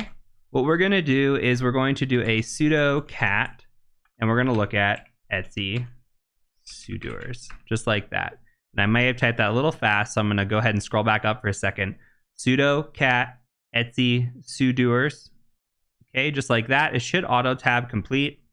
And from there, we're going to come in here and we're going to look at who has what privileges. Well, if you see allow members of a group sudo to execute any command, and you see %sudo, so it's calling sudo from somewhere else. Sometimes we can just include users in here. We could say, hey, the user Callie, I want to do these things. Instead, this is saying, hey, anybody a part of this group, I want to be able to do whatever they want. They can execute any commands like they were the root user, essentially. So with that, what we're going to do is we're going to take a look at who is in that %sudo group. And we can do that by using the grep command. So we can say grep, and we're going to get really familiar with grep in the bash scripting video, but basically think of grep as pulling out a specific string or element out of a file or some contents that you want to see. It's a great way to narrow down specifics and pull down only the information that you want, and we're going to get really familiar with it here in a couple of videos. So we're going to say grep, and then we're going to say sudo, just like this. And we're going to do that from etc group. Okay, and it says who has the sudo privilege. Here, all we see is Callie. So our user has sudo privilege. If we wanted to give privileges to John, we'd have to add John to the sudo group in the etc group. Or we could add John specifically to the sudoers file and give him specific permissions as well.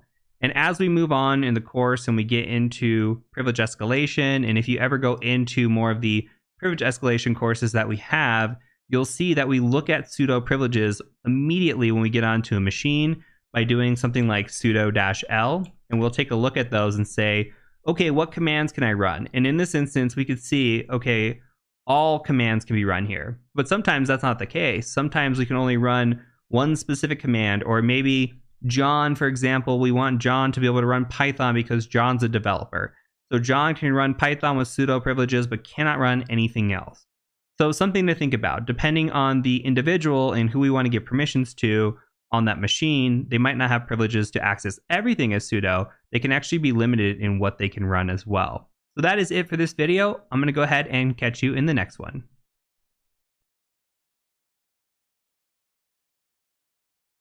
Now we're going to touch on networking commands that are relevant to penetration testing and relevant to this course. So the first thing that we're going to do is we're going to use the IP command, and that is IPA. IPA lists all is the way I like to think about it. And you can see here that we have a loopback address and we have our ETH0. This is our Ethernet address. And you can see that we have an IP address here, IPv4, of 192.168.138.140. We are on a /24 subnet. And here is our broadcast address here. We can also see our IPv6 here, which is nice. And we can see our MAC address here. So we can also look at this through the ifconfig command. And that will show us the same things. Here's Ethernet 0. Here is the loopback. All the same information here. ifconfig is the old school way of doing it. IPA is the newer way of doing it. IPA is nice and colorful. If I'm being honest, I still use ifconfig because I like the old school way of doing things. But IPA is the new way of doing things. And in some instances, ifconfig requires sudo to even run or may no longer be on a machine. But in some instances, IP is not on a machine. Depending on what type of machine you're on and what you access, you may need either one of these, so it's great to show you both. Now, while the IPA does all, IF only shows the Ethernet connection, so the hardwired connections. If we want to see wireless connections, we need to do IWconfig. And in this instance, you're going to see down here that we have no wireless connections right now. When we get into wireless hacking, we'll see that we have connections established and we'll use the IWconfig command. But just know for now that it's for wireless, and if you ever need to use it, that's what it's for. Let's clear our screen, and the next thing I want to cover is the IPN, and N stands for neighbor. The alternative to this is the ARP-A. Okay, what is ARP? If you do not know what ARP is, that is the Address Resolution Protocol. This comes from your networking. If you are not familiar with networking, then you may need to go study up on a little bit of this. Now, ARP says what IP address is associated with what MAC address. And what happens is a broadcast message goes out when we are trying to identify an IP address and a MAC address. So broadcast goes out and it says, who has this IP address? And whoever has the IP address will come back and it'll say, hey, that's me. I have that IP address and here is my MAC address. So now you can associate my MAC address with this IP address.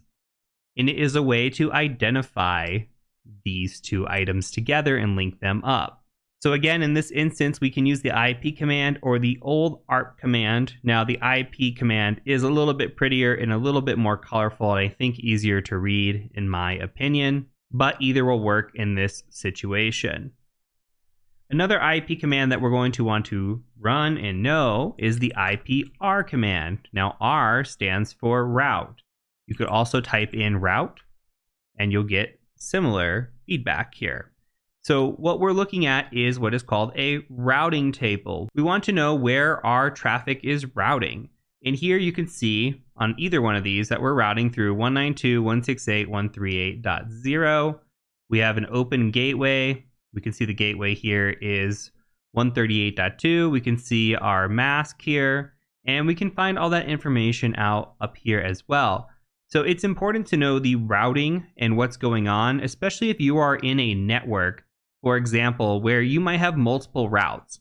Say if we come in and we say, oh, IPA, okay, we're on the 192.168.138 network, but we just try to connect to only the machines on this network. We see a /24, we think, okay, well, I know a /24 has 255 potential IP addresses, and I'm going to go ahead and just stick to scanning that subnet and looking for those IPs on that subnet. Well, if you looked at the routing table, you might actually see that there's a 137 in here, or 136, or maybe a 10 IP address, or something different than what you have here. Maybe you have the ability to talk to other networks, even though you're on this 1/24 network. Very important to look at the routing table. It's also important because in real life pen tests, we have been on a quote unquote segmented network. And in reality, it really wasn't a segmented network. There just wasn't a route to that network. So they said that we were isolated and we couldn't access anything. And all we had to do was say, okay, we're going to go add that network to our routing table. And what do you know? We were able to scan and connect to the network. So being able to know your routing table, being able to understand what a route is and how to add routes, how to remove routes can become important as well. These are things that you should already know from general networking. I'm showing you the commands here for basic routing and how to display the routing tables. If you need further information on routing tables, you should go look that up and research that before continuing on with the ethical hacking course. Okay, last command I want to get through. That is the ping command.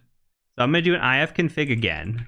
And in this instance, I'm just going to ping 192.168.138.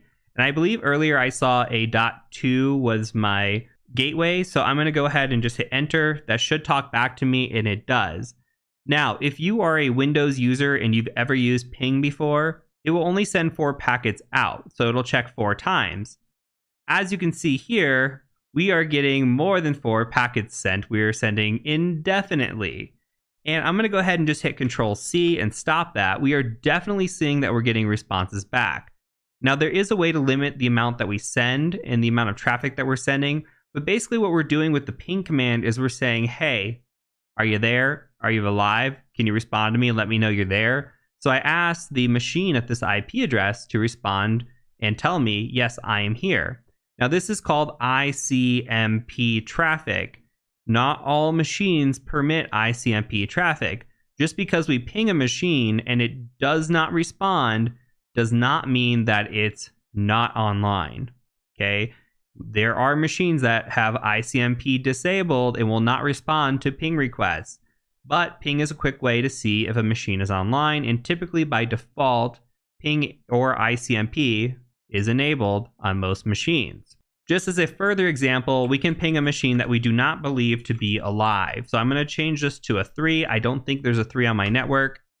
And you're going to see it's going to try to send data, and it's just going to get stuck here and say host unreachable. Now again, that could potentially mean that that host is not there, or it could potentially mean that the host has ICMP disabled. But we're going to be using ping sweeping to identify a host in our network, and we'll do that here in just a couple of videos. But I wanted you to get familiar with the ping command if you weren't familiar already. Now, there are some commands in this video that we did not talk about. For example, the netstat command. Now, the netstat command is used to identify what open ports and services are there. We'll take a look at that more later on, but just know that that command exists and that we're going to do due diligence on that command later. So any of you that are watching that have a networking background or are like, hey, you didn't show netstat, that's so important, you're correct. It's coming later on in the course. So that's it for this video. We're going to go ahead and move on to the next one.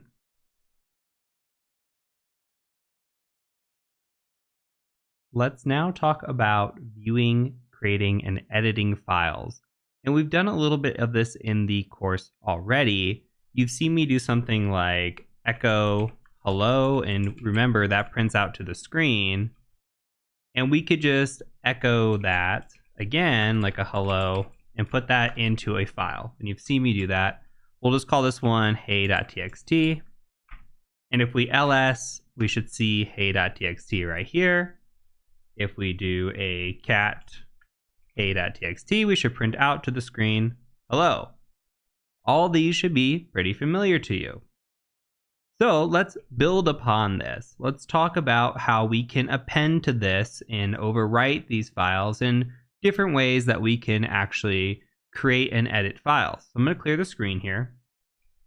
Now, what if I wanted to add to this file, and I'm just tabbing up, by the way. What if I want to say hello again? So I want to say echo hello again into this hey.txt file that already exists. What do we think is going to happen here? So I'm going to go ahead and hit enter, and then I'm going to cat out the hey.txt. Well, now it says hello again. It used to say hello. Well, that is because when we use one greater than symbol like this, what's going to happen is that overwrites the file. So if we tab up, and if we go over and we just write hey again, just for fun, and let's add a second one of these. So now there should be two of these greater than symbols. We hit enter, we cat out hey.txt, and now you can see it says hello again and hello again. Why do we care? Why are we doing this? Well, when we are using scripting, for example, and we want to loop through a bunch of information and we want to add that information to a file, we might use something like this where if we're gathering, say, IP addresses, this is foreshadowing, by the way, say we're gathering IP addresses and we are wanting to put them all in a file, we're going to need to use something like a double greater than in order to not overwrite the file with one IP address. We want to list all the IP addresses in the file. So you're going to see that when we get into the bash scripting of this section. Let's clear our screen. Another way that we can make a new file is just to say touch new file.txt. And if we ls, you can see that new file.txt is here. We can cat out new file.txt, and nothing is going to be in there because we didn't tell it to do anything. We just said touch, which creates a file. So we can use a different type of editor to try and edit this and save the file. Now, there are a few editors that we can use within our terminal. So we can use something called Nano, which is my personal favorite. You may hear other people talk about Vi and Vim. You may hear lots of jokes about quitting Vim and how it's impossible to quit Vim. And for that reason, honestly, because of the complications and because I like simplicity, I just use Nano. So we can Nano new file. And in here, you can type whatever you want. I'm going to literally say, I can type whatever I want in here. And now I'm going to hit Control X. And throughout this course, you're going to actually see me use Nano quite a bit. And we're going to use it for updating files and shellcode. And it's beneficial if we log into a machine remotely, for example, and we won't have the ability to have a graphical user interface type notepad, which I'm going to show you here in a second. We might not have the luxury of having something like that. We might have to use Nano or Vim or an in-terminal text editor. So we're going to go ahead and hit Control X here. I'm going to hit Y, which is going to say, yes, I want to save this file. And then I'm going to hit enter. And now if I cat out new file.txt, you can see it says I can type whatever I want in here. Lastly, we're going to look at a graphical notepad. So we're going to use mousepad. We can type in mousepad. And we can just say new file.txt, just like we created. And in here, you can see that it says I can type whatever I want in here, and that's true. I can also modify. It's just like a notepad if you had on Windows machine or if you've used LeafPad or any sort of notepad type material. This one's just called mousepad. So we can Control S and save and then just exit out. If we cat out our new file again, you can see I can also modify. Now, throughout this course, you might see me use a tool called gedit. It is not installed on this machine yet. Though we are making updates to the course, we will be using gedit. Anytime you see me use gedit, feel free to use mousepad instead of gedit. It's become deprecated. Offensive security got rid of it in Kali Linux, and now if you go hit gedit, It'll say it's not found, but you can install it. We're not going to do that right now. But when we install tools in a upcoming video, you will be able to install that with one of the tools that we're running. So anyway, just note that we're going to be using mousepad instead of gedit because it's the new and latest and greatest. One last thing, with Nano or any of these tools, you can make a brand new file. So you can say like brand new file.txt, and then you can type whatever in here and Control X, hit Y, hit enter, and then you can cat out brand new file, and guess what? It's there. So the file doesn't have to be existing to use Nano or existing to use mousepad. You can create new files with these commands as well. So that is it for this video. I'm going to go ahead and catch you in the next one.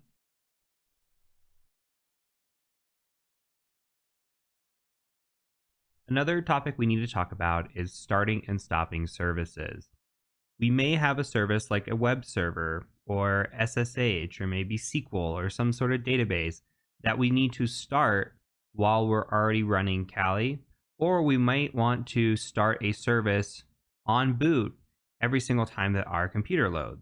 If you've ever used Windows, this is similar to installing a program and then having that boot up on launch. It's kind of the same thing here. If we're installing something, we want that service to start on launch, we have to tell our machine to do that. So we're going to look at how to start a service and how to have a service start on launch. So the first service that we're going to look at is the Apache service. And this is what I used to use when I first started out as an ethical hacker. And the reason is that we can spin up our own web server fairly easily and host malicious data or files or things that we might want to access or might want somebody else to access. So before we run that command, I do want to do a proof of concept. So let's do an ifconfig, and we're going to grab our IP address here. I'm going to copy this, and then I want to open up Firefox. From within Firefox, I'm going to go ahead and try to navigate to that IP address. And you're going to see that it says it's unable to connect. This is exactly what we expected. So now what we're going to do is we're going to come in here and we're going to say sudo service apache 2 start. We hit enter. It's going to ask for our sudo password. And then we have no confirmation of anything. So let's go ahead and come in back into the browser. And we're going to refresh. And let's take away the HTTPS. And now you can see that this is here on port 80. So we are actually on HTTP, not HTTPS. And we have an Apache server running now. Now let's say we wanted to stop this service. We can go in here and say sudo service apache to stop. And before we do that, I want to show you something. So if we come back into the Apache 2, I'm going to make this a little bit bigger. You can see that our files are located in the var www HTML folder. And what that is, if we come to our home folder here, and we just go to File System, we scroll down and go to var, and then we go to www HTML. All I'm doing is going to the same location here.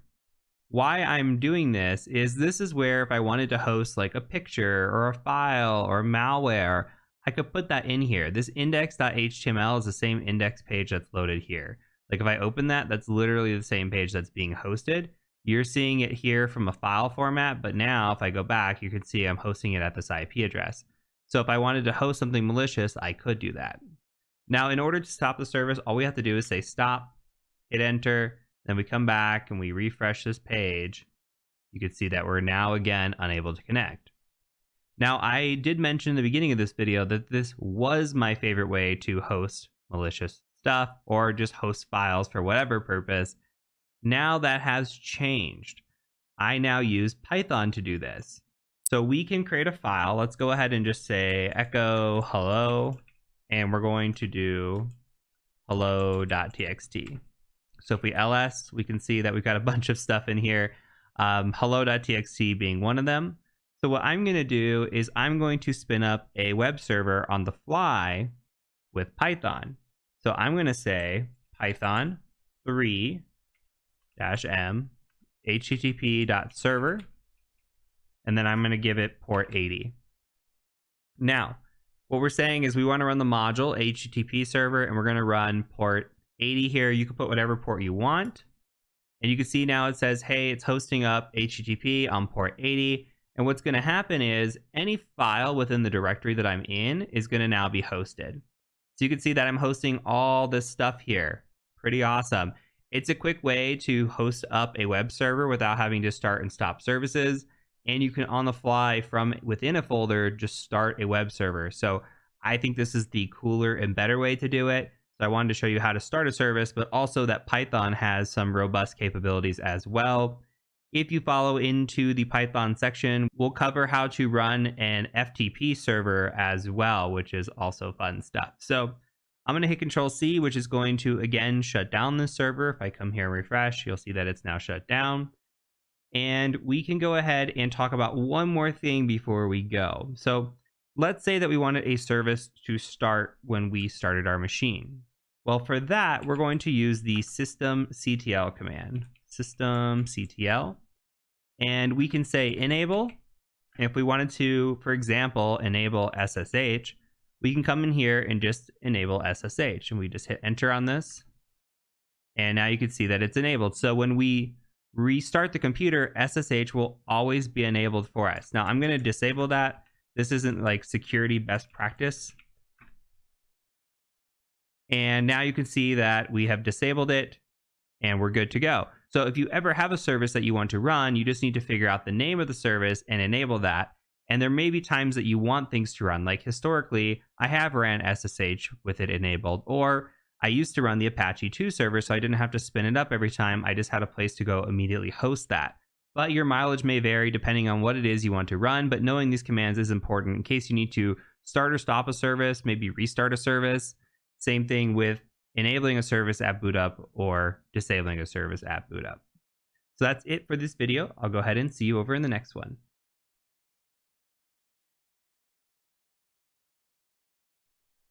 Now let's talk about installing and updating tools. So the first thing that we're going to do from our command line is we're going to look at how we would update our current machine. So just like other operating systems, Linux machines require updates as well, and patching can be best practice. So in order to update and upgrade our machine, we're going to use the sudo command, and we're going to say apt, apt, and then we're going to say update and upgrade, just like that. So make sure you use two ampersand symbols here. We're going to do two commands. We're going to say, first, I want you to update. Second, I want you to upgrade. Well, why are we doing this? Why are we running two commands in the first place? Well, what we do when we actually install items on our Kali machine, we are going out to what are called repositories, and we're looking through packages. And the update command is going out to the known repositories, and it is updating those repositories. And then it's going to look at those repositories and say, okay, what needs upgraded here? So what tools have upgrades or updates available for them that we need? So if we run this command, you're going to see that it's going to go through these repositories. You can see it going through these Kali rolling and release, AMD 64 packages and contents, etc., etc. It'll take some time. As it goes through and it updates these repositories, it's going to find what programs we need, and it'll provide it in a list. Now, what you can see is it's asking us, are you root? So this is a lesson here. Sometimes we have to be the root user. We can't be just a sudo user to run the command. So what we're going to do in this instance is we're going to sudo switch user into root. Now we're root, and we're going to run that command again. We're going to say apt update and apt upgrade. Okay, and it's going to run through this, and then it should provide us with a list of what we're going to install, which if we scroll back up to the top, you can see that it says, hey, these packages were automatically installed and no longer required. And it says we can use the apt auto remove command to do that. It's saying here are the brand new packages that need to be installed. And then here are the packages that are going to be upgraded. So these are already installed, such as like Apache 2 has some updates that are required, and it's going to go through and install all of these. Now, when you scroll down to the bottom, it's going to say you need 801 megabytes, and yours might be different depending on when you watch this video. It's going to say, do you want to continue this operation? In this instance, I'm going to say no. And the reason that I'm going to say no is because updating on Kali Linux can break things. You should always have almost 2 copies of your Linux, right? You should take a backup copy before you ever make an update.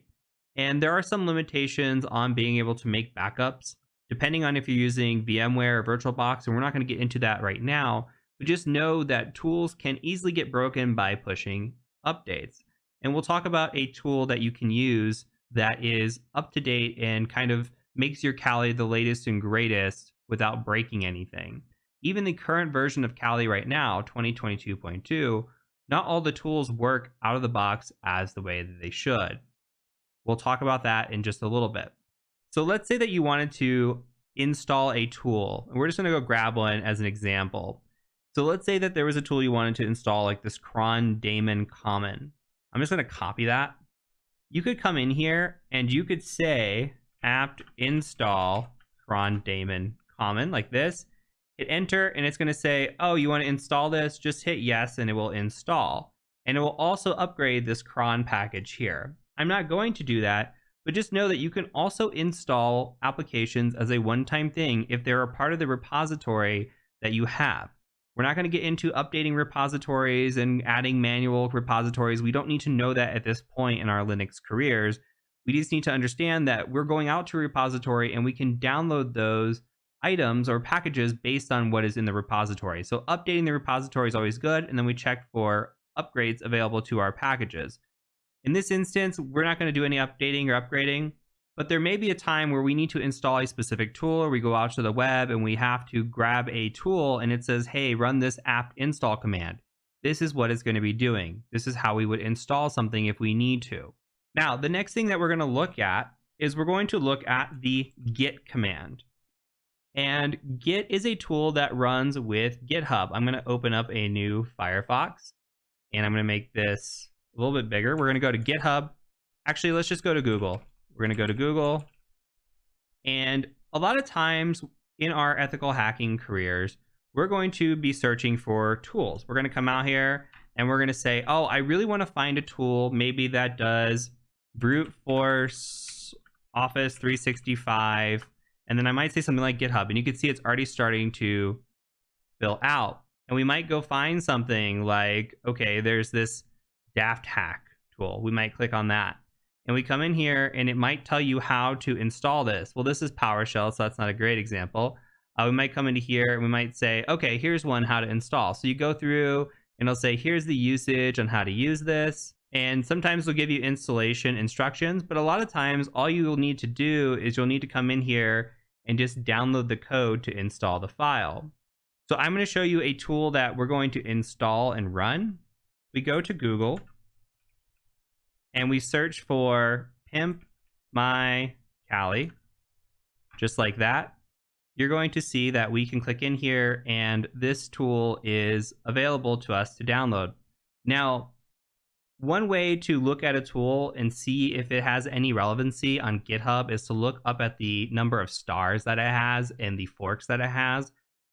Anything with like 700 stars like this is pretty reputable, and you also should look at when it was last updated. You can see that this was last updated last month.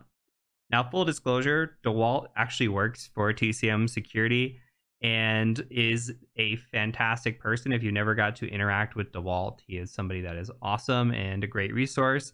He built this out because there were so many issues with Kali Linux, and the tools that were coming freshly installed, like in 2022.2, don't always work in the way that we intend them to work. So a lot of tools are broken, some things need downgraded, and there's a lot of options in here that can tell you, hey, here's what we can fix. Like we can fix different missing issues that are going on, or we can fix Golang or fix Impacket.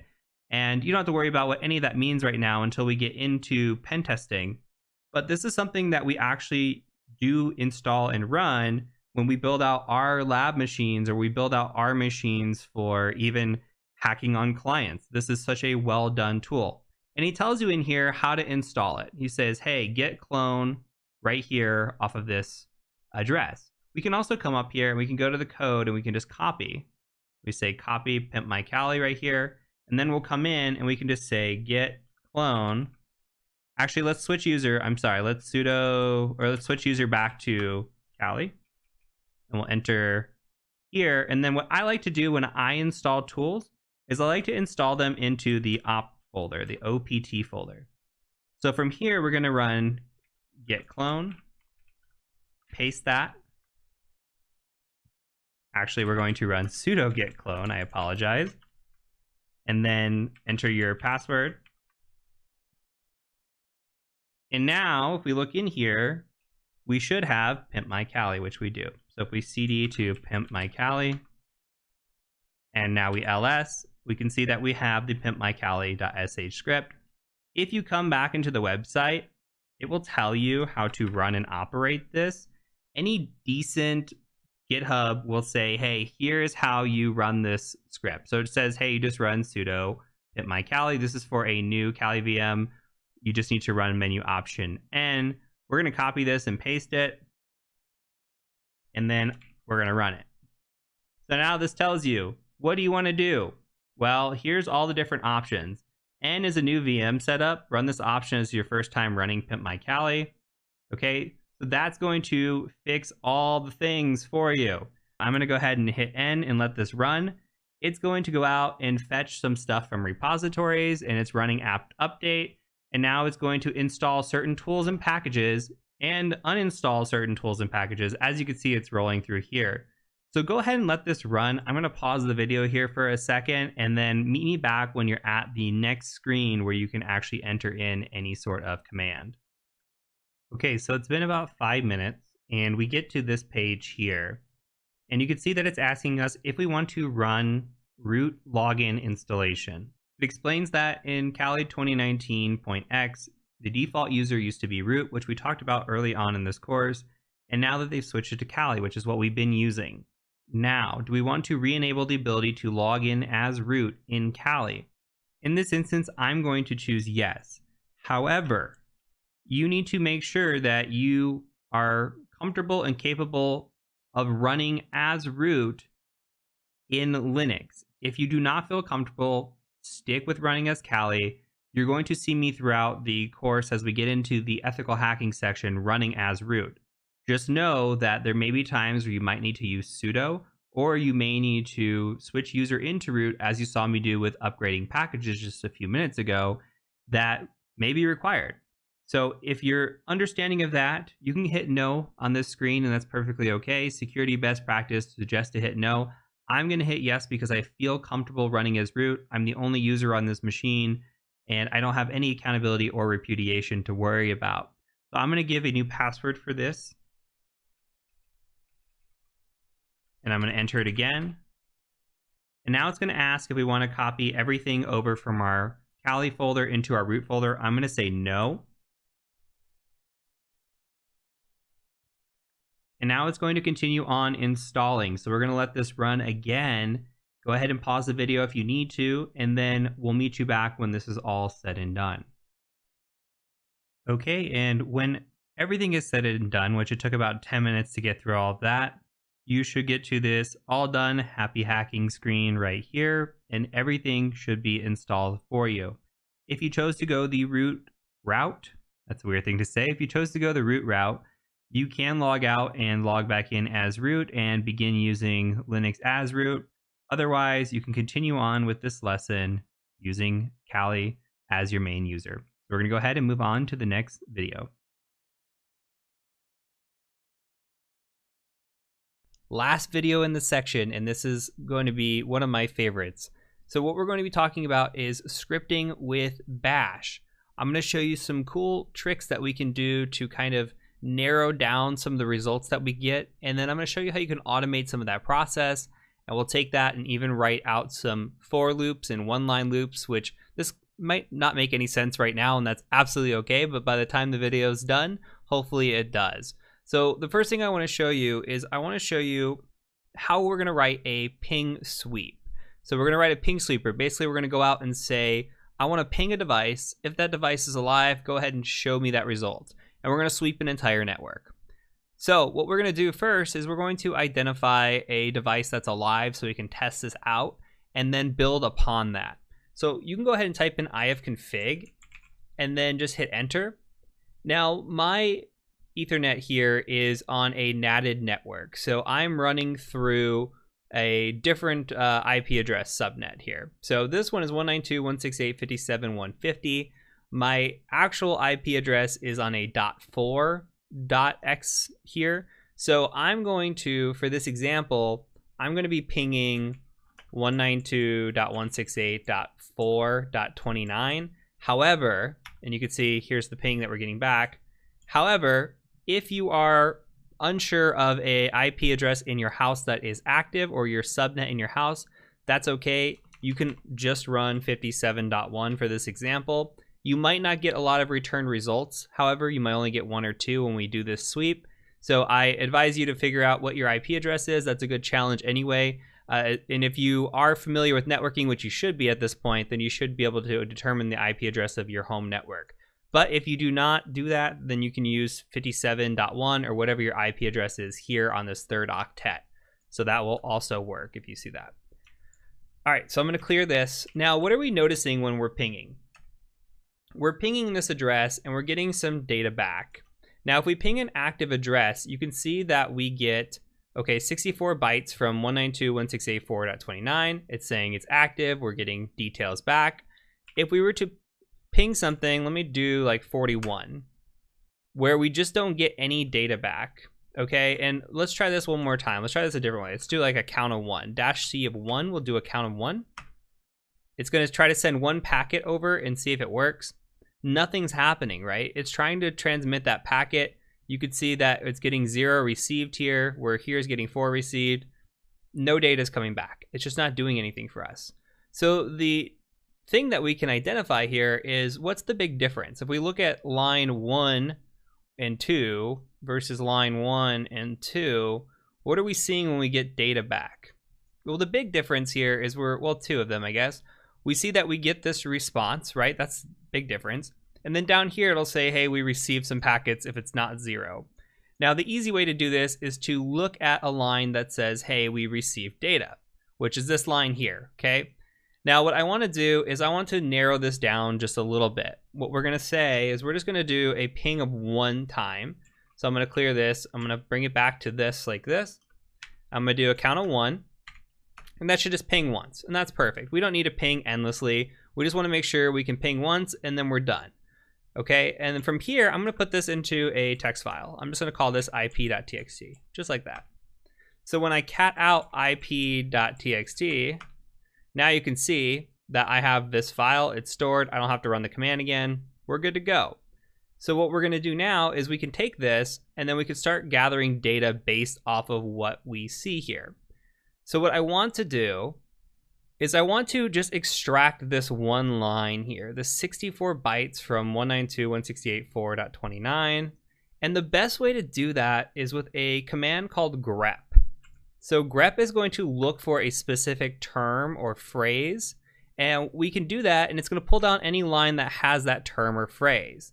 So if I say grep here, and then I just put in quotation 64 bytes, like this, now, when I cat out this, all I'm pulling down is this line, and it's even highlighting it for us. It's saying, here's the line that we see, 64 bytes from 192.168. Okay, so we've extracted just the one line. And why am I extracting this line? Well, if we're building out a ping sweeper, what I want to do is I want to sweep every single IP within a specific subnet. So say this .4, right? I want to ping 4.1.2.3 all the way through 254, 255. I want to see if I can get through all the IP addresses in a subnet. So what we're going to do is we're going to ping every single one of them and say, hey, are you up? Are you there? And we're going to do it with a count of 1. And we're going to say, are you there? Okay. And if they're there, they're going to say, yeah, I'm here. 64 bytes. Here's my response. And it's going to say 64 bytes from this IP address. So we want to extract the IP addresses to say, yeah, we're alive. That's basically our goal here. So when we run this on a bigger scale, which is what we're going to do, we're going to need to grep out this information and extract this information to where we only just get the IP address back. Okay, so what we're going to do now is we're going to start narrowing down and grabbing this IP address, and then I'm going to show you how we're going to take this all in one instance and run it and then extract IP addresses. So from here, what I want to do is I want to do another command. So every time we pipe, we're saying, hey, run this command, then with that command, run this command, then also run this command too. So we're going to keep running this command on top of this to narrow things down. So here's what we're doing here. We're going to run a command called cut. And with cut, we're going to say, I want to cut something out of this. We need to provide it what is called a delimiter. So we do a -D like this. And the delimiter I'm going to use is a space. And then I'm going to say -F for field, and then I'm going to say 4. Okay, what is this doing? Well, it's saying, hey, I want to cut this line that you're getting back on a space. So the delimiter is a space. So here's a space, here's a space, here's a space. And it says, I want to count up to 4 to grab that data. So 1, 2, 3, 4 right here. So if we say 4 here, like this, we hit enter, we're grabbing that specific IP address because we're doing it by spaces. If we did it on 3, what do you think we're going to grab? We're going to grab the word from. So you can see here's from. So what I want to do is grab the IP. So we're going to use this cut just like this, use our delimiter, and then get to the correct field position that we want to grab the IP address. All right, so we've got the IP address. Now there's only one thing wrong here with this IP address, is that there is a little colon on the end of it. We just want this without a colon at all. We want it just like this. Now there's a couple ways we can do this. We could use something called sed. Sed's a little bit complicated and a little bit advanced, I would say, for where we're at right now. So I'd rather teach you an easier way to do this. And that is called translate. So with translate, all we're going to do is we're going to do one more pipe like this. And we're just going to say TR for translate, a -D for a delimiter again. And then we're going to say we want to get rid of this. And that's it. We're just getting rid of this. Okay, so if we run this one more time, now you can see that we've successfully extracted this IP address out. That's our goal. That's all we wanted to do. Now, how can we apply this to something bigger? How can we make this part of a bigger script? That is the question. And we're going to do that. So what I want you to do is I just want you to copy this, okay? Copy this entire line. And we're going to go into a mouse pad. So let's copy this selection. And I'm going to clear my screen. I'm just going to say mouse pad. And we're going to call this ipsweep.sh. Okay, so this is going to be a bash script. And I'm going to make this bigger. And the first thing we're going to do with our bash script is we have to declare that it's a bash script. We're going to say #bang right here, or shebang is what we'd call this, /bin/bash. This allows the machine to know when we run this, this allows bash to know, hey, we're calling this, here's the location of bash, this is what we're running with the script. You're also going to see this when we use Python as well. You'll see the declaration here at the top, or when we're calling this out. So I'm going to go ahead and Control S and save this. That'll add some nice color to this, so when we're coding this out, we get to see in color. I like that a lot. I'm going to actually make this a little bit smaller and then make this like this here so we can get the whole picture. Okay, so what I want to do is I want to paste in what we just wrote. So I'm just going to Control V here and paste that in. So we don't need to do a cat of an IP address here. In this instance, instead, we're going to change this back. We're going to ping. Remember, we want to ping every device in the network. So we want to ping, say if we're pinging 192.168.4.x, okay, we want to ping that. And we can leave this like this for now. Don't worry about changing anything here. This is just going to be a placeholder. We're going to do a little bit of extra syntax here to make this work. So we're going to write what is called a for loop. So we're going to say for, and I'll explain what this does here in a second. You're also going to see this again when we get into Python and coding. And so you'll be able to understand more and more about loops and what for loops are, while loops, etc. They're very, very useful and very common in coding and scripting. So I'm going to say for IP in, and then I'm going to say sequence 1 through 254. Now, very important, this character here is not an apostrophe. Okay, this is not an apostrophe. This is the little line, I don't know what it's called. It's above the tilde next to your escape button on your keyboard. So it's this right here, okay? It's like a backwards apostrophe almost. I'm sure there's a term for it, I just don't know it. So you come in here and you say, okay, for IP address in sequence 1 through 254, and I'm gonna explain what all this does in a second. I want you just to type this out for now. I want you to say do, all right? And then I want you to come down here and we're going to say ampersand on this line and we're gonna say done. I'm gonna explain what all this means. Okay, so this is a loop that we've just created. What we're saying is for the IP address, and we're just declaring this could be Bob if you wanted to. I'm just making it a name or a term that's easy for us to remember. So we're gonna say for IP, but if you wanna call this Bob, call it Bob. For IP in sequence 1 through 254. So what sequence is doing is it's saying, hey, I wanna count everything from 1 to 254. So 1, 2, 3, 4, 5, 6, 7, 8, all the way to 254. This for loop means I'm gonna do this every single time. So for IP in 1, for IP in 2, for IP in 3, we're gonna run this command until we're done. So until this sequence has run 255 times, it's done. Okay, and now we're gonna say, I wanna do a count of $IP. So what we're saying here is for IP in sequence 1 through 254, go ahead and do a ping -C for a count of 1, 192.168.4.254. And here we're gonna say .1, .2, .3. Every time this loops over and over and over, it's going to be incrementing that number through this sequence. That's all we're doing. This is a basic loop, okay? So we're gonna keep going through and through and through. Now, this will work. If you plugged in your hard-coded IP address here, this will absolutely work.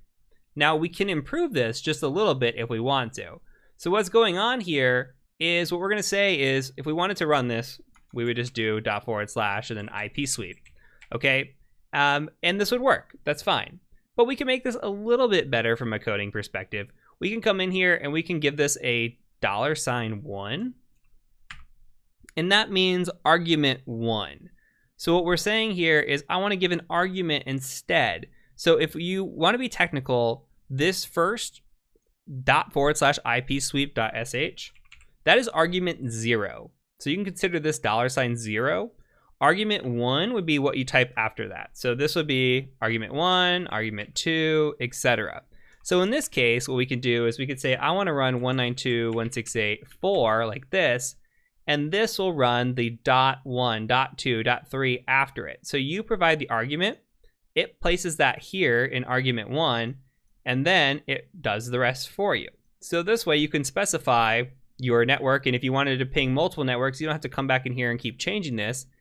It just works. So super easy. This is a great little script for a /24 type subnet, okay? Okay, so let's go ahead and try running this really quick. I'm gonna just Control S, save this. I'm gonna close it. We're gonna do a chmod +X on IP sweep. If it'll allow us to, we might have to do a, okay, let's do LSLA real quick, make sure it worked. It sure did. Okay, so here's what we're gonna do. We're going to run the IP sweep, and we're going to say 192.168. You just put in your IP here. I'm gonna run that, all right? And you could see all the devices that are coming back within my network here. I'm gonna go ahead and hit Control C, cancel this out. And so this is grabbing all the different devices in my network. Now that's great. That works out really well. But what we can do is improve this. What if I typed in a, what if I didn't type anything at all? What if I just hit enter here? Now I'm just getting all kinds of pings unknown, and it's going off of some of the stuff I was doing before, but it just causes all kinds of issues and errors, right? So you can see I'm trying to hit Control C, it's taking its time to break. Here we get issues because we're just allowing any sort of argument here. What we need to do is we need to fix this up just a little bit. So what we can say is we can come back in here and just go mousepad ipsweep.sh and come in here and let's add a little bit extra. Oh, and I also left this in here. Don't leave this in here. That's why that was running twice. Okay, so what we're doing here is we need to add in a statement. What we're gonna do is we're going to add in a if statement. If statements are conditions. we're saying, hey, if this condition is met, do something for us. If it's not met, then go ahead and do something else. All right. So we're going to say if, and we're going to just put in here $1 is equal to nothing, then we're going to go ahead and just say then echo you forgot an IP address. Echo syntax, something like this. We'll just say IP sweep.sh, and we'll go 192.168.4 like that. Okay. And then if we did do this correctly, if we do have an argument inside of argument 1, then we're going to say else, do all of this here, and be done. And then we're going to end our if statement with fi. Now, this script, or this resemblance of this script, is not one of my own, by the way. This goes credit to something I've modified over time, but the original credit definitely goes to Georgia Weidman. I remember seeing this in her course a long, long time ago when I was first getting started, and she did a great job of teaching this. This is just a modification of this script, so I just want to make sure that all credit goes to her. But looking at this, let's break this down really quick before we run this again. We've got an if statement. We said if argument 1 doesn't equal anything, then you're going to echo back out and say, hey, you forgot an IP address. Here's the syntax. If it does include something, then we're going to go ahead and come in here and say, let's run our for statement, our for loop, and run through it, and then we're going to end our if here. The only thing that I'm doing uniquely here is I'm including this ampersand, which is going to run this command multiple times at once. This is a good way to explain it. Basically, we have a couple ways of doing this. We could say like this. We could put a command here, and this will run one at a time. It'll say, okay, for 1, for 2, for 3. This allows multiple instances of this loop to run at once and just speeds things up. I could show you the difference between that. So I'm going to go ahead and just Control S, save this. I'm going to go ahead and just run this script real quick. Now let's try running it without anything here. Okay, now look, it says you forgot an IP address. So look, we did that correctly. Now let's go ahead and add the 192.168.4, run it.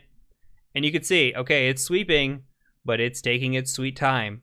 Especially for the IP addresses that are going to hang, like if I don't have a .2 or .3, it's going to take a while. So I'm going to Control C and get out of this if it'll let me. And it looks like it's actually going to hang. So what we can do is we can come back in. I'm going to open a new tab real quick just while that's waiting. And I'm just going to say mousepad, and we're just going to go back into ipsweep.sh. It's in this folder. There we go. Okay. So from here, I'm going to change this back to the ampersand, and I'm going to save it. I just want you to see the difference really quick and why I run it like this. So ipsweep.sh 192.168.4. You can see it's picking everything up really fast. All right.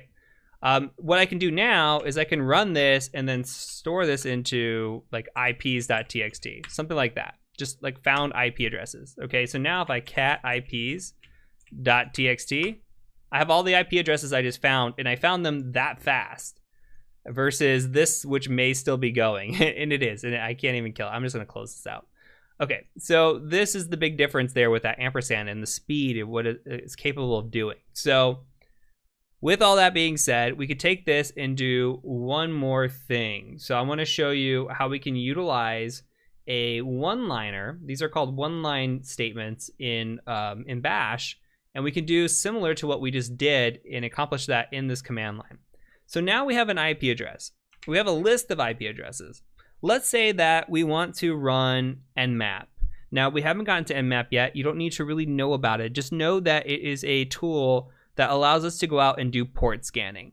Okay, so typically we would just say something like nmap, and we might do something like dash T4 dash A dash P dash, like this. This is just saying, I want to run nmap scan, I want to look at everything, and I want to scan all ports. This is just an example. You can just run nmap IP address like this, and that would be fine too. Like we could just go 192.168.4.29, and we'll do a quick nmap scan. Okay, but what we can't do here is we can't just say, hey, I want to run well, we could say I want to run nmap for everything in .0/24. The issue is it's going to take time looking and finding what IP addresses are valid here. If we have a list, we can automate this process quite a bit.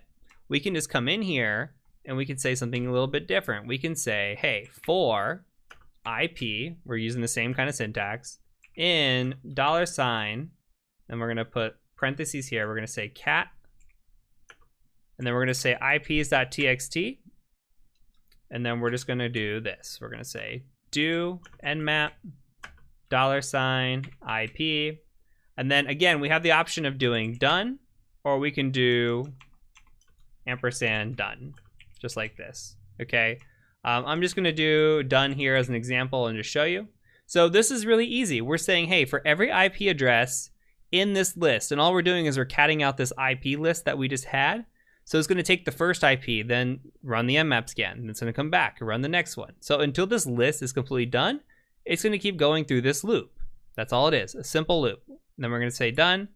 It's going to take that IP address, it's going to start scanning it, it's going to go through and hopefully find information and go in a loop. So this is a quick way to automate some of this process. I actually do this with a lot of my scripts where I will do some probing, see if anything is out there that's alive, put it into an IP file, and you're going to see this later in the course, and then nmap scan that. So think about this. Hopefully this gets your wheels spinning on what you can do to really start scripting some of this stuff out. And this is going to be the first time you get your hands dirty with scripting. We're going to go on again with this, and we're going to get more advanced as we go. But this should be a good introductory lesson to you on how we can build a simple tool and automate a lot of this process fairly easily with just a little bit of command line syntax. So we're going to go ahead and move on to the next section, and I will see you over there.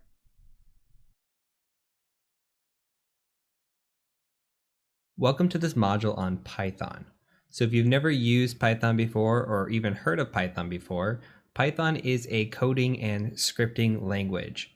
It is commonly used in ethical hacking, and it's commonly used all around the world. It is actually considered one of the best beginner languages to start with if you've never learned coding before. So that's exactly what we're going to do. We're going to cover some of the basics of Python. So we'll cover everything you see on this screen here: strings, math, functions. We're going to get into conditional statements and looping. We'll get into some more advanced items, and eventually we're going to build our own tools. So we're going to be building a port scanner at the end of the lesson, and then when we get into the exploit development section of this course, we're going to use Python again to write our own exploits. So it's going to be used throughout the course. You're going to see it again as a ethical hacker as well. You're going to go onto websites and you might need to download Python code or something to utilize against a host or a client, and it's just going to be frequently seen for you. So very important topic to cover, especially for the foundations.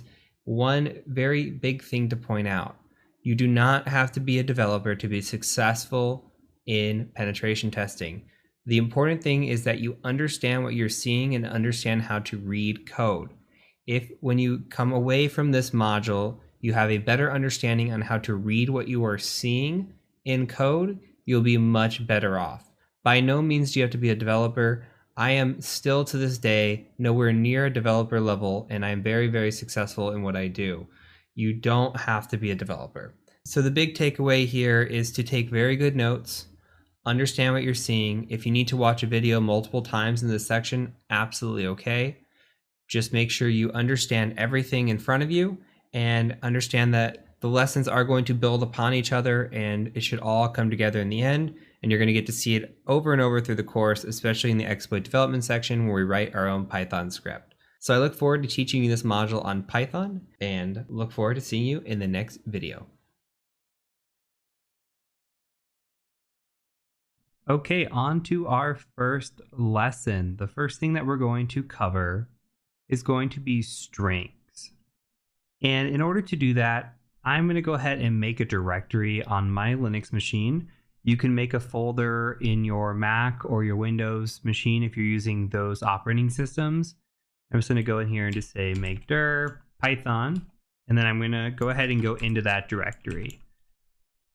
So from here, I'm going to go ahead and make my first script. So I'm going to clear my screen with Control L, and I'm going to say mousepad, and I'm just going to call this script first.py. And I'm going to give it the ampersand here at the end. That's just going to allow me to open up this process of mousepad and also have the terminal available to me when I need it. So you'll see why I do that here in a little bit. Now, if you're not on Linux, that's okay. You can use something like Notepad++ or Code Runner for Mac, which we showed earlier in this course. So from here, what I'm going to do is I'm going to go ahead and enter in a shebang, which is a hash and an exclamation /bin /python3. And this is important for Linux here because we are calling out the directory. If you're familiar with Linux, what's happening here is we have two options. We can come in here and we can say Python3 and we can say first.py and that'll execute our script. Or in theory, we can come in here, we can just do a ./first.py and run it that way. If we run it like this, our script will not know where to go unless we declare that. So up here, we're giving the shebang /bin /python3. That is where Python3 is located in this machine. So we'll come up here and it will look for this first and say, okay, I'm going to execute this based on Python3. So that is a little bit of a Linux nuance here and something you should know in case you are ever coding in Linux or an environment that is similar like Unix, which Macs do run off of. So from here, if you've ever taken a coding class, the first thing you do in every single coding class is what is known as hello world. So we're going to print out hello world and print it to our terminal. So in order to do that, we're going to go ahead and do something like this. We're going to say print, and then we'll do a parentheses and we'll say hello world. I'm going to go ahead and save this. And if we run this, and I'm going to run this with Python3, if we run this, Python3 first.py, you'll see that it says hello world. Now, one thing that we can do in here is good practice for being a developer is add some notes in. So we're going to add a comment in here. We're going to do a hashtag or a pound symbol, and we're just going to say print string. Now, when we run this again, this isn't going to print out. Comments are just for us inside of the script, and I can prove that to you by saving this and running it again. You'll see all we have in here is hello world. Perfect. So comments with a hash are just meant for whoever is reading your script or your code. And that could be you, or bad scenario, but what if you get hit by a bus tomorrow? You're the main developer and nobody knows how to read your code because you didn't leave any comments. That'd be very bad. So good coding practice suggests to leave good comments and make sure that people can come in and read your code and understand what is going on in here. So we're going to add comments along the way so that way we understand what we're doing and practice good habits as well. So what you're seeing here is what's called a string. You're seeing a string in quotations.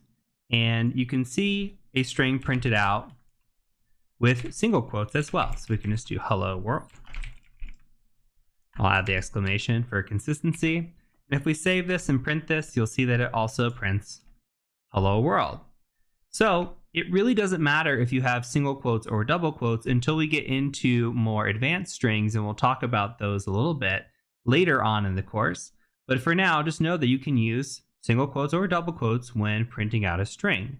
Another thing that we can do with strings is print on multiple lines. So if we say print and we do triple quotes like this, we say this string runs, and then we hit enter, multiple lines with an exclamation, and add in 3 more double quotes there and close this off. We can add a note here as well that says triple quote for multi-line. And if we save this with Control S and we run this again, you're going to see this string runs multiple lines. Awesome. Another thing that we can do is concatenate strings. So we can print out something like this string is, And now we're going to add a space at the end of it. Make sure you have a space right here. We're going to do a plus sign, and then we're going to say awesome. Just like that. And we can say we can also concatenate. It's always hard for me to spell that.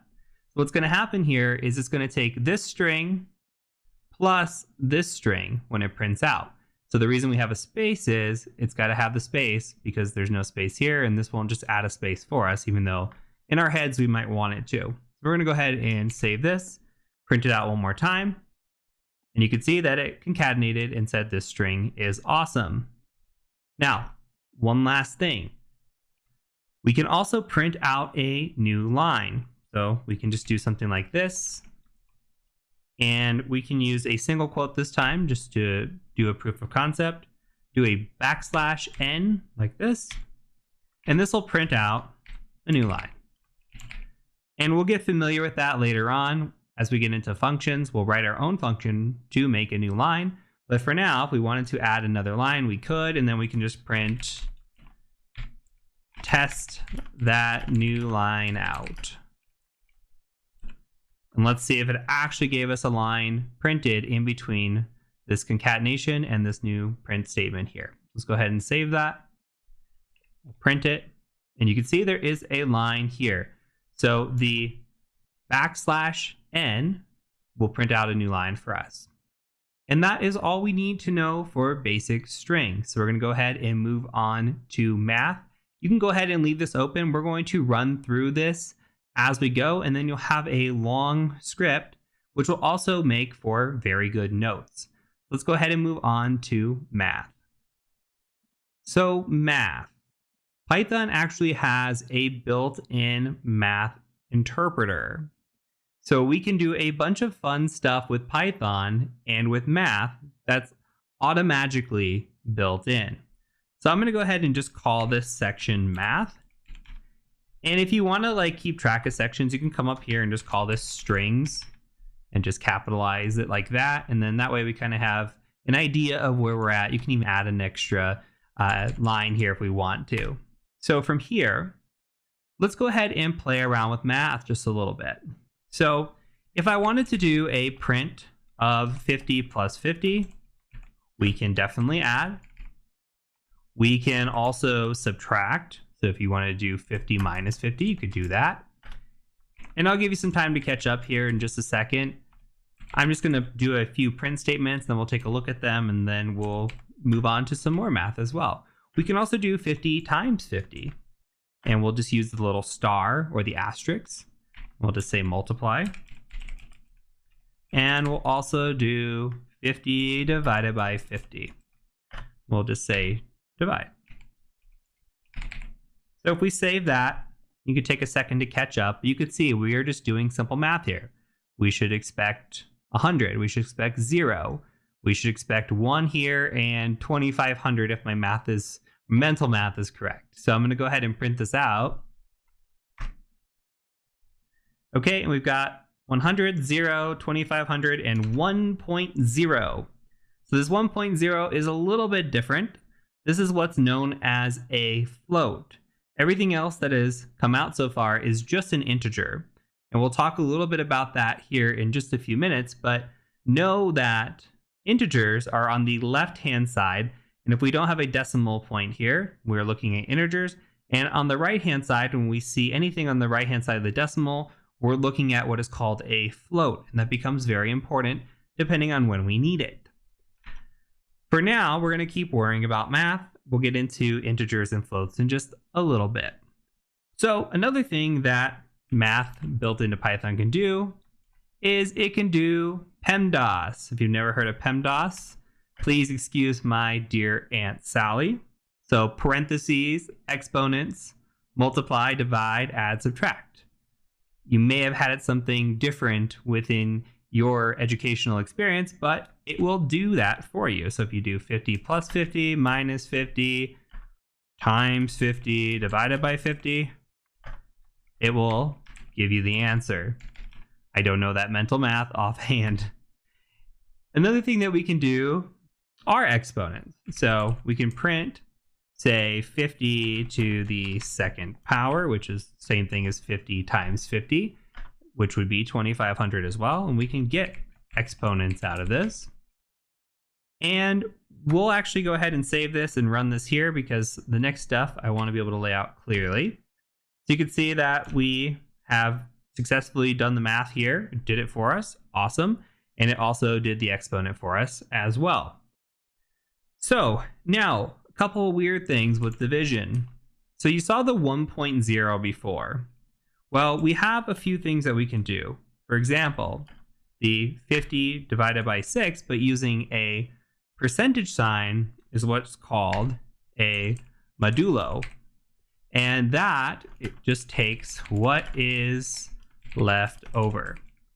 So 50 divided by 6 is not divisible. There is a leftover. So if we print that, you'll see we get a leftover of 2, which makes sense because 6 goes into 50 8 times. 6 times 8 is 48. And then we have 2 left over. So if we want to know what the remainder is, we can use a percentage sign here. We can also do something like 50 divided by 6, like we saw earlier. And this will have division with remainder. So we can say or float. We'll save that and take a look at that really quick. You can see we get 8.3, and then it rounds up eventually to a 4. And lastly, what if we wanted no remainder? So if we just did 50 divided by 6, we say no remainder. We could do this, and we should get 8 here. So depending on the situation and what we want, we might want a situation where we only want the integer, or we only might want what's left over, or perhaps we actually want the full number of what's being divided. So there are a few different ways to divide with math in Python, and it's good to know all of them depending on the situation that you run into. So for now, just take notes on this and know that there are a few ways to do math and division, and you can do PEMDAS and exponents and all kinds of fun stuff, and this is just scratching the surface of math with Python. So that's it for this lesson. We're going to go ahead and move on to the next one, which is going to start covering variables and methods.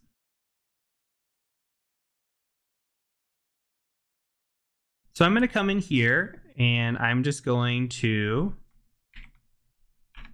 call this section variables and methods. And if we want to make our script a little bit clean, we can just come in here and copy this new line. It'll be a lot easier once we write a function for this, but we haven't gotten there quite yet. So we're going to print out this new line, and that way when we print this out, you can see that we have kind of gaps in between the sections that we're working on. So now we're going to work on variables and methods. So variables. Variable means something can vary. It can change, and we're going to look at that here in a second. So if we have something like quote, and we make quote equal to all is fair in love and war. And this is what? This is a string. We are storing this string inside of this variable called quote. And we can just come in here now and we can print out quote. And if we do that, we should get this returned back to us. You can see all is fair in love and war. If we didn't print this, just go ahead. Actually, we'll just comment this out. This is a great way to test the script. If we just save this now with a comment and we hit enter, there's nothing here. We haven't given it any instructions to actually print out. So now we can print this out, and it's printing whatever is stored inside of that variable. In this instance, we have a string stored in there. Now, when we talk about methods, methods are just functions that are available for a given object. Now, you could think of functions as something built into Python that allows us to do something. And it'll make sense here when we get into using methods. So we have this quote, all is fair in love and war. Well, what if we wanted to print this in a few different ways? Well, we can use methods to do that. For example, we can print quote in uppercase. And just do upper like that. And this is going to make it all uppercase because we're giving it this period, upper, and then open close parentheses right here. And that is allowing us to use that method. So we can say uppercase. And we can also print in lowercase if we do lower. And just for one more, we can also do print, and we'll say quote.title. And this is what's known as title case. And title case will capitalize every single letter like it is the title. In this instance, here we're going to get like the A capitalized, which wouldn't really be true in a title, but still just know that title case is meant to capitalize every first letter within your string or your sentence in this case. We're going to call this lowercase here. Okay, so let's go ahead and save this, and we're going to print this out. And you can see the differences that we have. We have it here in its normal quote, and then we have it in uppercase, all lowercase, and then every single first letter capitalized. Perfect. These are methods. These are just a small example of methods we're going to get into more a little bit later. Here's another example. What if we wanted to print the length of quote? Let's say we wanted to know how many characters were within this sentence. So this is going to count the characters. And this will also count spaces. So we're trying to get a total count of what's going on inside this string. We print that, you'll see that we get 28 return. So if you want to check that, you can go count every single character within here and you'll get the length of that. And that could become important as you're doing Python later on. And this is just yet another example of a method. Now let's go back to looking at variables and why they're called variables. So let's say that we have a variable of a name. And in this instance, I'm going to use my name and I'm going to make it a string. And I'm going to use my age. I am 33. And here we're going to say string just so we can make sure we notate the differences. This is an int or an integer. And we're also going to give a GPA. Let's say I went to school and I'm going to use the American grading system. Let's say I had a 3.7 GPA. And this is what's known as a float. And that has a decimal. So make sure you notate that. So if we print these out, if we print out the integer of age, that'll still print 33. What if we print out the integer of 30.1? Save that. Take a look. And you'll see that we just get 30. All right. And you can see that this rounded down. Again, integer, just the first number, just what's on the left side of the decimal point. Doesn't care about the right side. What if we printed integer of 30.9? Will it round? Will it round? No. So if we save that and we print again, you'll see it's still 30. It doesn't care what's on the right side of the number. It's only going to take what the integer is. So anytime you print an integer, you're only going to get the first, or what's on the left-hand side of the decimal point. So make sure you know that. Now, a few cool things that we can do. Let's say that we wanted to print something like this. If we print my name is with a space, and then we'll do plus name, and we'll say space again, and I am space age plus space years old. Make sure you have your spacing in there properly. That way you can account for the spaces before and after these variables. But what are we doing here? We are concatenating variables. Now, if I try to run this, I'm actually going to get an error. If I run it, we're getting a type error. And this is a great example, by the way, of understanding what Python is telling you. I get emails all the time from students saying, I don't understand why my script isn't working. And the first thing I'll ask them is I will say, did you read the output of the error? Because it tells you, it says, hey, on line 44, if I control tab, look, this is line 44. It tells you where your mistake is. And then it also says, can only concatenate string, not int to string. So if you didn't know what this meant, and maybe you don't, you can copy this, go to Google and search it, and I promise you somebody will have had this error before. As much as we wish to be special, there's not many situations that will come up where there hasn't been this error or an issue that we run into that somebody hasn't already had before. So with that in mind, we can fix this. So it's saying that it can only concatenate strings, not integers. Well, name is a string, but age is an integer. So we need to make, in this situation, age a string. So what we're going to do is just say str, like this, and give it like that. And now if we print this, save it, print it, you can see my name is Heath and I am 33 years old. Perfect. Now, what happens if I am a year older? Well, I could take age and do something like plus equals 1, something like that. And if I print age now, hopefully, we are seeing 34. You can see 34. Now, this is what comes into play. This is a variable. Variables can change. At this point in the script, we define that we are 33. And as we run through it, I am still 33 when I print this statement out. However, I've had a birthday now. Age has increased by 1.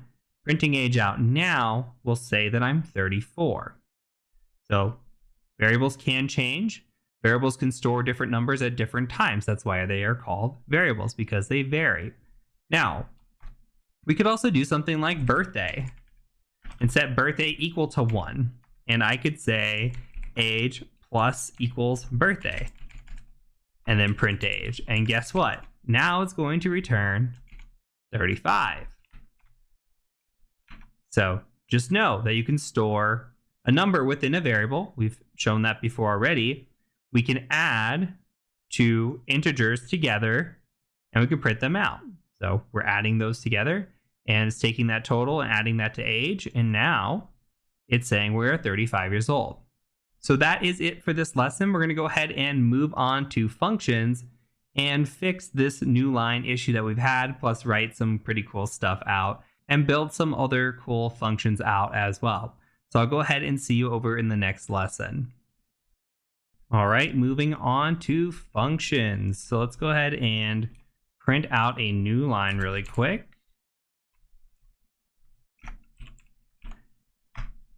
And we're going to call this functions. Now, I like to think of functions as mini programs. What they are is an organized block of code that you define, and then you can call it later instead of repeatedly typing the code out. So we're going to take a look at some examples of that. So let's go ahead and write a function. So let's do a define, def, and that's how we start a function. And in this one, I'm going to say, who am I?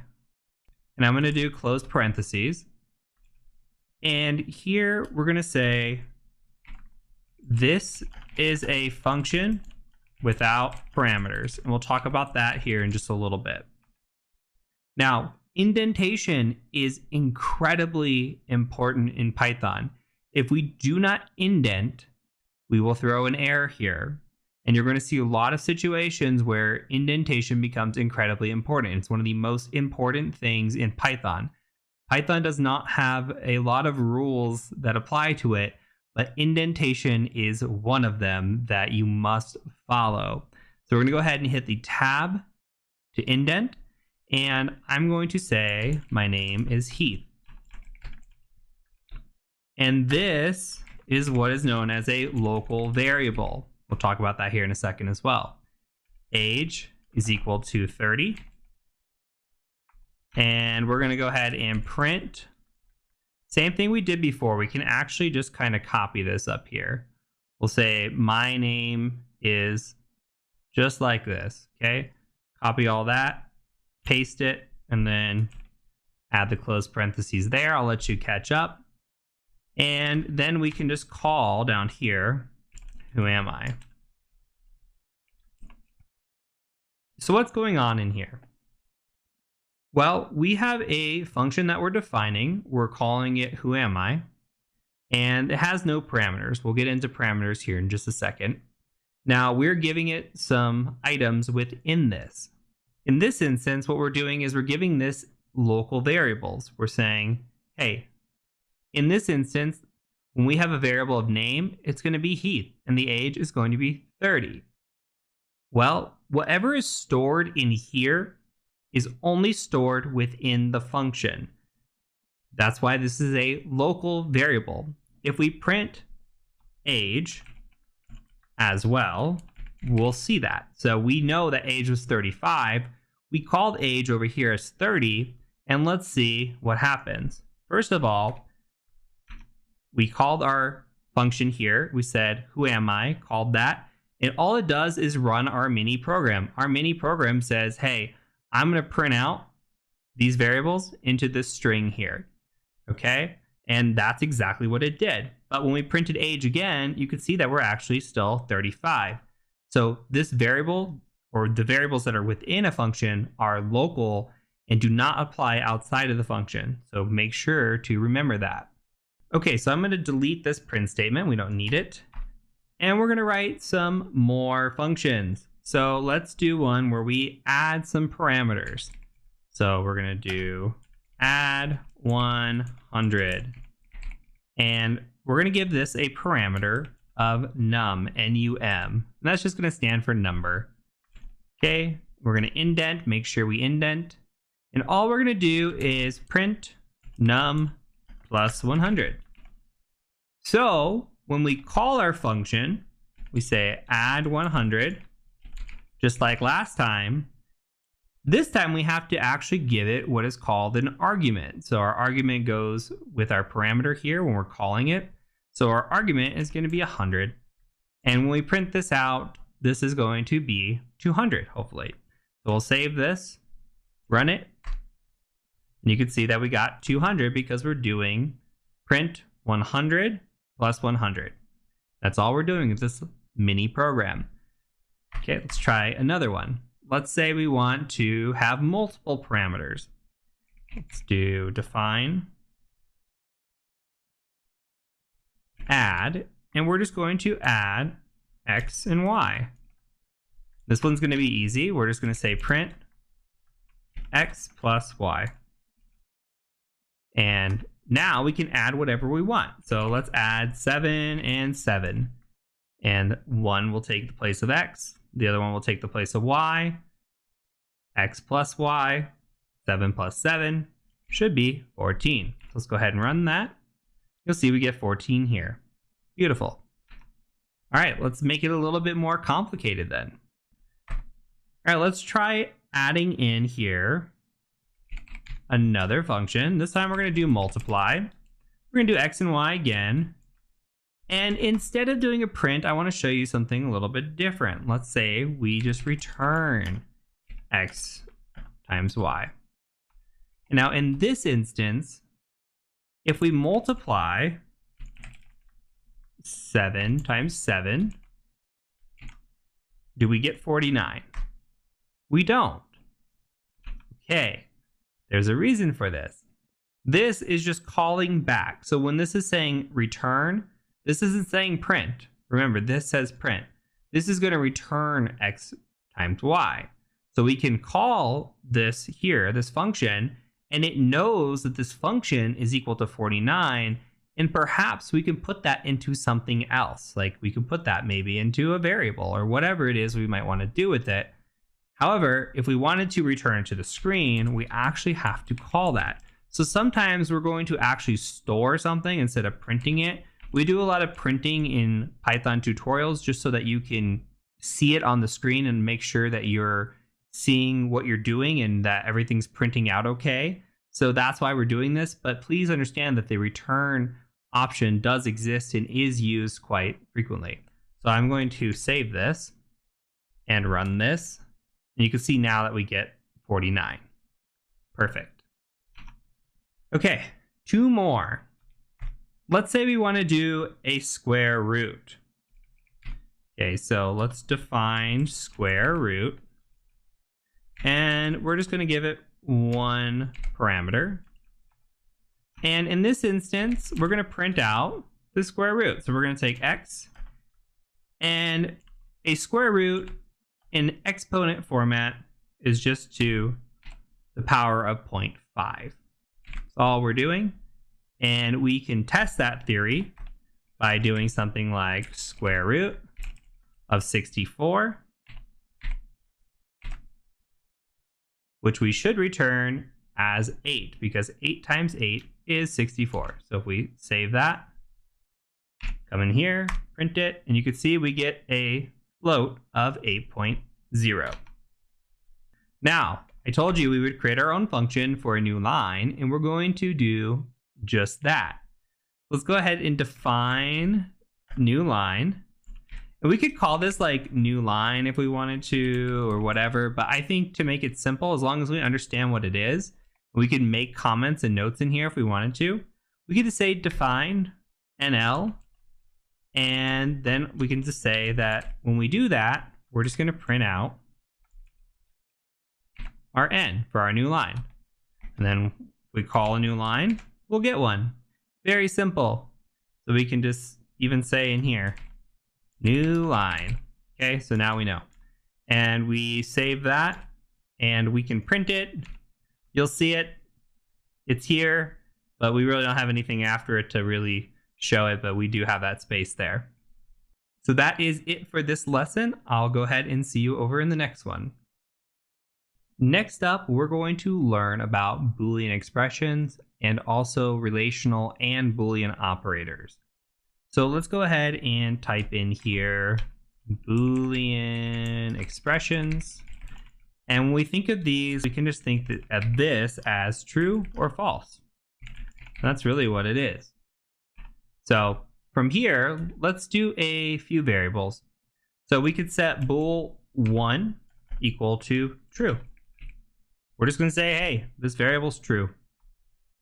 Bool2, we could set equal to 3 times 3 is equal to 9. So the double equals means that something is equal to something. So we have 3 times 3, that's 9, equal, that means that equals 9. Do not confuse that with setting up your variable. This is saying, hey, my variable is equal to this, but this is saying this is equal to this number. Okay, and that is a true statement. We could also say bool3 and make that false. Or we can give it a statement that makes it false. So something like 3 times 3 does not equal 9. Exclamation equals means does not equal 9. Now, if we print it out, bool1, bool2, bool3, and bool4, just like that, and save it, and if we come in here, you'll see that it says true, true, false, false. Again, Boolean expressions. Is something true? Is something false? Why do we need to know this? Well, we need to know if something is true, then we might want to continue on. Or if something is false, we might want to do something. And we'll get into that when we get into conditional statements. Like, if something is true, then go ahead and do this.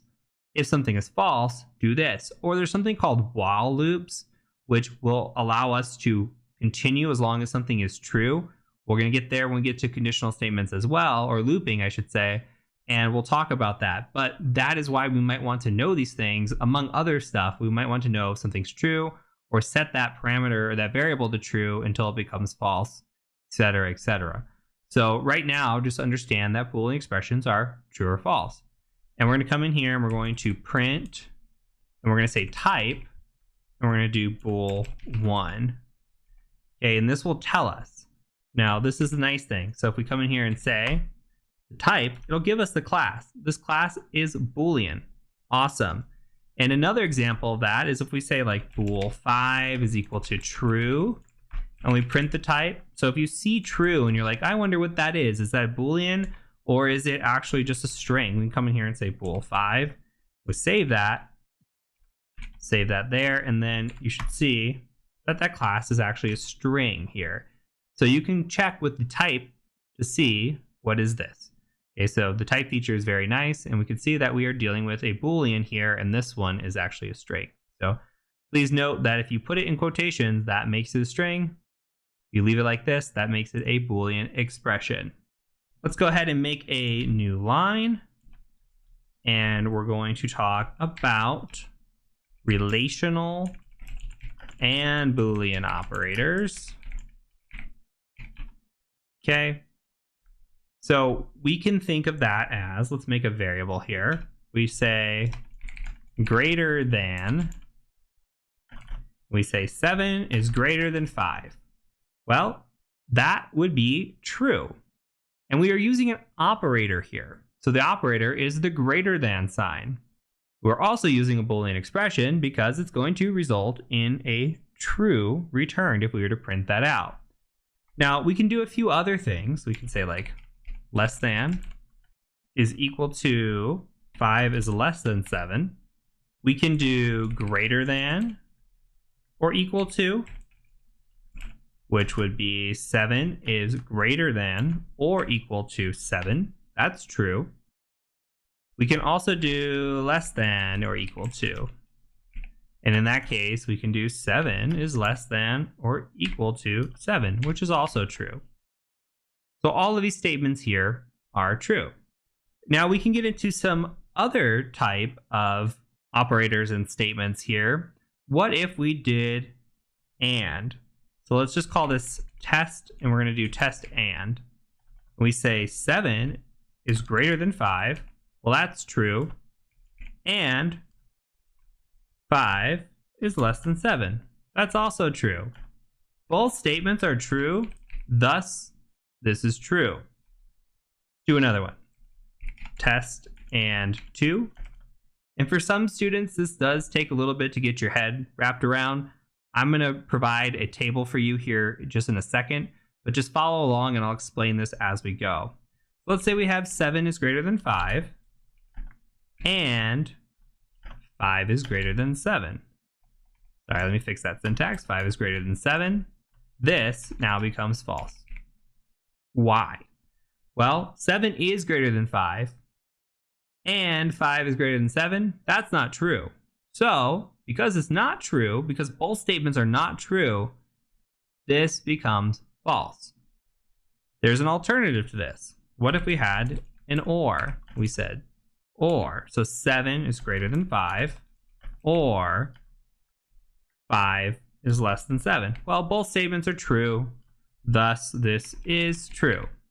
But we can have the same situation as before, where we have 7 is greater than 5 or 5 is greater than 7. And guess what?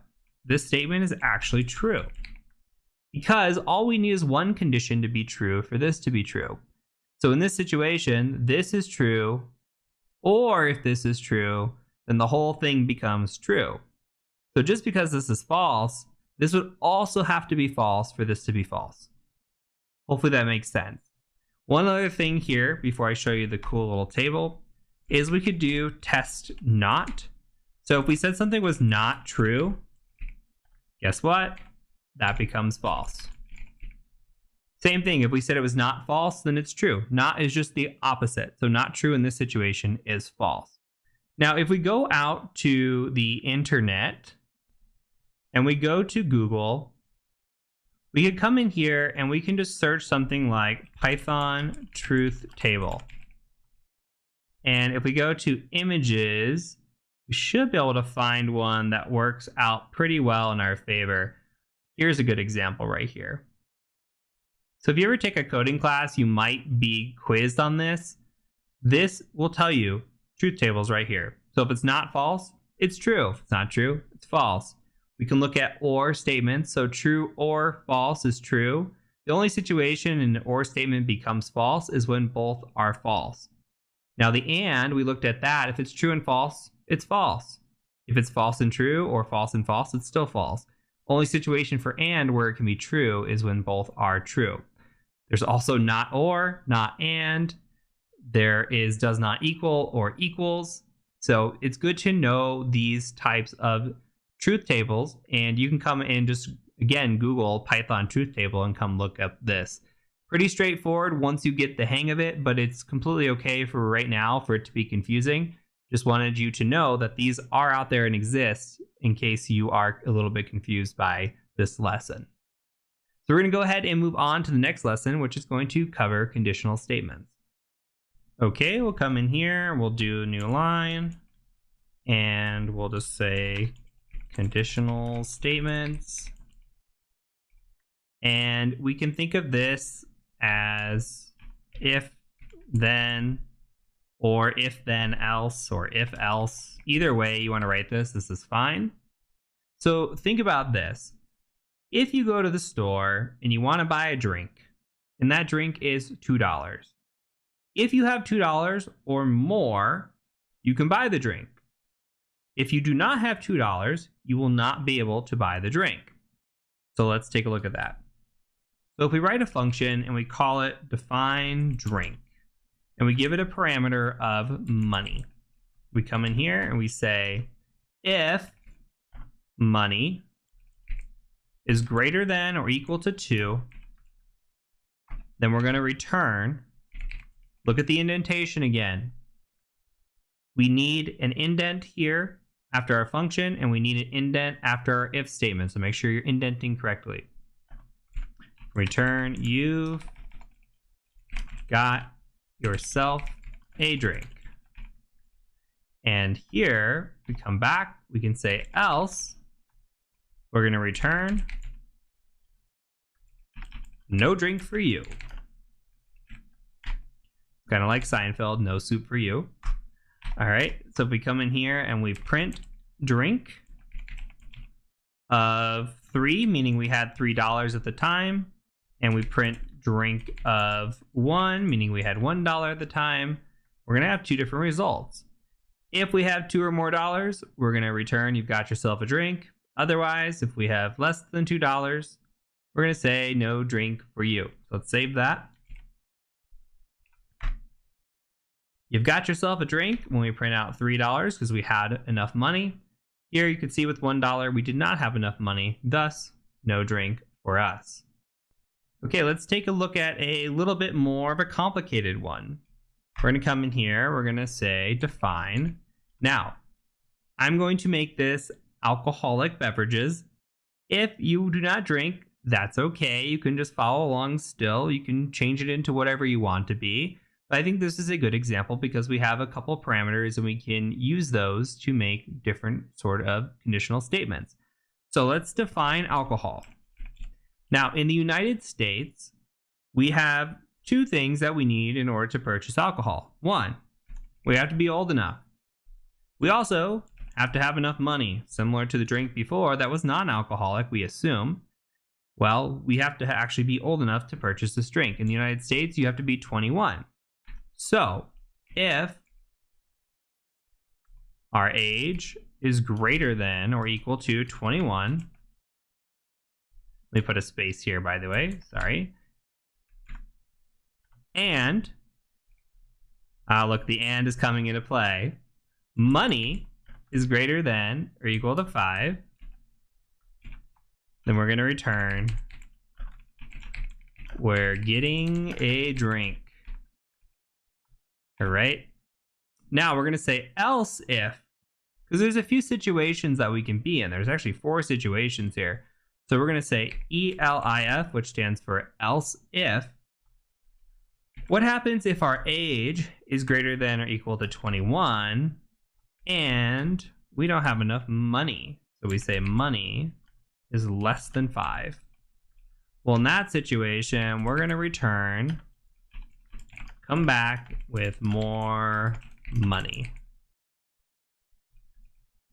Okay, and then what if we have another situation where we say age is less than 21 and we actually have money.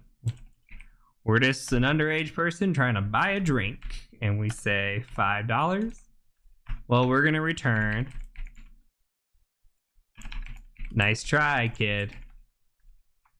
And then lastly, if we have no monies and we're not old enough, well then we can just return something like, you're too young and too poor. Okay, and then let's try these out. So we've got these different situations here again.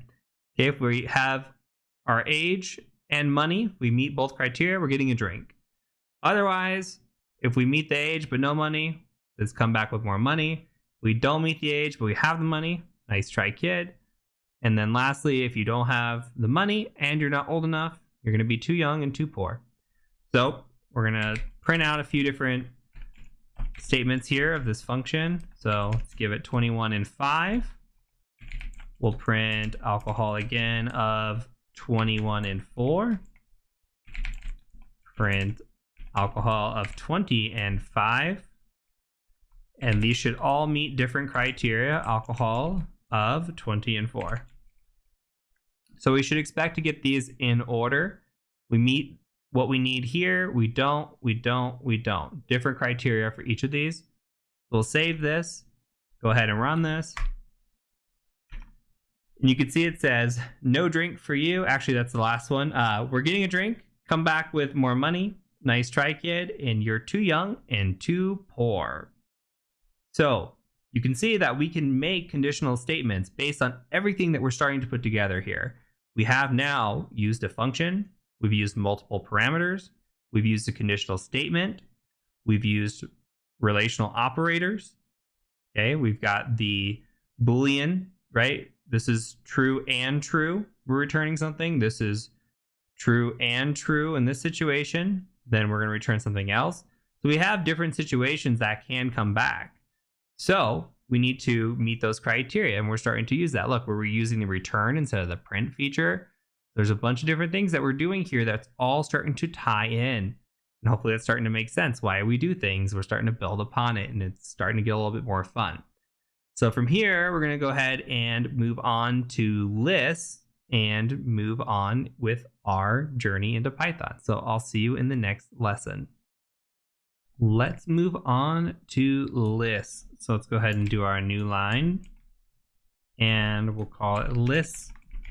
And the best way to think of lists, in my opinion, is that they have brackets, something like this. Now, lists are data structures. They are changeable. We can reorder them. They are basically just a group of elements. Now, everything within a list is called an item. And as I mentioned, the best way to think about lists is that they have brackets. Just like a string might have quotes around it, lists will have brackets around it. Now, again, we need to remember these are changeable. We'll talk about something here in a little bit that is not changeable, which is called a tuple. Now here, let's go ahead and declare a list. We're going to say movies. And I'm just going to list out some movies that I like. And we can do a bracket, and I can say when Harry met Sally. We'll just give these as strings. I like The Hangover. And I like The Perks of Being a Wallflower. Now you can add whatever you like here. And my hangover here, by the way, I have the hangover here. My hangover on the line here is just because my notepad here is not wide enough. If I made it wider, it would actually just continue on. So don't confuse this. If I hit enter, you'll see it goes to 148. So my wrapping does not mean I went into a new line. And lastly, we'll just say The Exorcist. And we'll close the list off with a close bracket. So if I wanted to print the first movie in the list, if I wanted to print When Harry Met Sally, I come in here and I print movies, and I wanted to say 1. Do we think that would print the first item in the list? Go ahead and hit save, print, and you're going to see that it actually prints The Hangover. So what am I doing here? I am calling an index. And our index actually starts with the number 0. So when we look at an index, we need to think of it as 0, 1, 2, 3. Always count starting with 0, not 1. Otherwise, you can return the wrong numbers, and this can get very confusing. Let's make sure we add a note to this. Returns the second item in the list. Okay, we're looking at the second item with the index of 1. If we printed, for example, movies, and we gave it 0, then we would see that this will return the first item in the list. Okay, we'll save that, take a look real quick. You could see that the first item is When Harry Met Sally, and that's exactly what we're getting returned, which is what we want.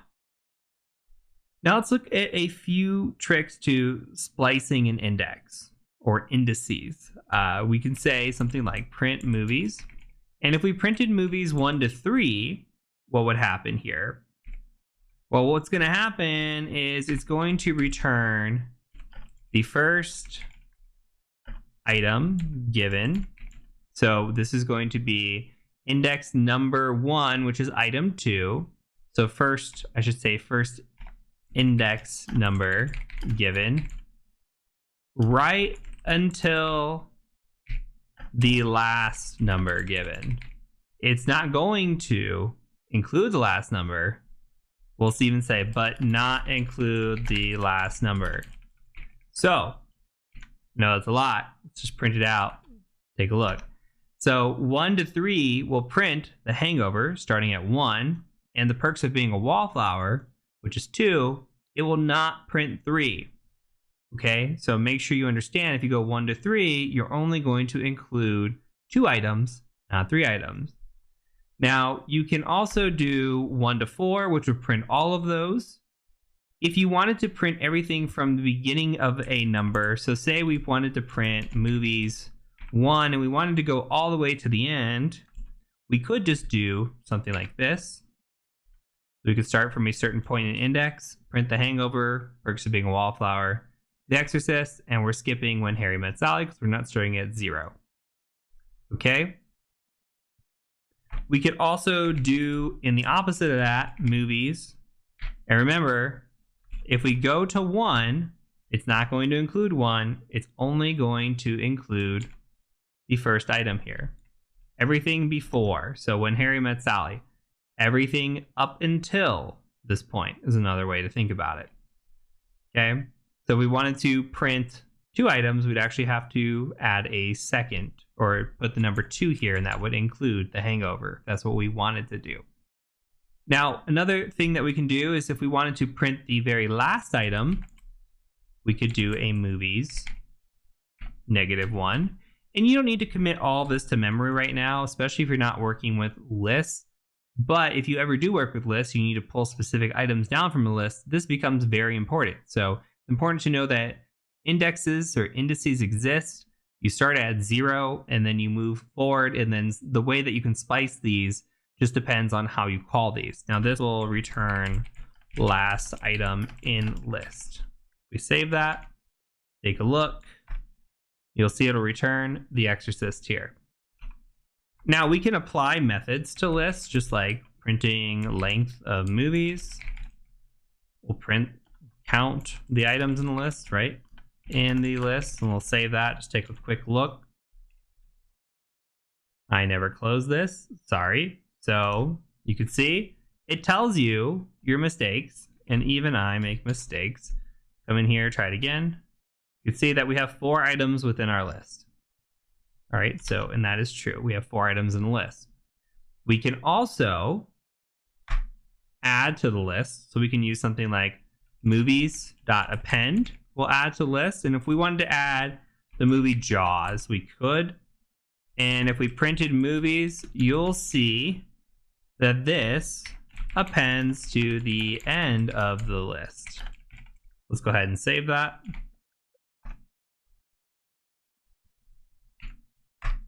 And you'll see now that Jaws is here at the end. Now, we could also insert a movie into the list. So if we did movies.insert, and we wanted to put in a specific spot. So say we wanted to put it in index 2, we could say 2, and then we could give it a movie, Hustle, the movie I just watched recently and really liked. And we can come in here and print movies now.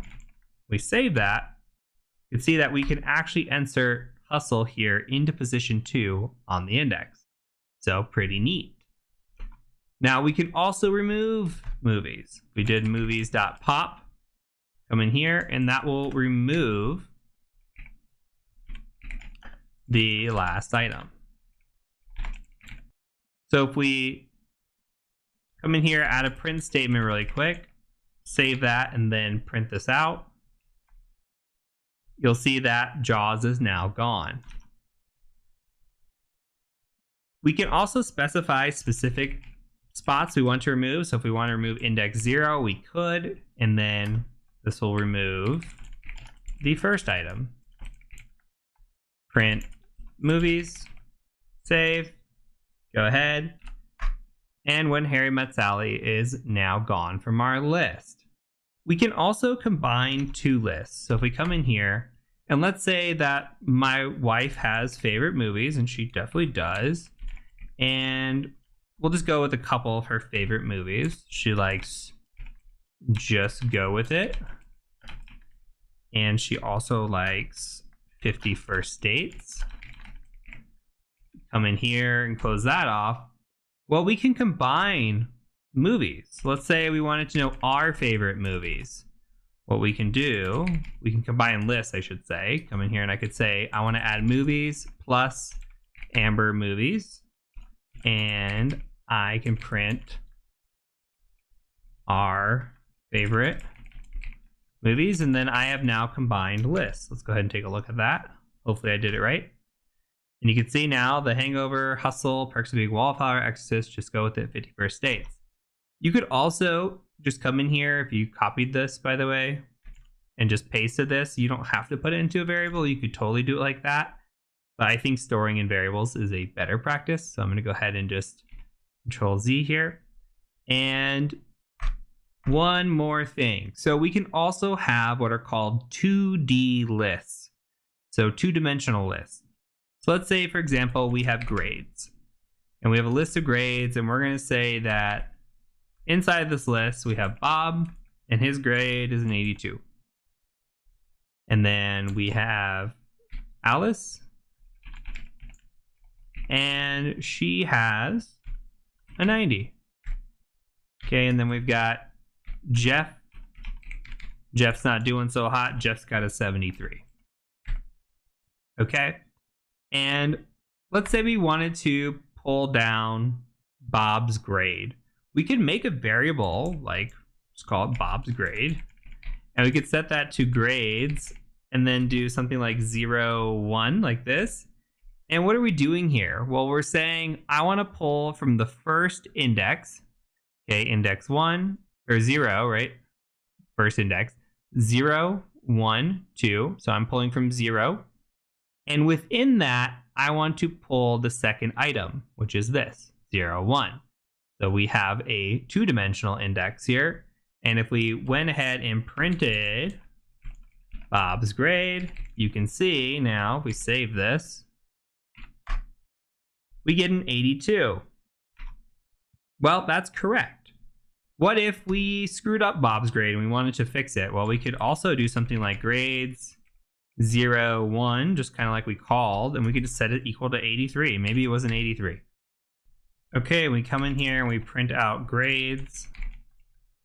You should see that this has changed. So let's go ahead and print this.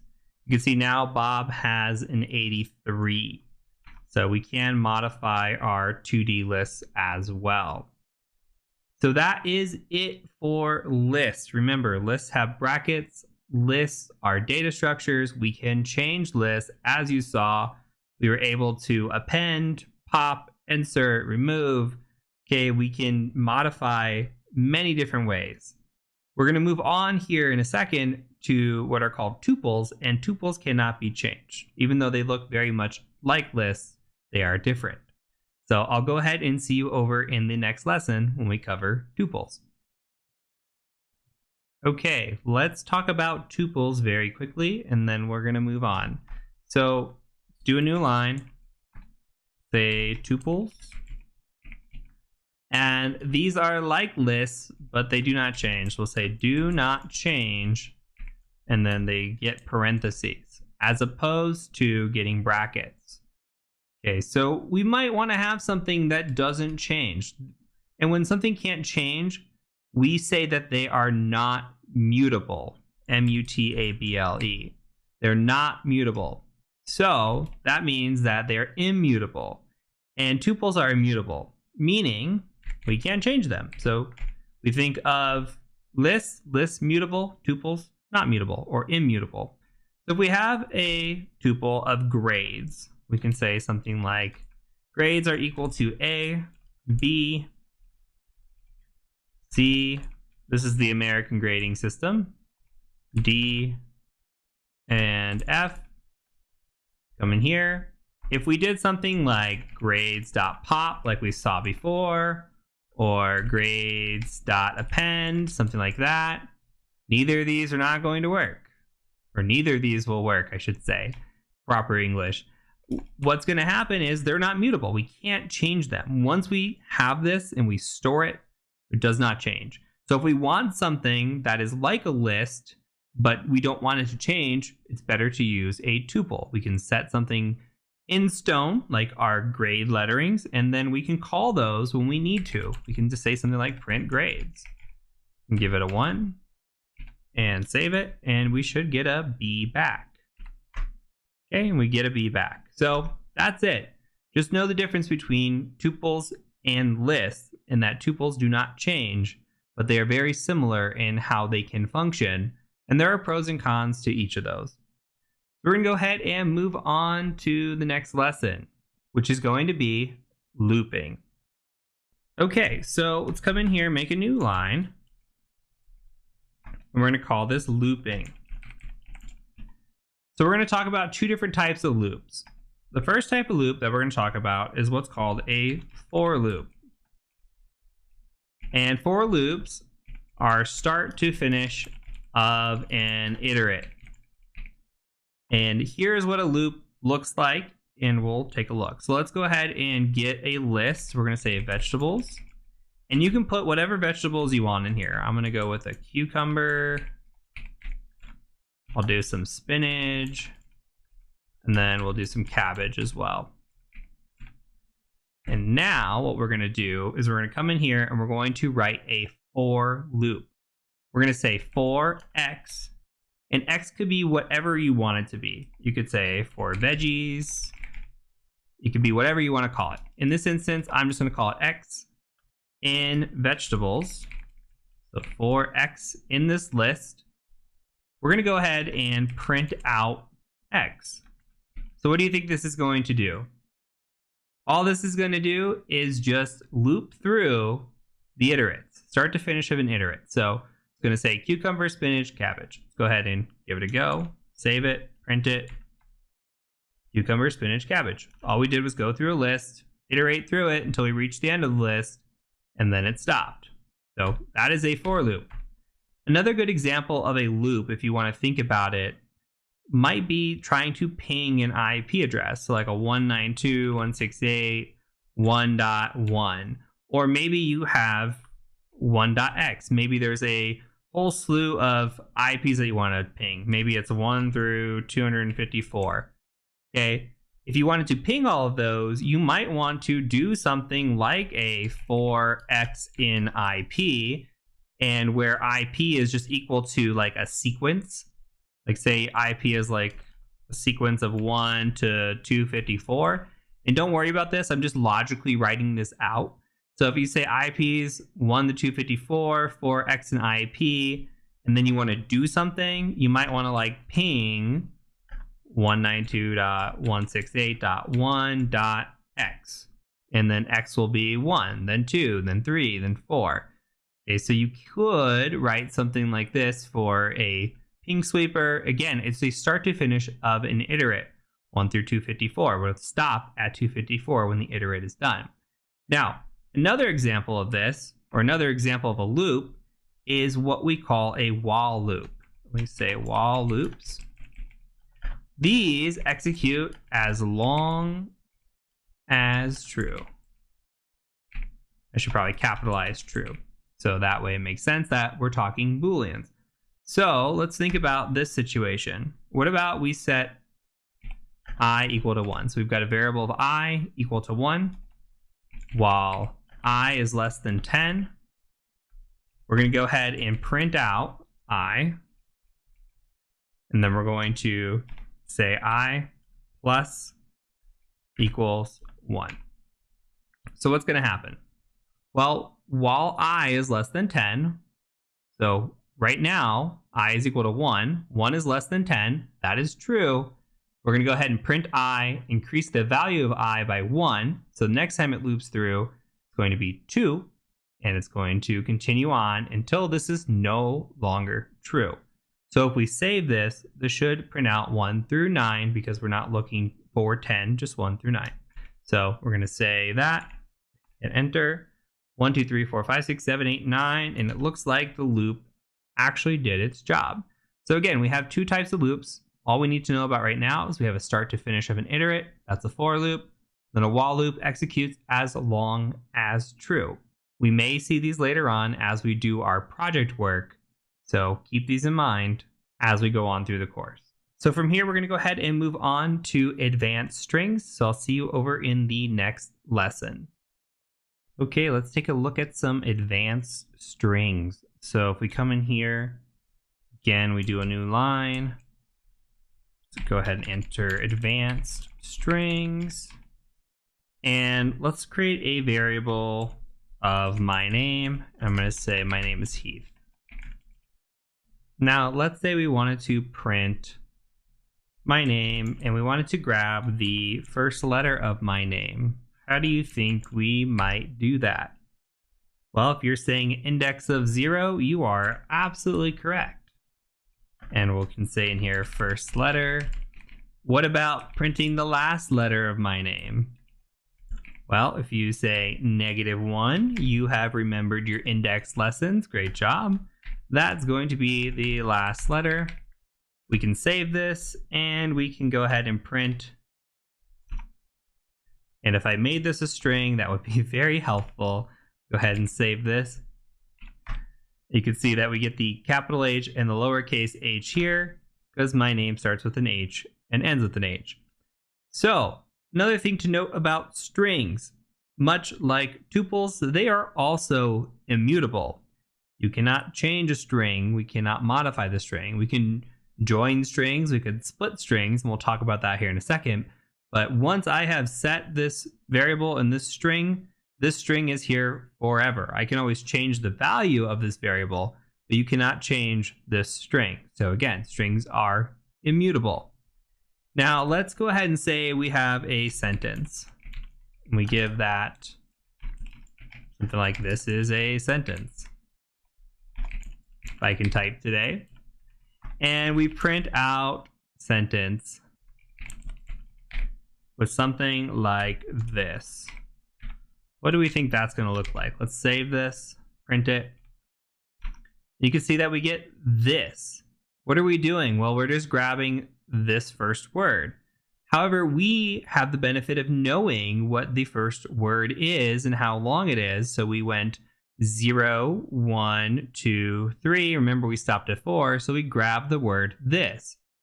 Well, what if we were in a situation where we didn't know what the word was or how long the first word was? We could use something like a delimiter. So we could say print. We could do sentence dot split. And if we do a dot split, we can just do it like this. And then this is a delimiter. And a delimiter says we're going to take something and we're going to split based on that. Now, the default delimiter in Python, if we just give it a split, is a space. So we save this, come in here. This is a sentence. Now, look at it, it's in a list. We could pull the first item if we wanted to and know the first word instead of having to split it like this or pull it out like that. So We could do something like this as well. This is just a proof of concept that's a little bit fun. We go sentence, split, and we say that is equal to sentence dot split. Okay, and then we also create another variable and we call that sentence join, and we say that is equal to space. We're giving it a delimiter to join on. Actually, we're telling it what to add in between the different words that we're pulling out. So we're adding a space here. And we're going to say join sentence split like this. And if we print out sentence join, what do you think we're going to actually have happen here? I'm going to save it. Guess what? This is a sentence. So all we did was deconstruct this sentence. Based on the delimiter, it came out to this is a sentence, and then we joined it back together with a space. So every one of those got a space in between, and that's it. So that's just a nifty little way to show you that splitting and joining is possible. And again, this is still immutable. Even though we're messing around with the strings are immutable. So let's take a look at a few other things here. I mentioned in the beginning of the first lesson when we were talking about strings initially that we might have different ways of using single quotes and double quotes. And think about this, like what if we had a situation of quote and we wanted to say something like, he said, give me all your money. Well, with this situation, what are we going to do? What if we wanted to add quotes here and say, give me all your money? We do that because that is a quote. Well, it looks like it's kind of messed up. We're not seeing it in green. It kind of looks funny. What we can do in this situation is we can use single quotes if we wanted to. Or we could flip this around, by the way. We could use single quotes on the outside and then double quotes on the inside if we wanted to use double quotes here. And I could save this. Let's print out quote just to show you, and then we can save this. Another thing that we can do, though, is we can say something like quote, and then we can just do he said, and we can do character escaping. So we can do give me all your money like this. And now Python knows that everything within these escaped characters is ignoring this double quote here and ignoring this double quote here. So we're escaping that, and then we can print it, and hopefully we did this right. Go ahead and print. You can see now it says he said give me all your money in double quotes, while we also use double quotes on the outside. So we can use character escaping if we want to. Just know that we'll have to use this backslash in front of each of the characters that we want to escape. Okay, let's take a few more examples here. So if we say something like a variable of too much space, what happens in a situation where we have, like, you can just add as much space as you want in here, it doesn't really matter. We have a string with a lot of space in there. Well, we can strip this out. We can print too much space, and then we can do a dot strip. And the strip is going to take the delimiter of a space as default.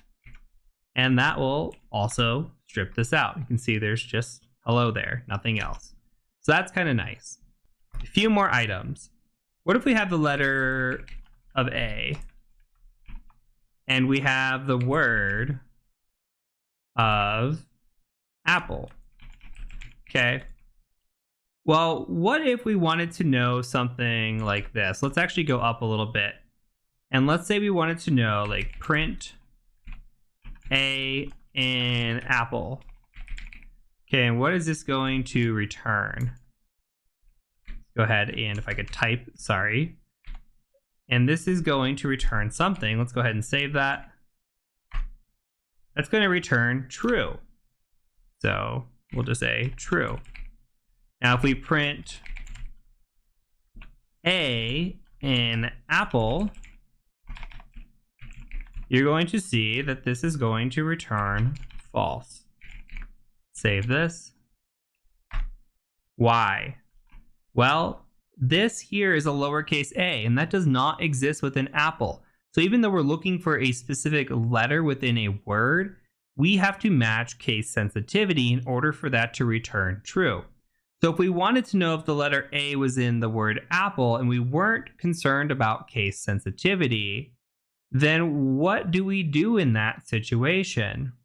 Well, this brings something up that we did a little bit early on, which is using lowercase. Remember the lowercase method? We can say print, and then we can come in here and say letter.lower.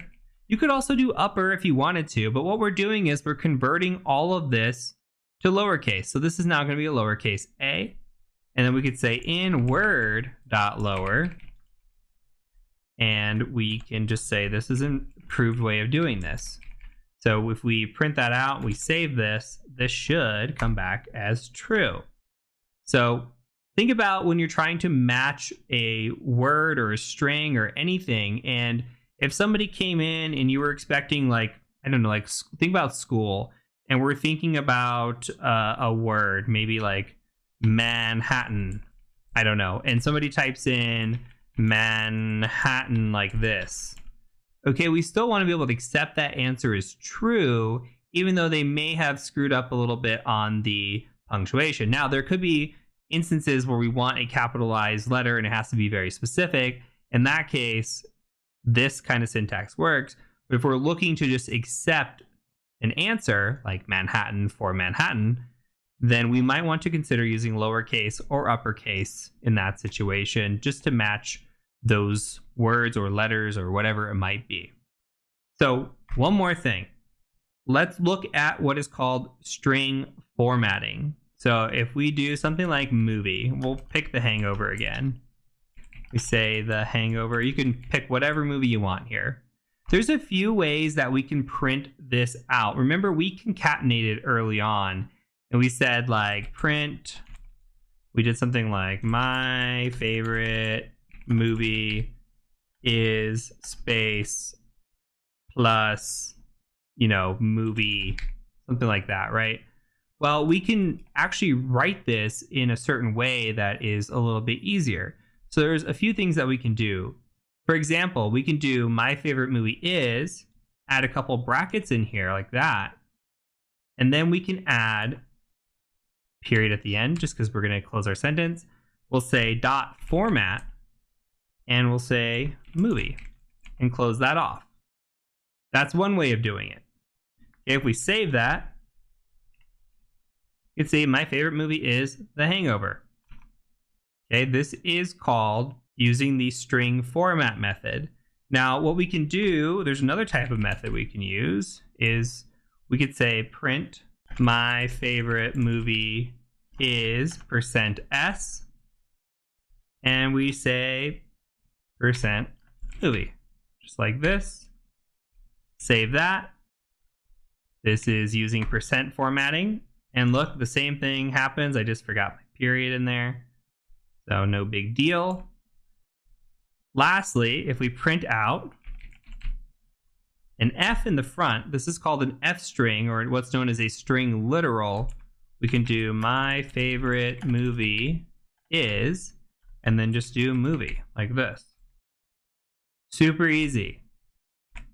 And we have moved off of using the format method and the % method into this F string or string literal. And we come in here and save this, tab up, print, and you can see my favorite movie is The Hangover. So that worked out perfectly well. You can use any of these to format, but just know that the F strings are the latest and the greatest way of doing it in Python 3. So that is it for this lesson. We're going to go ahead and move on to dictionaries. Okay, so we'll add new lines in here, and we'll say dictionaries. And we can think of these as key value pairs. And also think of these with the curly braces like this. So we've seen lists like that, and we've seen tuples. Now we can think of dictionaries with the curly braces. So let's go ahead and we're going to put some drinks And again, I'm going to use alcoholic beverages. You do not have to do that. You can use whatever drinks and prices in here that you want, but we're going to have a key value pair. So our key is going to be the drink. So first drink I'm going to pick up is a White Russian, and the value is going to be 7. Let's say that a White Russian costs $7.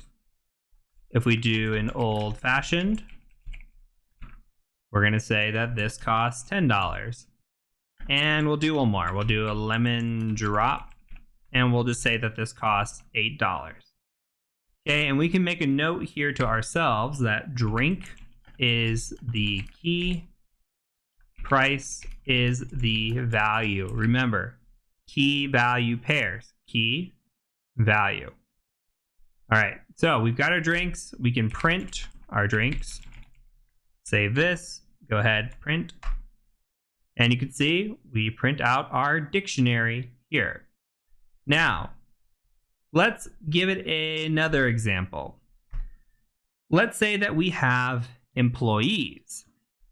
And this could be a good example. So we say we have employees, and I really like the show Bob's Burgers. So I'm going to use Bob's Burgers here as an example. Let's say we have different departments. We've got the finance department. And in the finance department, we actually have a list of people. What if we've got Bob, we've got Linda, and we've got Tina, all in finance. We can also have another department. Let's have IT. So again, that's the key, and the value is going to be this list that we're putting in there. So Jean, Louise, and we'll throw Teddy in there as well. And that one, and let's do one more. We'll do HR. So HR, and we'll put in here Jimmy Jr., and we'll also put in Mort. Again, you can put whatever you want in here, and if you need to pause, if you're trying to follow line for line, word for word, you need to pause and type this out, feel free to do that. I'm going to go ahead and print out our employees just to show this. Make sure I type this all right because this is a lot of syntax. And we've got finance, IT, and HR. Looks like we did a great job. Awesome. So let's say I wanted to add a new key value pair. I could do that in a couple of different ways. We can do something like employees, and we can just say something like we want to add a legal department. All right. And in the legal department, we're going to have just one person. We'll just have Mr. Frond. He's our legal team. Okay, and we'll just say adds new key value pair. Save that. Actually, let's print employees so that way we can actually verify. Save, print. And you can see legal adds Mr. Frond. So we are adding to the end of our dictionary, just like we added to the end of our list. Everything gets appended to the end unless we specify otherwise. Let's go ahead and come in here.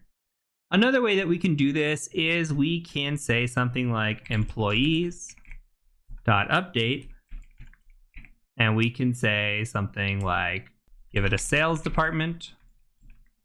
And in the sales department, we'll have Andy, we'll have Ollie. Close that off. We're also going to have to close off our curly braces, and we'll close off our parentheses. And if you have a decent notepad, it'll show you where your items are, so that way you know you're closing things off correctly. So we've got 3 different types of syntax going on there, and it sometimes can be hard to read. So here we could say adds new key value pair as well.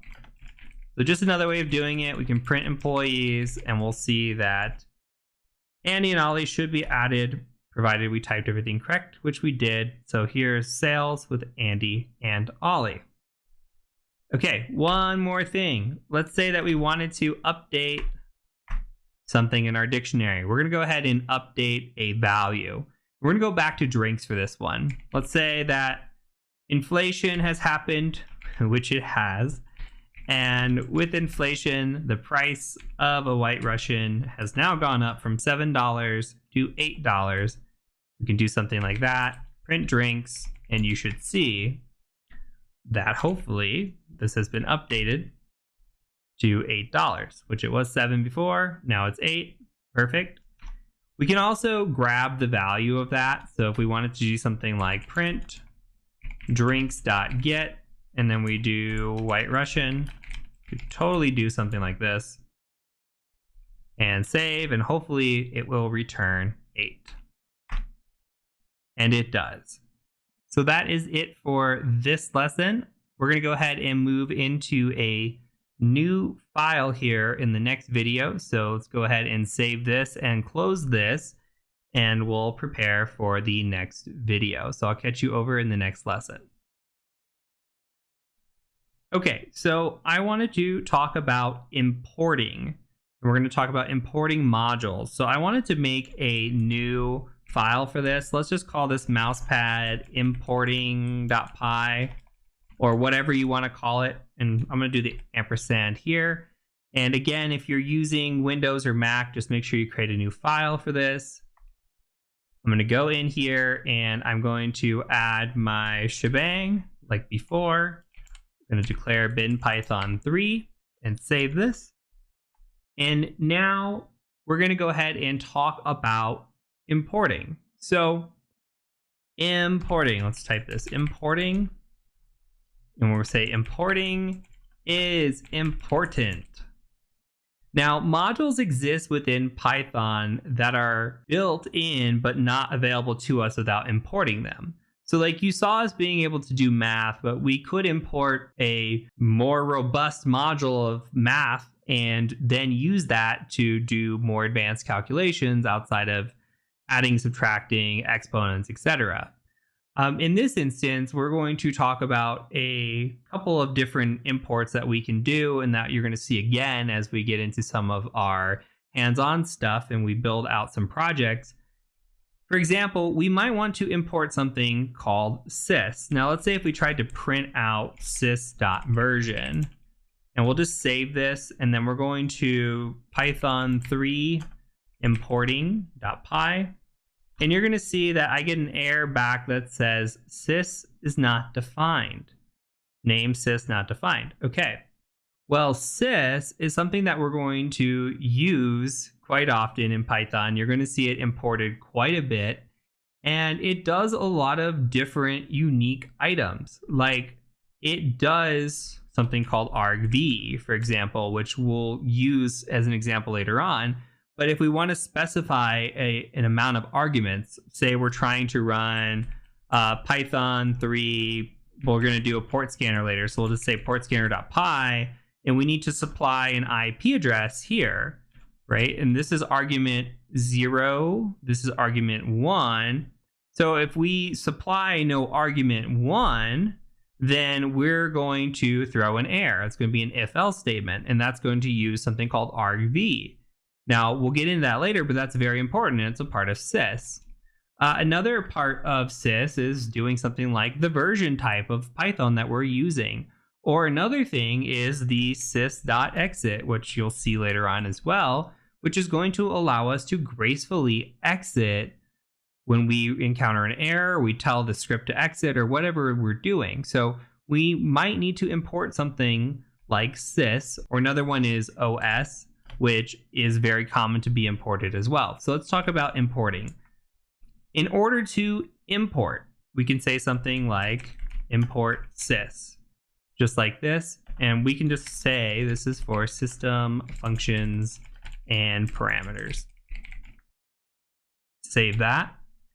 And let's go ahead and just print this now and see what happens. You can see now that sys has been imported, even though it wasn't built in automatically, we can import it. And you can see now it tells us, hey, we are running on version 3.10.5 of Python. And it was downloaded on June 8th, 2022, or built on June 8th of 2022. So from here, let's go ahead and import something else. Let's go ahead and import date time. And we can import from something. So I know this is going to be confusing, but we can import specifics from a module. So we're just importing the date-time feature from datetime. Even though they're named the same, just know that we can import specifics. We don't have to import the whole thing, even though we totally could just import the whole thing as well. So here, for example, we can say print datetime.now, like this. And you know what this is going to do? It's going to tell you what the date and the time is. And I apologize, this is backwards. It's from datetime, import datetime. So again, your syntax will tell you where it's wrong, and it is perfectly normal to make mistakes. I leave these in the video so that you see that I am human too, and it's completely normal to make mistakes like this. So go ahead and do your script now, and you'll see that it gives the date and the time. So right now it is July 6th, and it is 2 o'clock in the morning. I am a night owl. Now, one other thing that we can do is we can come in here and we can, from datetime, import datetime. And we can also give this an alias. We can say as DT. What if we don't want to write datetime out? We just want to do DT. Just like we didn't want to write new line out, we did NL. Same kind of concept. So we can just say import with alias. And instead of saying datetime.now, we could just say dt.now. Save that. Go ahead and print it. You can see it still works. So absolutely the same thing. We're just giving an alias, making it a little bit easier to run. Okay, so that is it for this video. Let's go ahead and close this out, and then I'm going to meet you in the next video when we're going to talk about sockets before we get into building out a port scanner. So I'll catch you over in the next video. Okay, so let's make a new file, and we're going to call this s.py. And again, create this however you want to. If you're using Linux, you can follow along like this, or just create a new file in Linux or Windows. Again, we're going to shebang this up here. I'm going to give this a bin Python 3. Now, this isn't incredibly necessary if you're running on Windows or Mac, but this is just best practice for me. This is the location of my Python. Even though I'm not actually calling it, I am calling it with Python 3. So this isn't incredibly relevant as long as you're using Python 3. Now, we are going to deal with sockets. So sockets. Now, sockets are what can be used to connect two nodes together. So we're going to use this to connect to ports and IP addresses. If you're unfamiliar with computer networking, that's okay. But what we're looking for is a port, and we're going to look for that port on an IP address. And on that IP address, if that port is open, we're going to make a connection to this. We're going to build a port scanner in the next video or later on in the lesson, and you'll see this in action. Right now, I just want you to notate, understand what we're doing, and then I'm going to demonstrate an example that you do not have to follow along with, and you might not be able to follow along with. So that's okay. But just know that sockets are used to make a connection between ports and IP addresses, and you'll see that here very shortly. So you do not name this, by the way, socket.py. If for some reason you came in here and you named this socket.py, this will break Python because we are going to import socket. So make sure that you come in here and you rename this if you named it socket.py. It's very easy to do that, but that will break the socket.py, which is what we're importing here. So with this, we're going to set a couple of variables. We're going to say host is equal to 127.0.0.1.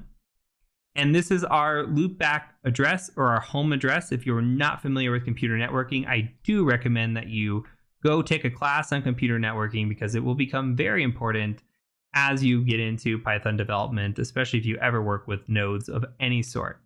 So other thing is ports. So we have ports on our machine that we can connect to. We're going to be using TCP. If you do not know what TCP is or what the ports are, that's okay. You can still follow along, but know that there are 65,535 available ports.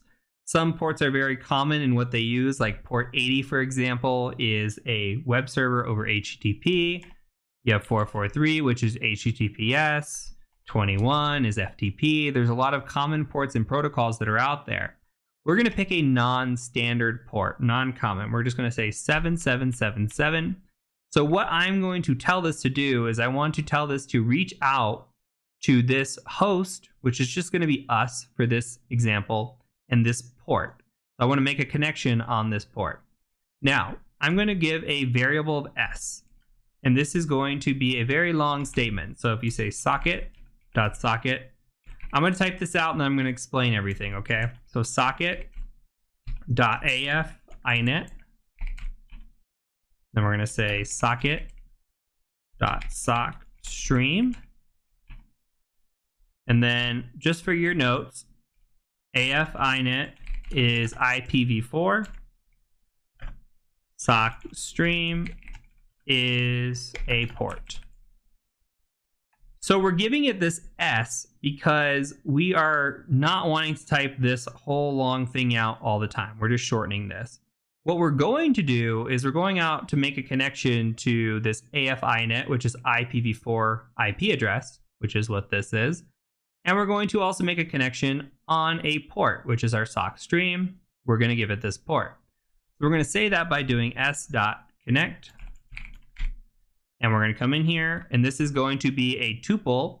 So we're actually going to use double parentheses here, host port. Okay, and we could come in here, by the way, and we could just put in 127001 instead of using a variable. But I like to use variables because it's best practice, but you could hard code this in if you wanted to. But here I just like using the variables. Easier to change, especially if you're coming in here and you're writing in a bunch of host port calls to the variable. It's easy just to have it in one place as opposed to hard coding this. Okay, so I'm going to go ahead and save this. This is where I do not expect you to follow along because you might not have the architecture behind it. Now, as I stated in the beginning of this video, I am an ethical hacker by trade, which means that this version of Kali that I've been running on, or this version of Linux that I've been running on, is actually Kali Linux. And in Kali Linux, we have a bunch of tools available to us for pen testing and ethical hacking. One of those tools is a tool called Netcat. Now, Netcat is NC, and basically what it does is allows us to connect to open ports or establish a listener on an open port. So what I'm going to do is actually I'm going to open up a new tab here, make this bigger, and then I'm going to run this here. Just understand, if you've never used Netcat before, that's fine. I'm just opening up a listener on a port. That's all. Just worry about the L and the P for now. Listen on port 7777. Anybody makes a connection on that port, we're listening. So we are going to connect to ourselves because we wrote the script out to 127001, which is us. And all we're going to do is Python 3 s.py, hit enter. Nothing's going to happen. We don't have any print statements, anything crazy. But you can see that a connection was made from 127001 to 127001. And it made a connection on this port, and we connected on the other side on this other port here, which don't worry about that too much. If you're not familiar with networking, that's absolutely okay. But there has to be two ports being connected, one on one side, one on the other. So here, we made that connection. We didn't tell this to do anything else. We just said, hey, go out, listen for this connection. We made a connection. We established it. We did our job. We used our socket, and we are good to go here. We closed the connection because there was nothing, no instructions given or anything else. And that's all we needed. So what we're going to do now is we're going to, in the next video, build out what I call a terrible port scanner. And we'll talk about why it's terrible, but we're going to tie everything we've learned so far together and build something out that is actually usable with Python. So been throwing all these lessons and terms and everything out to you. Now we're going to apply that. And you're going to see how we can use that all together, and I'm very excited. So I'll catch you over in the next lesson when we start building out a port scanner. It is time to create our first project. And this project is going to be building out a terrible port scanner. And so let's go ahead and create a new file. I'm going to call this scanner.py. Give it the ampersand here if you're on Linux. And then we're just going to call this bin Python 3, save it, get the pretty colors going. And what we're going to do is we are going to create a scanner that is going to be something like this. We're going to type in Python 3 scanner.py, and then we're going to say IP address. We want to provide an IP address, and then it's going to go out and do port scanning on that IP address. So hopefully we can build that out. For now, let's go ahead and import a couple of things. I should say a few things. We're going to import sys, talked about sys. We're going to import socket, talked about socket. And from datetime, we're going to go ahead and import datetime. So none of this should be new to you. So first thing that we're going to need to do is define our target. So we need to set up an if statement. I'm just going to say define our target. And what I want to say is if the length of sys argv, and I'll explain this in a second, is equal to 2, then we're going to set a target variable. Target is going to be equal to socket.getHost by name. And we're going to say sys.argv1. And all this is going to do is translate host name to IPv4. All right. Let me make the else statements. I'm going to come back. I'm going to explain everything, okay? So if we do else, we're going to print out invalid amount of arguments. And also print out syntax Python 3 scanner.py IP address. Something like that, okay? Go ahead and close that off. Okay. So we're taking a method of length and we're saying sys.argv. We spoke a little bit about argv in the importing section. Argv is going to be the amount of arguments that we are giving. So when we come in here and we type in Python 3, okay, our first argument, argument 0, in theory, is going to be scanner.py. The second argument, or second index, index of 1, is going to be the IP address that we give. So 192.168.1.1 or whatever it might be. So we need to have 2 arguments. If we have a third argument, it's going to break. If we don't have a second argument, it's going to break. If we just type in scanner.py, it'll break. If we type in an IP address, like 1.1, and then we type in something here, it's going to break because there's too many arguments. So if it doesn't meet this specific length, then what we're going to do is print out invalid amount of arguments. Here's the syntax. Give somebody some help here. If it does meet the length, then what we're going to do is we're going to set our target equal to socket.getHost by name. And all this is saying is we're going to get host by name of sysargv1. That's our IP address. Now this is going to translate a host name to an IPv4. So in case, for example, if you did Python 3 scanner.py and you had a host name like, I have a host in my house called Punisher. Like if I gave it Punisher and my DNS knew internally that that translated to a specific IP address in my network, that's fine. This will translate. Okay, easy enough. But we could also just give it an IP address. So that's what we're looking for here.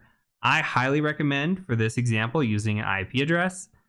In previous lessons, when I've taught this before, somebody has tried typing in a host name and it doesn't always go as planned, though we will talk about adding error exceptions for that here in a little bit. So right now, all we need to know is we're trying to set this up with these arguments. Now, this is not the best logic. This is something that will work for our needs because we are building this out. But if we're building this out for somebody else, this logic's not great. And this is why I call this a crappy port scanner, is because it's not the best. We're only doing it for proof of concept and to learn what we've learned so far. But think about this in another way. Think about if we're running 2 arguments. Well, I could give this an argument. What if I come in here and I say python3 scanner.py, and I give it the second argument, but I give it like 192.1 or something like that.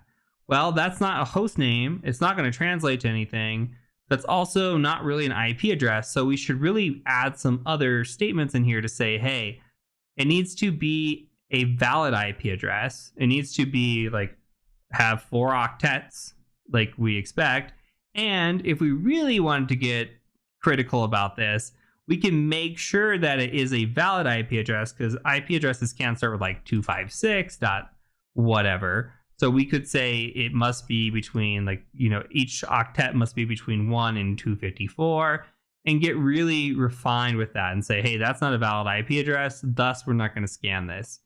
But we don't have to worry about that right now. I'm just saying the logic behind it, we need to start thinking about, well, how can a user break this? We know how to run it, but if we gave this to somebody else, how would they run it, and how could they break it, or how could they typo something? So these are things to think about as we go. So for now, we've added this in. We've got this in here. We could test this if we just save it. We come in here and we just say python3 scanner.py. We don't give it any arguments. You'll see that it says invalid amount of arguments, python3 scanner.py is the syntax. Perfect. Don't give it an argument right now because it's going to break if you don't have DNS translating properly.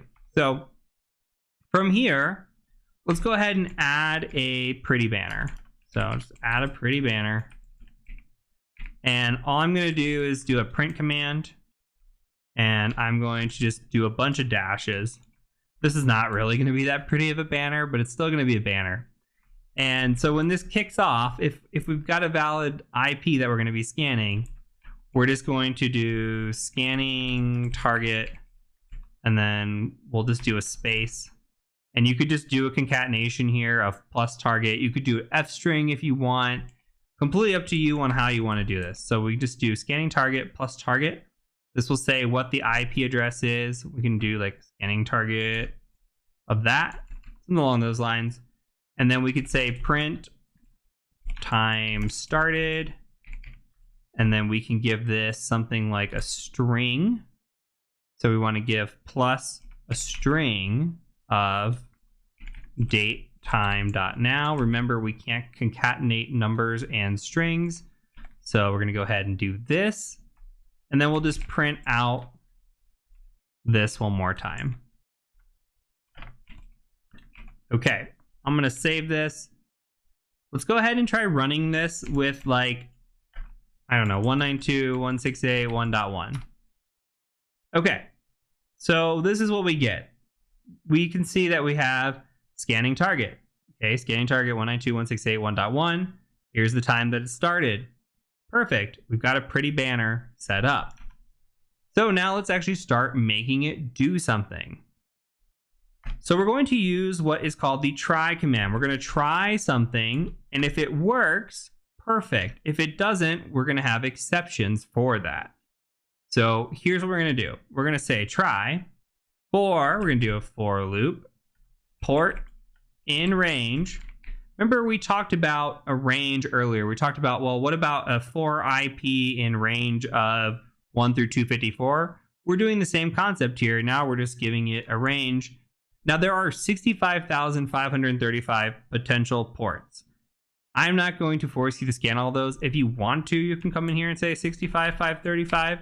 This is not threaded. We are not doing any sort of speed runs here. This could potentially be a slow port scanner. So it is best, in my opinion, to do like a port scan between 50 and 85. And the reason I do this is because we're going to scan or attempt to scan our home router, and usually DNS is open on that, and usually port 80 is open on that. So I'm trying to look and see if we can find a couple ports that might be open. So for port in this range, what we're going to do is we're going to set our S equal to that lovely socket.socket, socket.afinet, and socket.sock_stream, just like that. And then we're also going to come in here and we're going to do a socket.set default timeout to 1. So if it responds back or doesn't respond back within a second, we're just going to move on. We don't want to stick to scanning a port, waiting for it not to respond back to us, and then the script takes long and longer. So we just want to make sure that we set our default timeout to 1 there. And then what we're going to do is we're going to go ahead and set a variable of result. And result is going to equal to s.connect_ex. And I'll explain all this in a second. Target and port. All right. So what this is doing here, actually, let me type out the rest and then we'll go back. We're going to say if result is equal to 0, we're going to print out port. We can do is open. So now we can come in here, we can do a format port if we want to. You could use an F string here if you want to. So we can just use an F string. So I'm just showing you examples, but you can say port and just do an F in front of this. Okay, port, whatever is open. And then we're going to close the connection. All right, let's read through this. Make sure we understand what's going on. So we're going to do a for loop for port in the range of 50 to 85. So we're going to start with 50, then 51, then 52, go through that process. We are setting a variable of s equal to this because we're going to gather the IPv4 address and we're going to gather the port that we're trying to connect to. Now, our IPv4 address, here's our tuple right here. We are saying I want to connect on target and port. Target is going to be supplied by us. We're going to use argv1. So we're going to supply the IP address and the port is going to be this range here. So for port in range, we're declaring port here. Now this s.connect_ex, this is an error indicator. So if a port is open, the error result returns 0. If a port is closed, it returns a 1. So if the result is a 0, we're going to say, hey, this port was open. If it's not, it's going to close out and we're going to close this.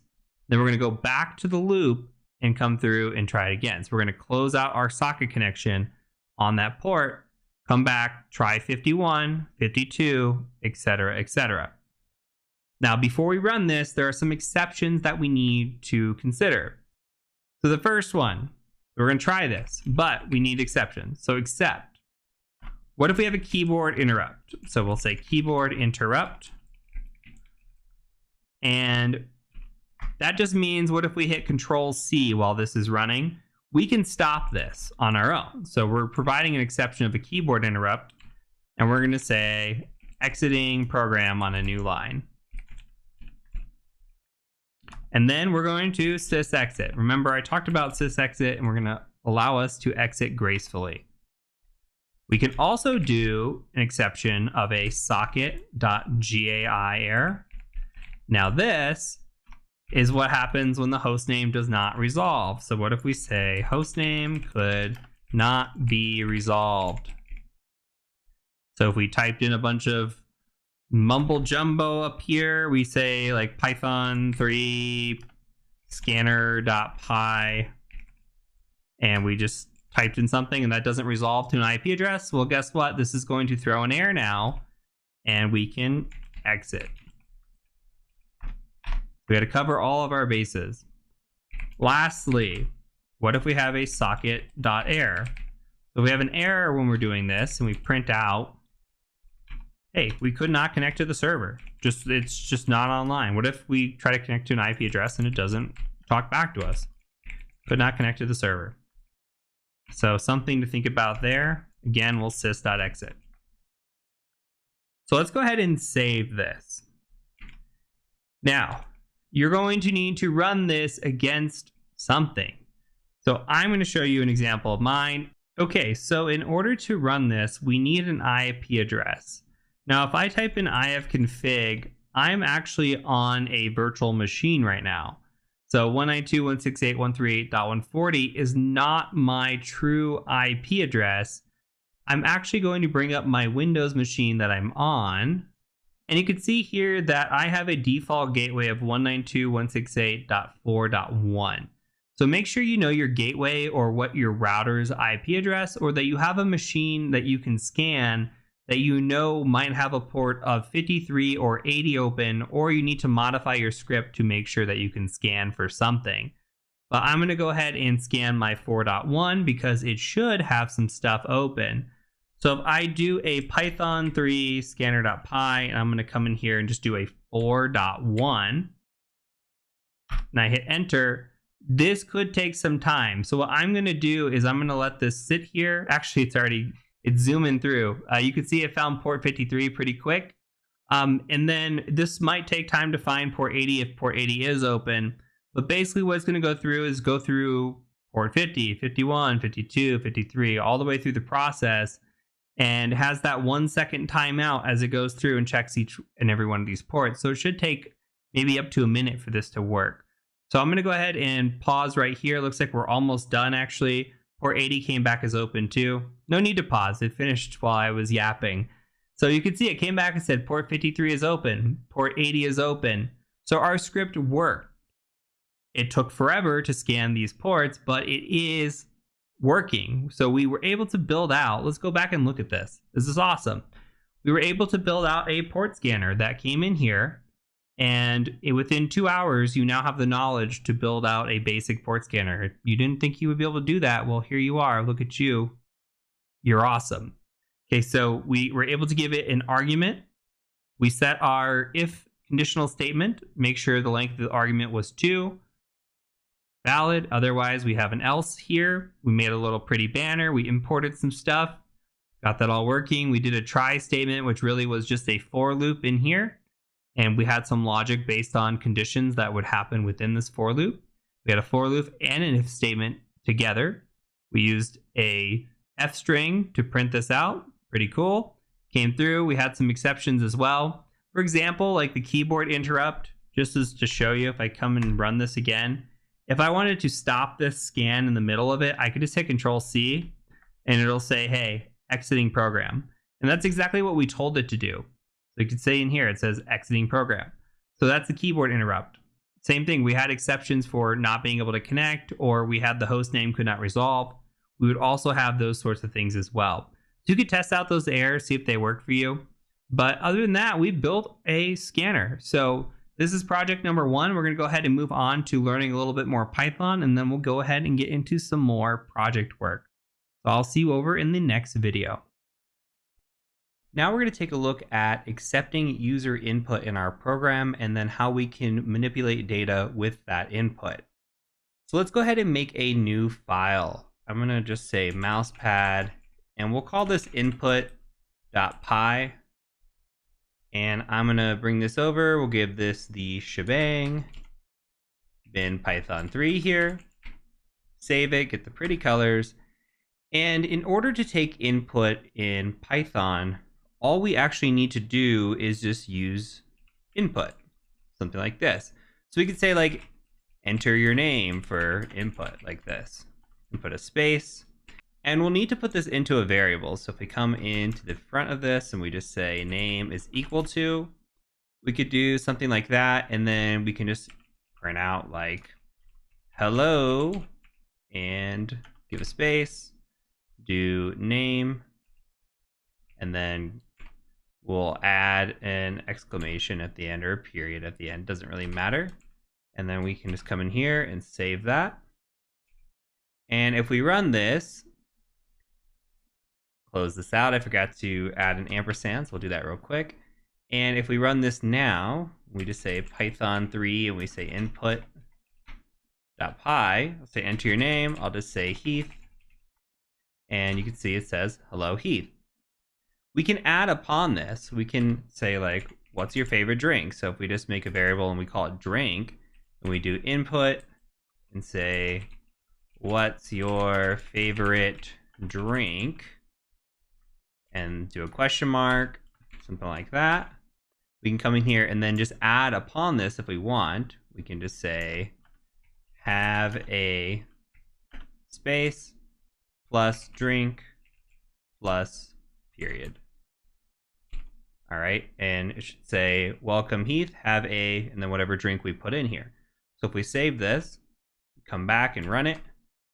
Okay, I'm gonna put Heath as my name, and then White Russian is my favorite drink. And it says, hello Heath, have a White Russian. So we can easily accept input like this. So let's think about if we wanted to build out a calculator. I'm gonna go ahead and delete this. What if we wanted to take input and make a mini calculator? We could definitely do that. So what if we had two numbers and we've been taking X and Y? So if we said X is equal to input, and we'll just say, give me a number, and then we'll do something like that. And then we can also do Y and also make that input give me yet another number. You put whatever you want here, by the way. And if we do something like print X plus Y, and we do that, let's save it, and let's see what happens here. So I'm gonna print this out. We'll give a number, we'll do 3, and then we'll do 2. And it gave us 32. Why is it doing that? Well, what it's doing is it is taking these and giving this to us as a string. So we need to either do an integer here and put this in an int, or we need to take this as a float. So if we think about this from the past, if we want to only take integers, we can, but if somebody were to put in like 8.7 or some number here, and they gave that to us, well, we would only take the 8 and we would leave off the 0.7. So I think if we're building out a calculator, it's better to use floats. So we can just come in here and say float, and we'll put this all in parentheses, and then we'll do the same thing right here. So now when we come in here and we save this and run this again, what should happen is this should work properly. So if we did like 3 and then 3.2, you'll see that we get 6.2, which is proper. That's awesome. Well, what if we wanted to build this out further? We could make this into a situational thing. What if we not only wanted to do an addition, but what if we wanted to allow the user to say, I want to add or subtract or divide or multiply or maybe use an exponent? We could do that. So what if we added another variable and we just called this O for operator, and we just took that input and we just said something along the lines of input, give me an operator, right? And maybe we put this in the middle here, so that way we're not just getting two numbers. Maybe we want to take that and we want to say something like this. So that way it'll say, give me a number, give me an operator, and then give me another number, and we'll print that out. So now let's think about how we want this to flow. If we want this to work with a addition like we already have, we might want to come in here and just say something like if O for our operator is equal to a plus sign, well then we'll come in and just print out X plus Y. And remember, the indentation is important here.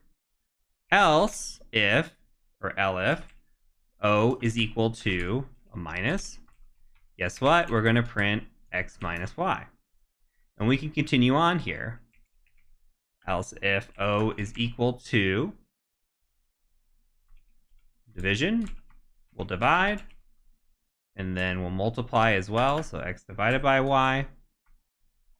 Else if O is equal to multiply here, we'll go ahead and multiply that. And let's throw in an exponent for good measure. So let's do elif O is equal to an exponent. That's 2 asterisks there. And then we'll just print out X times Y. So we've got a mini little calculator here. And we need to end this with an else statement. So what if we take input that doesn't belong here? If it doesn't match one of these operators, then we can just print something like unknown operator.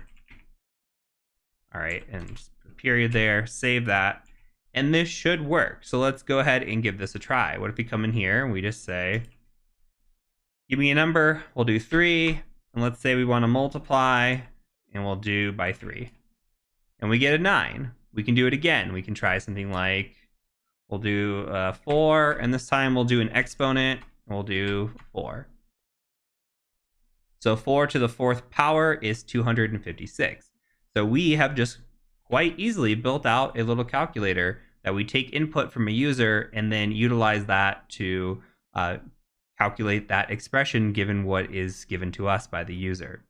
Now let's think of something else here, just as an aside.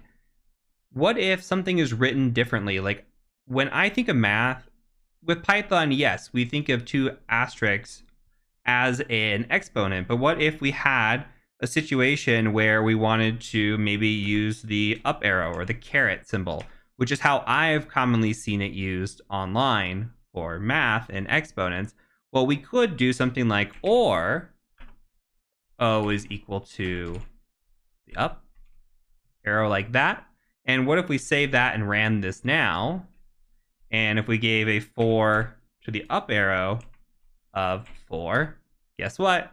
We still get 256.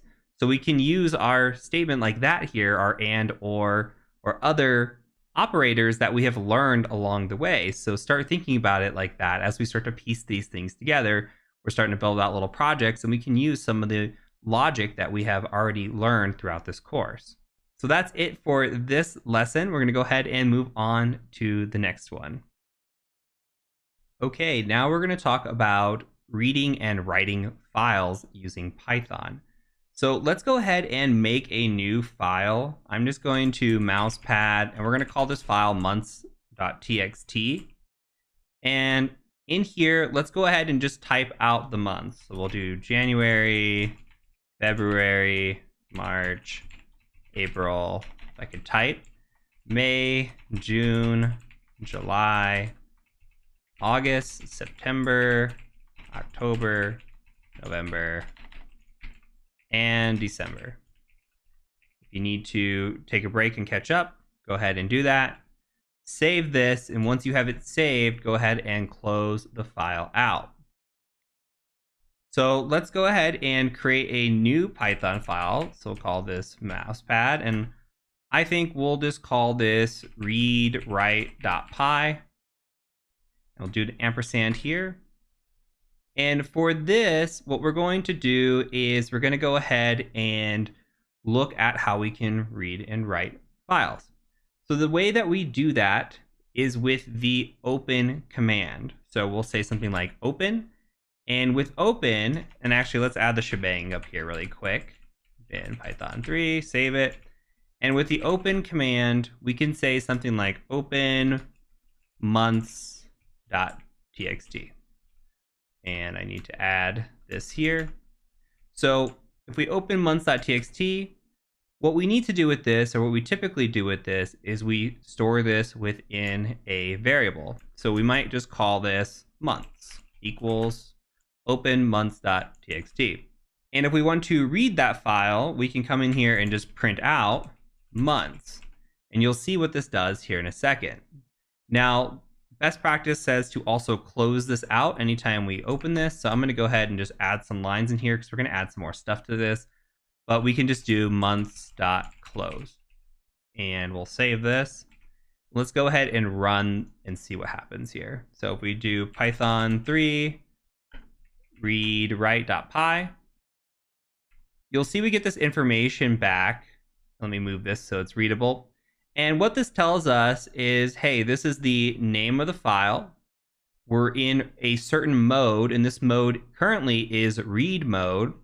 And we get the default encoding here of UTF-8.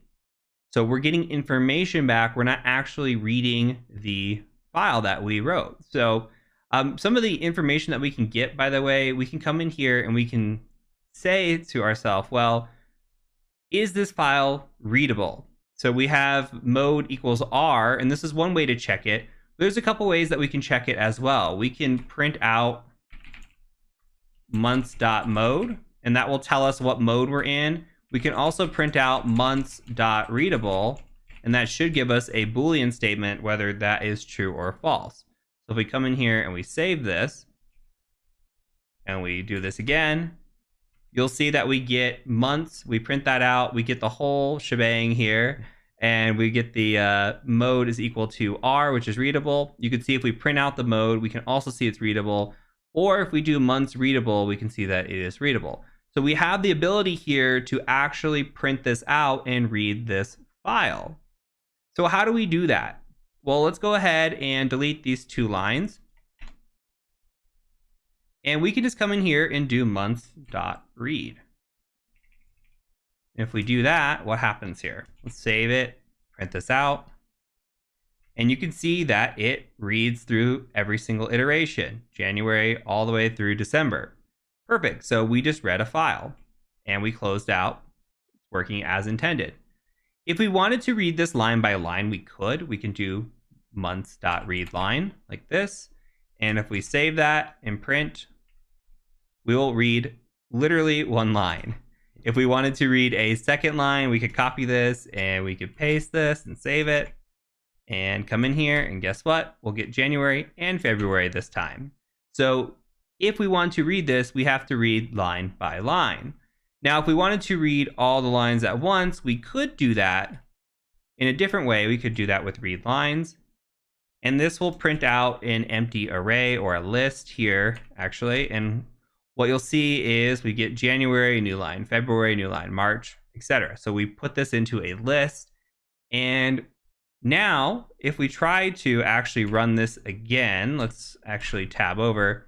If we try to run this twice, look what happens. I'm going to print this and save this. So we have the first list here, and then we have a second list here. The second list is empty.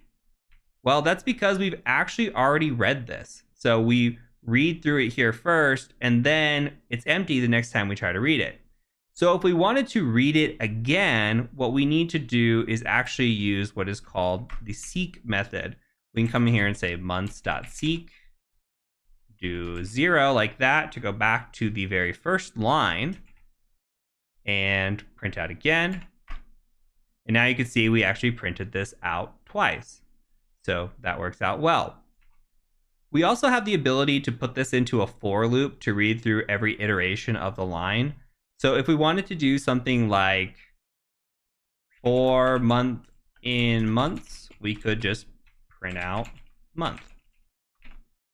All right, and that should iterate through everything in here. So save that, print this. And you can see that it indeed does print through everything. We can also add the .strip at the end of this. Save that, print, and you can see that we strip out any of the new lines that are in there. So you saw we got some spacing in here, it's a little funky. So if we came through and we just added the .strip, that makes our for loop a little bit better. So again, remember, what we're defining here is whatever we want. We can call this for X in months, make this an X, and it's the same thing.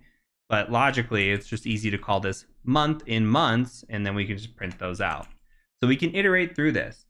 So far, up until this point, all we've done is been able to read a file. What if we want to write to a file or append to a file?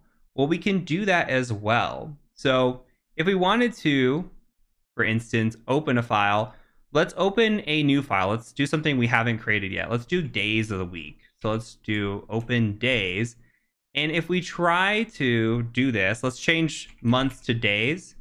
And we're going to change days to close. And we're just going to leave this open right here. So we have our best practice. Now, if we tried to run this with an open days.txt, we're not going to be able to do that because currently we're just in read mode. So we want to be able to turn over and put ourselves into write mode. In order to do that, we can just do a W. If we wanted to check that out, we could just do print days.mode like we saw before. Make sure we are actually operating in write mode. So if we save this, you'll see that we are in write mode. So we're good to go. You could also just, again, delete this, save, and print out days.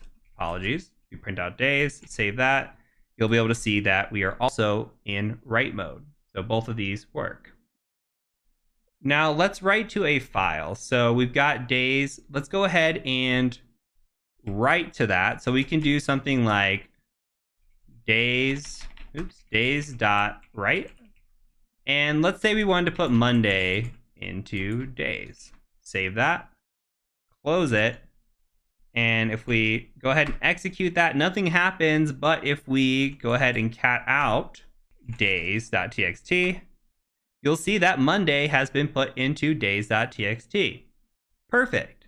So now what if we wanted to continue on with this? Let's put Tuesday in there. And we're going to need a new line. So let's go ahead and do a new line with that. And we'll do Tuesday. And hopefully when we write this out, we'll see Monday and Tuesday. So let's save that. Print this. Sorry, let's run the script and then print this. And you'll see we have the new line in there and we have Tuesday, but we actually overwrote it. We don't have Monday anymore. So what's happening here is we're actually writing to a file, which is overwriting the file. We're not appending to the file. So if we wanted to append to the file, what we need to do is change this W to an A. And we can come in here and we can write in Wednesday if we wanted to. Save this. And now let's run this and run that. And now you can see we have Tuesday and Wednesday. So understand the difference between R being read, W being write, which overwrites, and A being append, which allows us to append a file instead of overwriting a file. So that is it for this lesson. I'll go ahead and see you over in the next one. All right, let's talk about classes and objects. So Python is what is known as an object-oriented programming language. So pretty much everything in Python is an object. And we can use what is called a class to be what is like an object constructor. And we can use that to help create objects. And this is a little bit easier to explain once we actually demonstrate this. So we're going to create a couple of files in this lesson. And the first thing that we're going to do is we're going to do a mouse pad, and I am going to create a file called employees.py. And in this, we're going to go ahead and declare a class. I'm going to save this here. So let's do class employees, save it. And we're going to go ahead and hit enter and just tab over. And we're going to do this define and 2 underscores, init or init, 2 underscores again. And we're going to put some parameters inside of this function. And we'll talk about what the init function is here in a second. Let's go ahead and let's think about having employees. So the first parameter we're going to define is called self. And then for our employees, we might want to know the employee's name. We might want to know what department they work in. We might want to know their role in that department, their salary, and maybe the years that they've been employed. So we'll do years underscore employed. And just like a function, we'll add the colon here at the end. And we're going to go ahead and tab. And then we're going to define all of this. So let's go ahead and say self.name is equal to name. So we're creating methods here, which you'll see us use in just a bit. We're going to do self.department equals department. And you should get the gist at this point. Self.role is equal to role. Self.salary is equal to salary. Self.years employed is equal to years employed. Okay, so let's save that. So all classes have a function called the init function, and this is always executed when the class is being initiated. So we're going to use this init function to assign values to object properties. So what we're doing here is we're creating these parameters within this function, and we're also building out methods that we can use once we import this class. So let's go ahead and close this out, and we're going to open up another mouse pad, And we'll just call this something like our employees.py. You can call it whatever you want. And I'm going to go ahead and do my shebang at the top. We'll do bin python 3, save that. And from here, I want to actually import the class that we just built.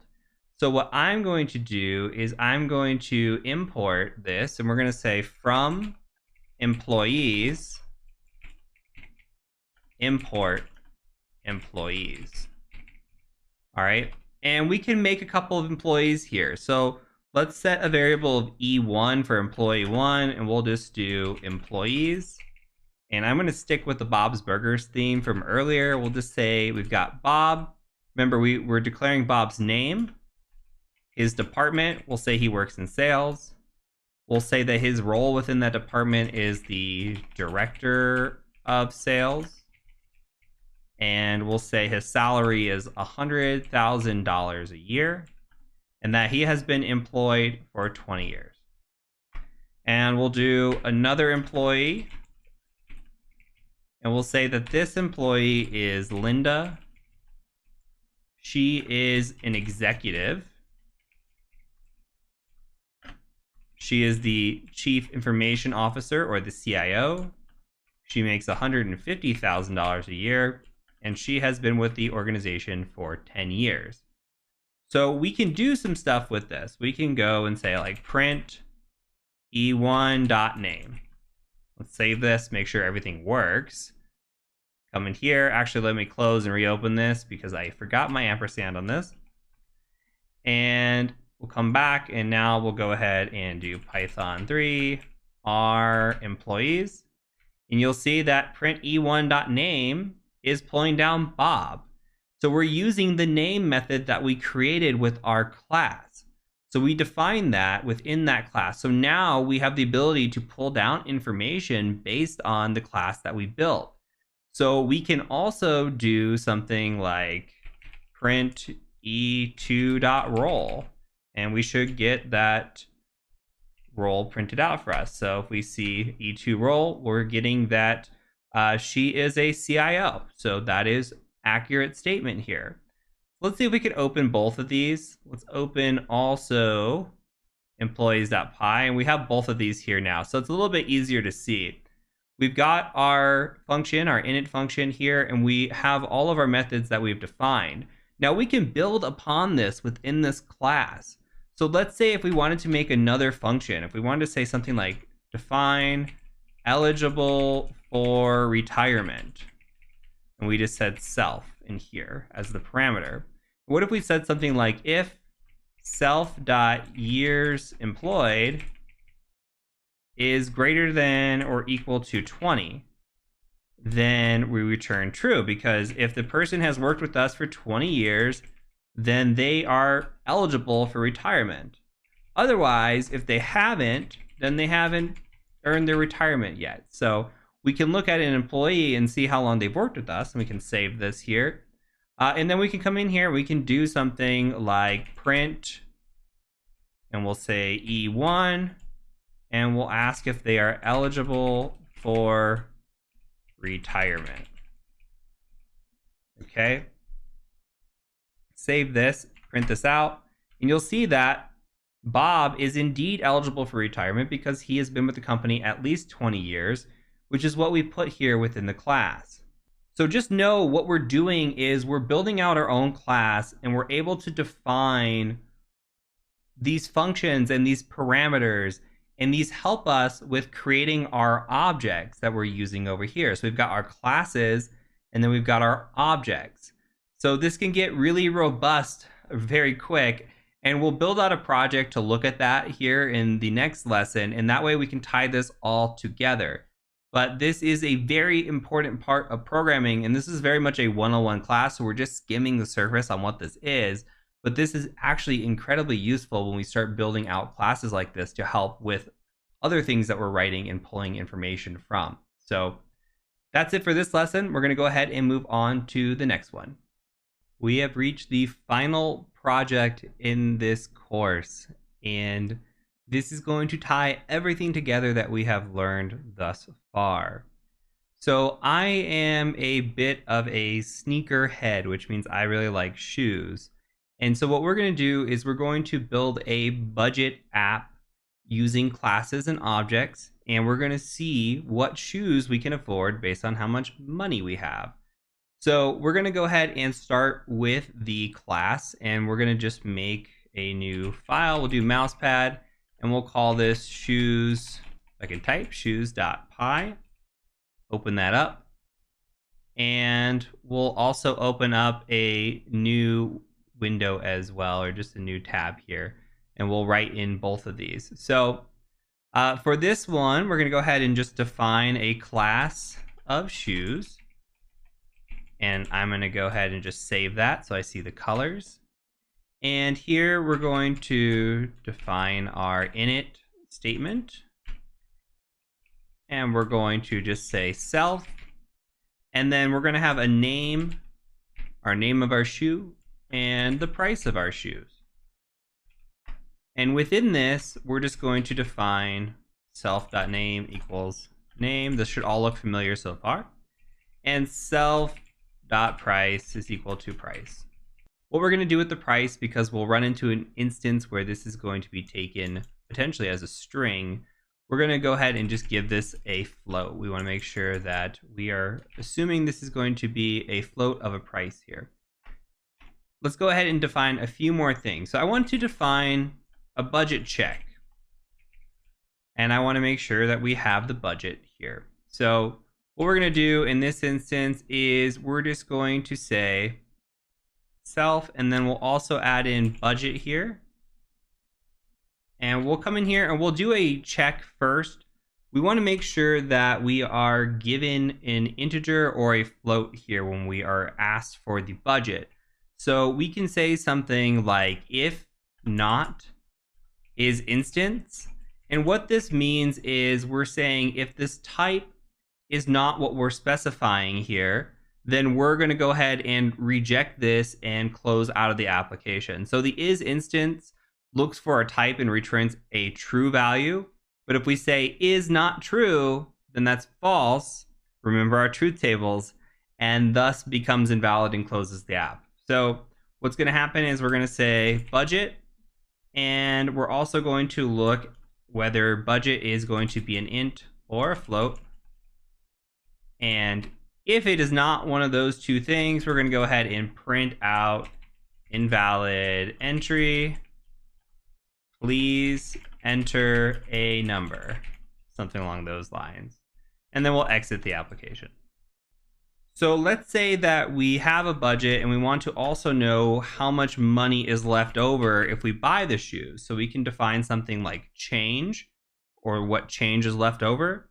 And we could say something like self budget on this as well. And we can just return our budget minus our self.price. So remember, we declared self.price up here. Now we're calling it and we're just saying, hey, I want to return the value of the budget that we have minus the cost of the item that we're purchasing. Okay, only a couple more things and we'll be done with our class here. So we also need to purchase it, right? So let's define buy, and we're going to do self budget again. And here we're going to do a self.budget check. And we'll check our budget. And what we'll say is if our budget is greater than or equal to self.price, then we're going to print out. We'll do an F string here, and we'll just say you can cop some, and we'll do self.name. So the name that we'll provide here. This will all make sense once we tie it all together. Okay, and then if our budget is equal to the self.price, then we're going to just say print out you have exactly enough money for these shoes. Otherwise, We can do else. Now we could go through this whole thing and give a statement and say, well, what if we had no money, or what if we didn't have enough money? But in this instance, we're just going to print out the situation of you can buy these shoes and have, we'll give a $sign here. We'll say self.change, and we'll give a budget left over. So we'll say left over, just like this. All right, and then when we exit the application, we can say something like exit, and we'll just give a statement, thanks for using our shoe budget app. Now, this might not make any sense yet, and that's okay. Let me make this a little bit bigger. And so what we're doing here is we're defining our init, and in our init, we have a name, which is going to be the name of the shoe, and a price, which is going to be the price of the shoe. So self.name is equal to name. Self.price is going to be a float because we're expecting, potentially, it could be our price of our shoe could be $2.99 or $100.99. It might not just be a perfect number, so we want to use a float. We have our budget check here. We're just checking the is instance. We could, in theory, add to this budget check and make sure we have enough funding before we come down and do the purchase. Would probably be the logical way to do this. But in this instance, we're just using really beginner logic, and we're just coming through and we're just saying, hey, if this instance isn't an integer or a float, like somebody types in a string, then we're just going to go ahead and reject this. We don't want any, we have no interest if this is no integer or a float here. Then we're going to define our change. So if we have money left over, like if we have budget minus the price of the shoe, then we're going to go ahead and give some money back. And then we're going to buy the shoe as well. So we're going to have our buy option. As long as our budget is greater than the price of the shoe, we can buy that shoe. And if the budget is equal to the price, then we have enough money. If it's not, then we'll actually have some money left over here. Unless it's the instance of not having enough money, and then it'll just exit the application because we haven't told it to do anything else. And then it'll also thank us for using the shoe app. So that's part one. We have defined the class. Now, could we build this out all in one thing? Yes, we could just write a script out for this. We could code this and make it into one easy script. But what this will do is allow us flexibility. This is where object-oriented programming comes into play, because we don't have to continue to repeat ourselves. And what we're following is what is called the dry approach, the don't repeat yourself approach. And so what we're doing is maintaining everything in a class here, and then we'll call that class and make it very easy on us instead of having one crazy long script that is potentially repetitive and a lot more difficult to go through. So here we're going to just open this up, and I'm going to call out a shebang on bin Python 3. I'm going to save this, and I'm going to call this shoe purchase.py. Save that. Now, we're going to import from our class that we made. So from shoes, import shoes. And let's define a few variables. So let's say low is equal to shoes. And for the low price shoes, we're just going to say we can buy some and ones. And we can buy those for $30. For medium price shoes, maybe we can purchase some Air Force Ones. And for those, maybe they're $120. And then for the high price shoes, maybe we're interested in purchasing some off-whites. And those might run us $400. And from here, what we're going to do is we're going to do a try statement. Remember, we've done a try statement before. And we're going to say try. And we're going to say shoe budget is equal to a float of an input. We're going to ask for an input here. So this is all tying together. We'll say, what is your shoe budget?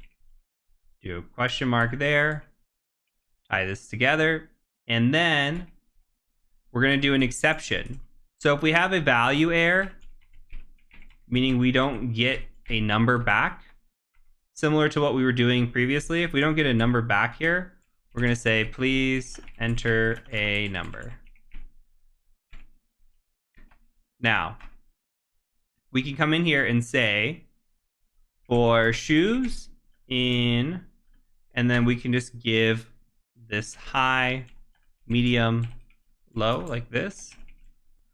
We can do a shoes.buy.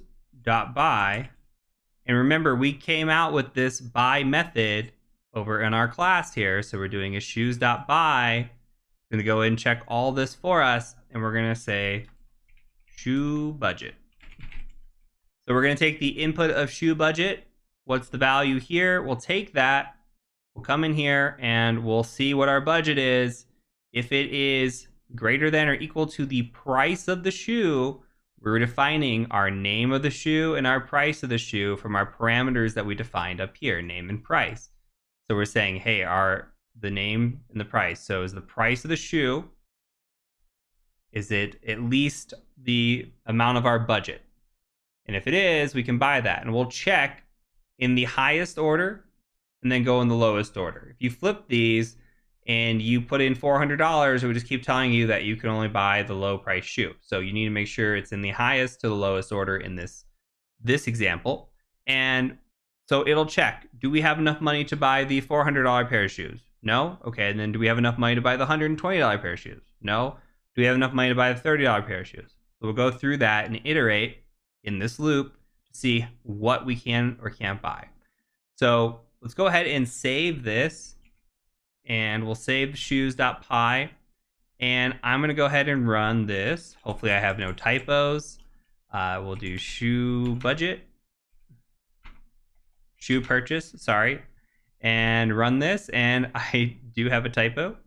And so if I come back in here, I forgot to close off my F string. So let me save that. Now let's try this. What is our shoe budget? So let's give it a few different options.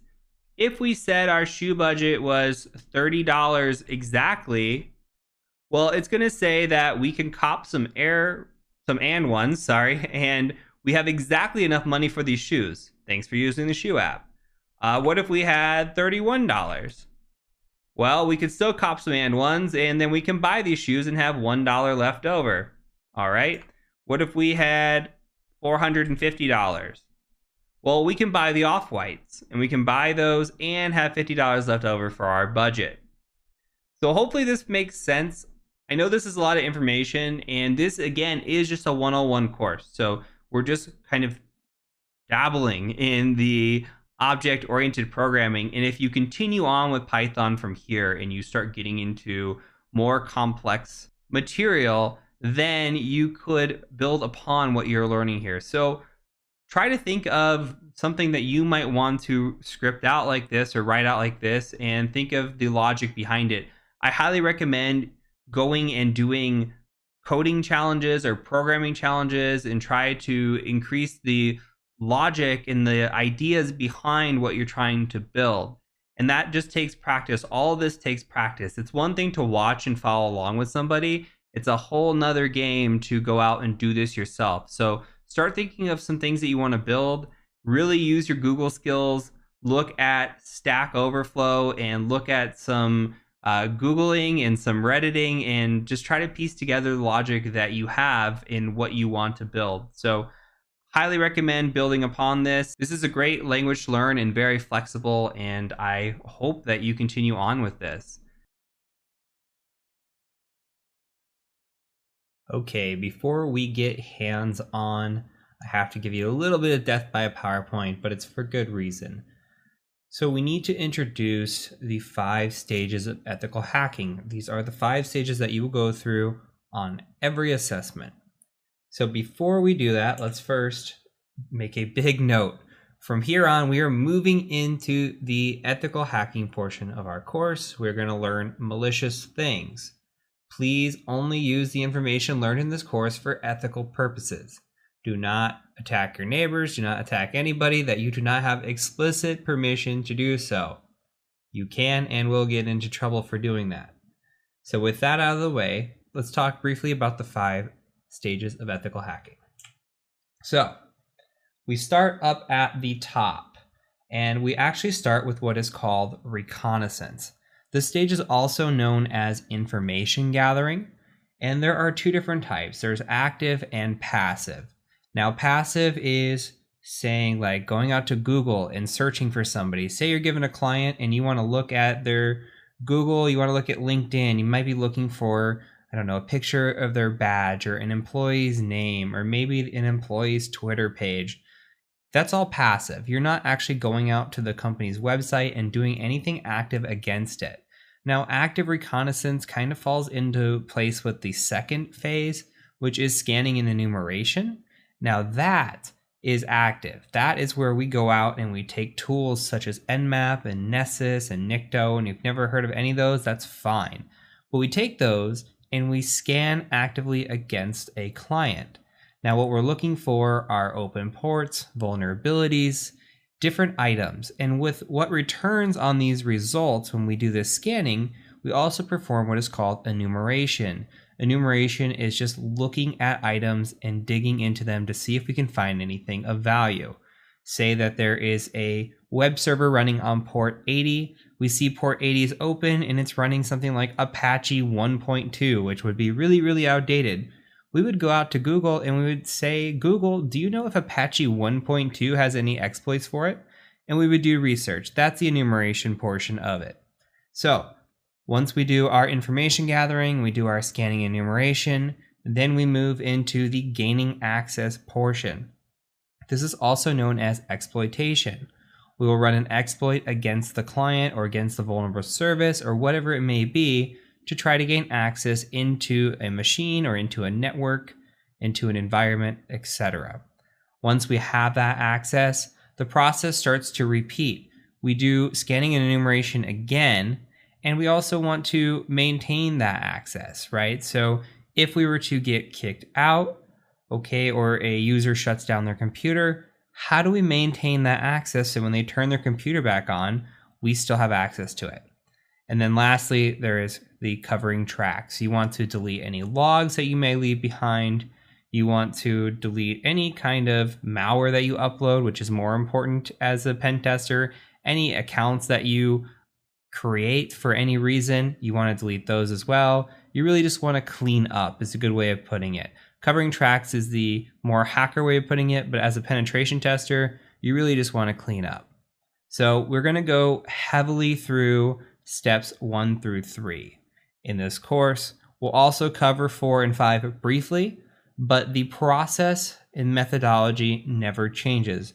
Regardless if you're doing network, if you're doing web app, or if you're doing a different type of assessment, it's all similar in this 5 stages of hacking. The tools might change, the attack methods might change, but the overall methodology is always the same. So that's how we're also going to structure this course. We're going to go in first and we're going to talk about information gathering and reconnaissance. Then we're going to move into scanning and enumeration, and then we'll start with exploitation and do that repeatedly till we get it inside of our heads and it feels almost second nature, right? Once we have all that done, we'll do some practice boxes, give it a go, see how we do. We'll move into the internal side of things with Active Directory.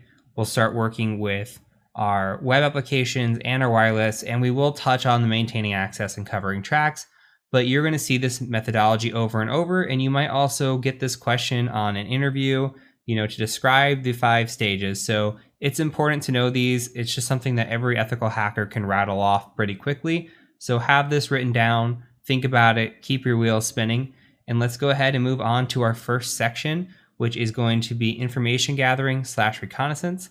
Let's learn some cool tools, some Google foo, and just what kind of information we can actually gather on a potential client. So in this section, we are going to be talking about information gathering. And all the information gathering we're going to do in this section is going to be passive. So I'm calling this passive recon or passive reconnaissance. I wanted to give a brief overview of what we're going to be covering and talk about some high-level topics before we get into the weeds and really dive into our target. So let's talk about the different types of passive recon. So on the physical or social side, physical meaning actually going on site and maybe doing a physical engagement, or the social engineering aspect of maybe doing a phishing assessment or even including it in a physical engagement or a phishing assessment. Just gathering this information from the physical social aspect is incredibly useful. So we have location information. So we might utilize something like satellite images, or often we'll go on site and do drone reconnaissance where we fly a drone around and try to gain information. And what we're really after with these images of this drone recon is we're trying to find out, hey, what does the building layout look like? Are there badge readers? Are there break areas? Does security exist? Do they have somebody posted out up front? Can you just walk right in the door? What does their fencing look like? Are there areas where they're just leaving the doors propped open? Where do people go out and smoke in these break areas? Because those are a good place to just walk up to somebody, light up a cigarette, even if you don't smoke, and just start a conversation, and then tailgate right in with them into the building. Now, the other aspect of this is the job information. So we might be looking for employees online. I might want to know somebody's name, job title, phone number, who their manager is. I try to get a good idea of what people look like. So if I see them on site, I have a good idea who they are. I also look for pictures. So I cannot tell you how many times a badge photo is posted on LinkedIn or somebody posted on Twitter. You can see all the memes out there about people posting their photos at work, and it's bad. It happens all the time. I see it to this day. So we're looking for badge photos. I'm looking for desk photos, computer photos. I had a situation once where somebody took a picture of her watching a game at work. She was watching a basketball game at work, and the basketball game was on her computer, and on her screen there, it showed all the different tools that they utilized at work. She had a work application open in this photo. There was a desk in the background. You can see different things, and it just gives us information. And that's really what we're after. What kind of information can we gather? Now, this course is not a course on physical or social, so I kind of wanted to give a high level of what to expect. We won't really be doing a whole lot of this in this course with this type of information gathering, but these are the things that you should be looking for. So if you are tasked with a physical assessment, do go out there and look for satellite images, try to get a good feel of the building layout, and also try to get a feel for who the employees are, who maybe the IT manager is, in case you're going to say, you know, I work for IT. They might ask you who your manager is. You might need to know those names. And of course, look for pictures. If you can find a good badge photo and what that looks like, you can make a fake badge, go on site, and you'll be way more passable with that badge. But sometimes they don't even look. It could be drawn in crayon. So from there, let's go ahead and talk about what we will be doing a lot of, which is the web and host. So when you get a web or a host assessment, the first thing you really should do is what is called target validation. So we're going to be targeting something on bug crowds. We're not really going to focus on this, but what we're going to do in the real world is we would validate the target. Now, there are situations where a client will give you an IP address or a website, and they might fudge it, right? They might accidentally fat finger it, put the wrong number, put the wrong letter in the website, and then guess what? You're off attacking somebody else's website. And there, if you are a podcast listener, there's a good Darknet Diaries episode on this. If you don't listen to Darknet Diaries, go check it out. There's a great episode with a guy named Rob Fuller, aka Mubix, and he talks about getting the wrong IP address on an assessment and attacking the wrong people and actually gaining access to that machine, which is a really, really big screw up on both parts, right? So you should always validate your targets. On top of this, when we're doing our web and our host, on the web side, we're going to look for subdomains, and we'll talk more about that as we get into it. But we can do that with Google, we can do that with Nmap, Sublister. There's so many different tools that we can use, and we'll cover some of the tools and how to do it. Get a little deep into that as well, especially as we get into the website of things. There's fingerprinting. We need to know what's running on a website or what's running on a host. What kind of services are out there? Are they running a web server? What's that web server? Is it IIS? Is it Apache? What version is it? Right? Are they running, what ports are open on their machines? Oh, they have FTP open. What version of FTP is open? So we need to fingerprint machines and kind of understand. But on the passive side, we're not touching any machine, right? So we're not going to be doing much scanning against a host. We just have to utilize what kind of information might already be out there. So if we go out to a website, it's on the border of active, but as long as we're not scanning it, in my book, it's still passive. So we will cover some of the passive/active side in this section. And then when we get into scanning, we'll get way more active with it. Lastly, we're going to hit heavy, especially in the beginning, on data breaches. Data breaches are the most common way when we're doing an external assessment that we get into networks. Absolutely by far. When we talk about data breaches, we're talking about breached incidents from the past that have leaked data. Again, these are like Home Depot, Equifax, LinkedIn, all kinds of breaches that are out there that have had credentials dumped, and then those credentials become available to us eventually, and we try to utilize those to gain access, or at least utilize the usernames to gain access. Nowadays, most of the time, there's not going to be an easy just scan, find something vulnerable, and exploit it on the external side of the house. So we're looking for these data breaches and this information that we can gather. And this is why information gathering and then enumeration and scanning, most important by far. The better scanning and enumeration that you can do and the better information gathering you can do, the better hacker you're going to be and the better you're going to be at your job. So take these first two sections really serious. So we're going to start in with identifying what our target's going to be for this part of the section. And then we're going to go ahead and start talking about data breaches and why they're important and go deeper into that. And then we'll go off some of these tools that you see here on this list and really dive into those. So I will look forward to seeing you in the next video when we identify our target and get some information gathering started.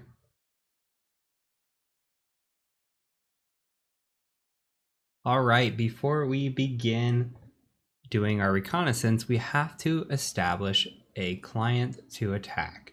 So for this course, we're going to be utilizing a client out of BugCrowd. If you've never heard of BugCrowd is a public bug bounty program. What that means is there are programs on the website that will allow you to attack them. And if you find a bug against the program, you're able to submit it and potentially get money for it.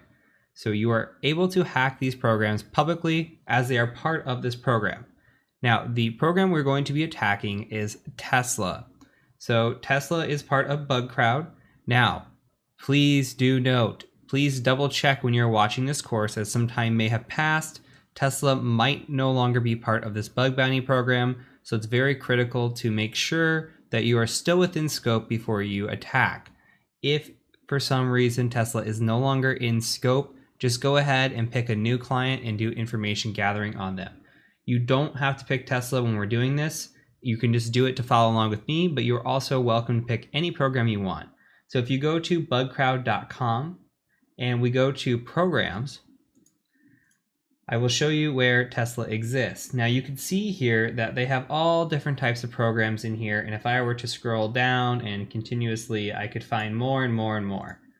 There are hundreds of programs involved, all kinds of names, DigitalOcean, Okta, really big names, Pinterest, Atlassian, anything that you can imagine probably has a bug program if it's reputable, okay? Any of the big names most likely have a bug program, especially if they're reputable.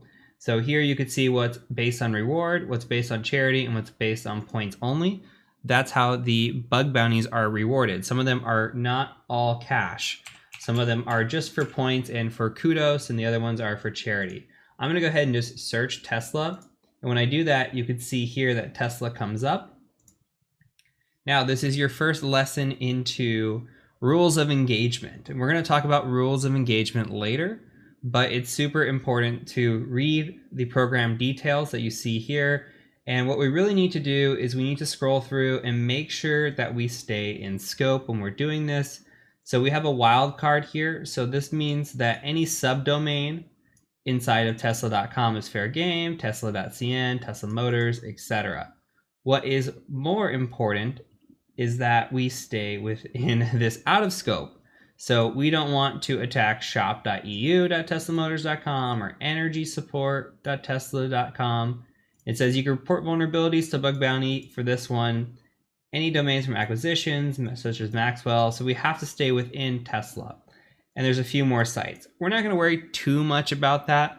When we get into the web app portion of the course, we're going to talk about way more detail on enumerating web applications and go into that. So for now, what we're going to do is we're just going to focus on information gathering. What kind of information can we gather from this client?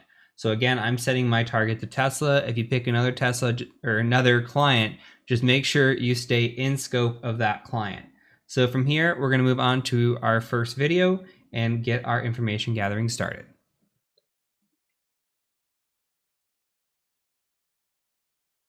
Welcome to the email OSINT section. We're going to talk about discovering email addresses. And this is something that I do on a weekly basis. So I'm going to show you the most common tools that I use to actually look up email addresses and try to find people, and what you can do to kind of verify email addresses. So I'll show you some of my favorite tools and concepts. And this is something that I do because not only for OSINT and doing it for investigative type work, but think about sales. If I'm trying to find a lead or I'm trying to find multiple leads within an organization, I have to figure out where the emails are, who the people I'm trying to email are. So maybe I'll Google them and say, who is the CISO or Chief Information Security Officer for this company? And I might find that it's Bob Jones. And we go look up Bob Jones and we say, okay, well, how do I get Bob Jones's contact information? Can I find it via Google?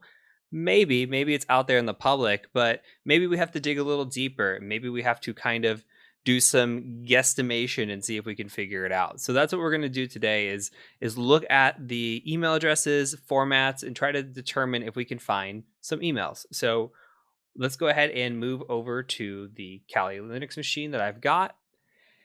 And the first website is one of my favorites. So hunter.io, you just come to hunter.io. You get like 50 or 100 free searches a month. I don't remember what it is. It's a fair amount. You can come here and basically just type in a company name. So like say I want to type in TCM security, TCM-sec.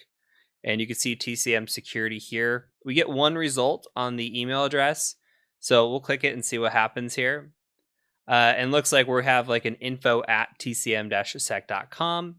It tells us, hey, there's 5 sources that identify this. So we see tcm-sec.com. There's an about, blog. So this is where they're finding it, okay? A better example, maybe something that has more users like Tesla. Tesla has 468 users. If we come in here and we look, well, we can see that they have a pattern identified here. So their pattern they're identifying is first initial, last name at tesla.com. And that's really what we want to see. And then we can gather email addresses here if we want. But say like we knew Bob Jones. Again, going back to that example, Bob Jones. So maybe Bob Jones works at Tesla. Maybe his email would be bjones@tesla.com. So it's something to think about. Now, we can sign up and get actual information here. You should be able to sign up with a Gmail account. Sometimes this does not work depending on the country that you are in. So be cognizant, you might have to use a different email address, but I just tried signing up with a Gmail account that I have on here and it worked just fine. So I'm going to go ahead and try to log in. I'm going to sign in with Google with what's already here. And just now I'm logged in. So we can go back now and try searching Tesla again. And you'll see that the results actually come back. So we get information here now. Let me make this a little bit bigger. We get information as to, okay, here's the vice president. This is the vice president's email address. Project development manager. Maybe you want to talk to somebody in human resources. So you can click here and go to human resources. And then here are the different human resources emails that are here. So, and then the sources that they found these email addresses. So this isn't a particular person in HR, but it's still human resources email addresses. So this looks like it's probably for Hong Kong. This is for Berlin. This is Gigafactory. So they have different email addresses based on where they are. Now, if you looked up TCM security here, you're really not going to find much on us because we don't have a ton of email addresses out there, but I think that we can find more in other ways. Now, so we only get so many usages here. We'll just keep thinking about this as we move forward. So hunter.io, great resource. They have plugins if you want them. I think it's a fantastic place to look. Phonebook.cz is the next resource I want to show you. This one is fantastic. Let's start with tcm-sec.com and see.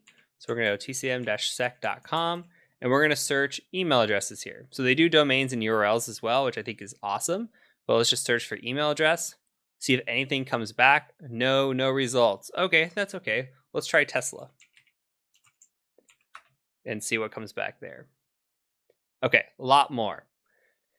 So we get quite a few email addresses. We can see Elon Musk all over the place. We got Elon-Musk, Elon, we've got eMusk over here, and we get a ton of emails. Look at this.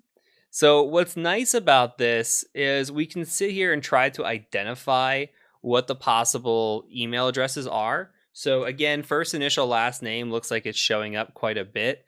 Outside of maybe like the Elon Musks of the world, we're getting a bunch of mostly first initial last names in here. So I think that's pretty spot on with this. The other thing that we can do is we could utilize this list. Say we're trying to do something called credential stuffing, which we'll talk about in the next section, actually, when we talk about breach credentials. But say we're trying to gather a bunch of usernames and test and see if we can log in with those usernames anywhere. Or maybe password spraying, not so much the credential stuffing, but password spraying, where we take all these usernames and we just throw it at a login form and say, hey, summer 2020 exclamation point. See if that logs into any of these accounts, and you would be surprised. It happens quite a bit. So this is valuable information, even if we don't know exactly. Maybe we're not just hunting for one email. Maybe we're hunting for an entire domain. This is a great way to get free entire domains with a quick copy and paste capability. Like we have the Tesla here, we can export the CSV from hunter.io, but you only get so many results that you can export into a CSV. Here you get a bunch. There's no guarantee these are all valid, but it's still information. Information is what we want. This is all we're trying to gather, is as much information as possible. So these are all potential email addresses for tesla.com. I think it's a great resource. Now, we could also use something like Voila Nobert. Now, this one, you can get 50 more leads for free. I'm not going to show you. It's the same kind of deal as hunter.io. They're showing you how to utilize it here. Basically, you can just search for people and see to try to find their email addresses. There is one I want to show you that I do use and I have quite a bit of success with, and that is called Clearbit. And Clearbit has to be used in Chrome. So I'm going to bring up this here. Clearbit has to be used in Chrome. So you can download the Chrome extension for Clearbit. And all you would have to do is go to Google. Let me log in really quick. And then I'm going to just select the free account. We get so many searches, 100 emails a month. So basically, you're going to search for Clearbit Connect, and you would just say, hey, Clearbit Connect. I'll put a link down below, by the way. But Clearbit Connect is awesome. You'll see why here in a second once I authorize this. Okay, we're going to come down here, acknowledge, probably give out our firstborn. And then now we're going to say, hey, I want to find emails. And here's all different kinds of things that we can sit here and search for. You can see TCM securities in here. These are some searches that I've done. These aren't any clients of mine. These are just searches that I've done in the past, maybe looking for information or looking for possible leads or anything. So if I come in here and I say, hey, I want to look for TCM security, you could type that in. I'm going to just click on TCM security. And look what it discovered that the others didn't. It discovered me. Okay, and if I click on me, look, it says heath@tcm-sec.com. Where did that come from? And then look, it has my LinkedIn right here as well. That's amazing. That's awesome. And it says here, you can email Heath. Just click this button. And then it's also got Rizwan. Rizwan's on my sales team. Look, it's got Rizwan@tcm-sec.com. What does that tell you? That tells you that we're using a first name basis for our email addresses. It's awesome. Now let's come in here and maybe we want to look at Tesla. Maybe let's try Tesla one more time. Maybe we're looking for the CISO of Tesla. If Tesla has a CISO. You could come in here and look. Like Elon Musk is right here, obviously CEO. But you could come in here and maybe go by role. And they have different roles in here. So CEO, let's see if we can find any sort of CISO. I don't see one, but I do see information technology. So maybe we can find somebody in the information technology department or IT department. And then here we go. We've got quite a few IT people. Here's a CIO. This could be somebody of interest that we might want to reach out to. And we could just scroll through this list and find people. So say we want to reach out to the CIO. Just click on this. We get first initial last name, just like we thought we would. We get this person's LinkedIn page. We get their location, website. This is awesome. Awesome. So I typically will start with a Google search. If I'm trying to hunt something down, I will start with a Google search. I will say, who is in this role at this company? If I'm looking for a specific person at a company, then I will go to phonebook.cz or hunter.io, try to identify the formatting of the email, and then try to find that person or guesstimate that. Once we get to that point, I try not to burn through these clearbits unless I need to, but clearbit is very good at identifying this. Once we get to that point, we can take this email, say like this email, or we'll even try a different email. I'll show you a couple. But we could take this and we can go try to verify this. So there is a website called Email Hippo. You can go to tools.verifyemailaddress.io. And all you have to do is type in an email address here. Sometimes you can get false positives if they're good or bad. Here, I typed in this email address a couple of times and just got a bad result. This is an email address that does not exist. Now, let's try an email address that we saw, info@tcm-sec.com. See if it works. Result is okay. So it says, yeah, this email address works. So we're verifying that this is up. So say that you get somebody and you see that they have a potential email address, you can come here and try to verify it first and see if it works before you go fire off an email. You don't even have to fire off an email. You don't have to do anything or interact. So this is the benefit. Like if you're from a sales perspective and you're doing OSINT here, this is the benefit of not having to email, waste your time, get it rejected. You can come in here and just validate. If you're doing an investigation, you don't want to interact with the person or company that you're investigating. You want to come in here and just verify without any interaction. This is the way to do it. Same thing with this website here. emailchecker.net/validate, email-checker.net/validate. Say, hey, checking the email. I put the same email address here. You could see it says bad. We could try again with info@tcm-sec.com and see if that works. And it says okay. So again, this is doing a great job. There are possibilities of false positives. There are so many searches that you can do per month on these, I do believe. They have APIs, which is nice if you want to automate this or script this out. But I think this is fantastic. This is great stuff.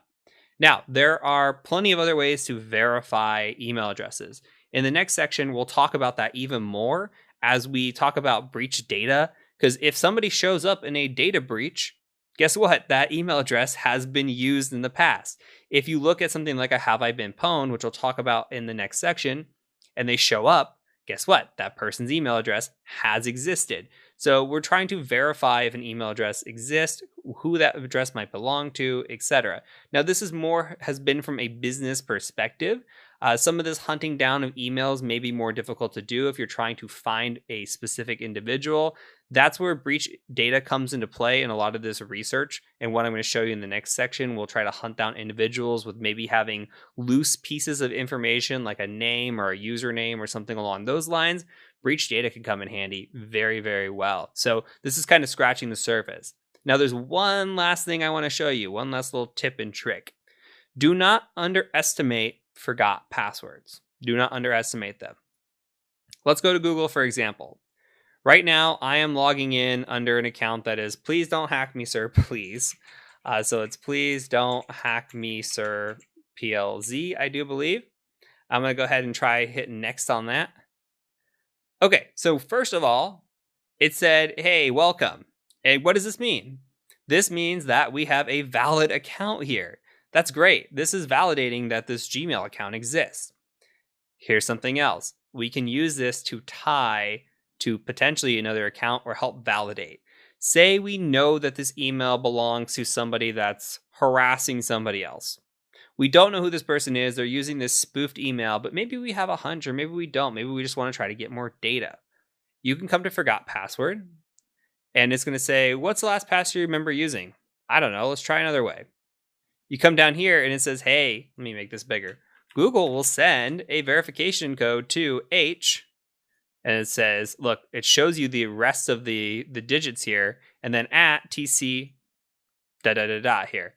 That would give you a pretty good indication if you're tracking who your subject is, that this email could tie to somebody else. Look, this is Heath at tcm-sec.com. Okay, so this email belongs to me. This is tying back to me. Now you have another point here. So if you knew about this email address, and now you have the link, the connection to guarantee that this person, this is evidence right here.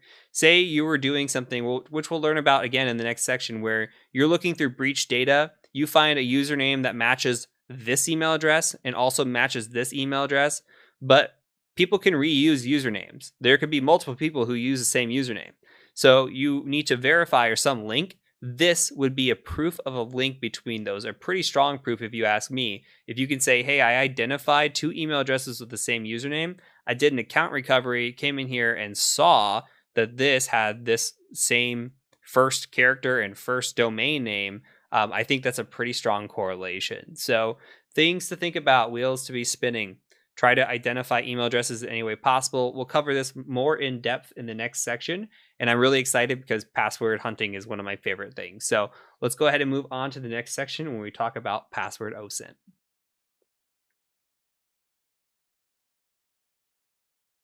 Okay, so I would like you to go out to github.com. And then once you're there, go ahead and just do a /h Maverick Adams, HMAVERICK Adams, and hit enter.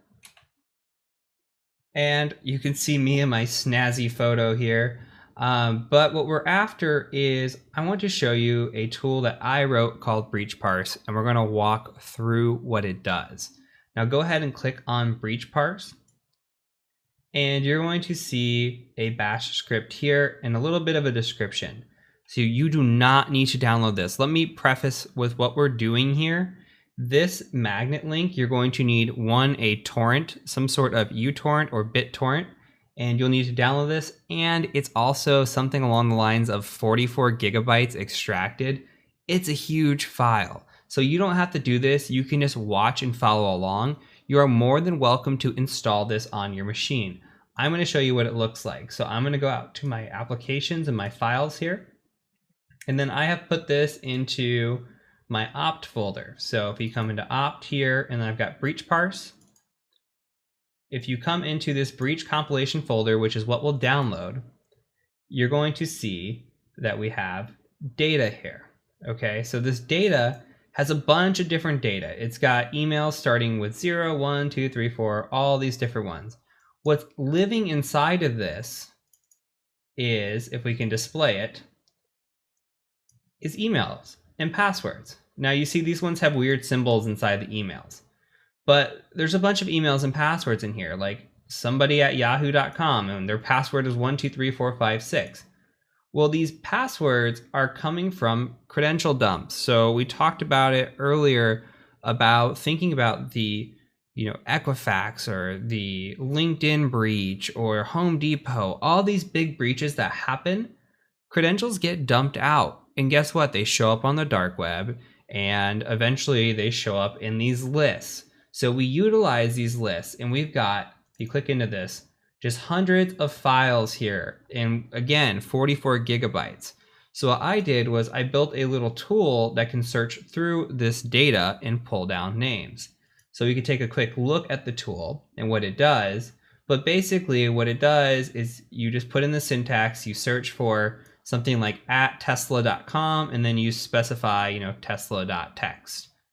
And it's going to search through all of these files for at tesla.com. If you're more interested in the code behind it, you're more than welcome to read the code in here and see if some of the items that we've covered already with the bash scripting and the Python scripting kind of ring a bell. So what we're going to do is I'm going to come ahead and go into the terminal and make it a little bigger. And then I'm just going to change into that op folder breach parse. I'm going to run breach parse. So breach parse here. And what we're going to do is I'm just going to say at tesla.com and then tesla.text, and that's going to run. So again, you do not have to install this. This is only for visual purposes. I'm going to show you in the next video another way to do this. So this is going to run through. It's going to take a minute here, and it's going to grab everybody's username and password that says tesla.com and the username, and then it's going to have all the passwords.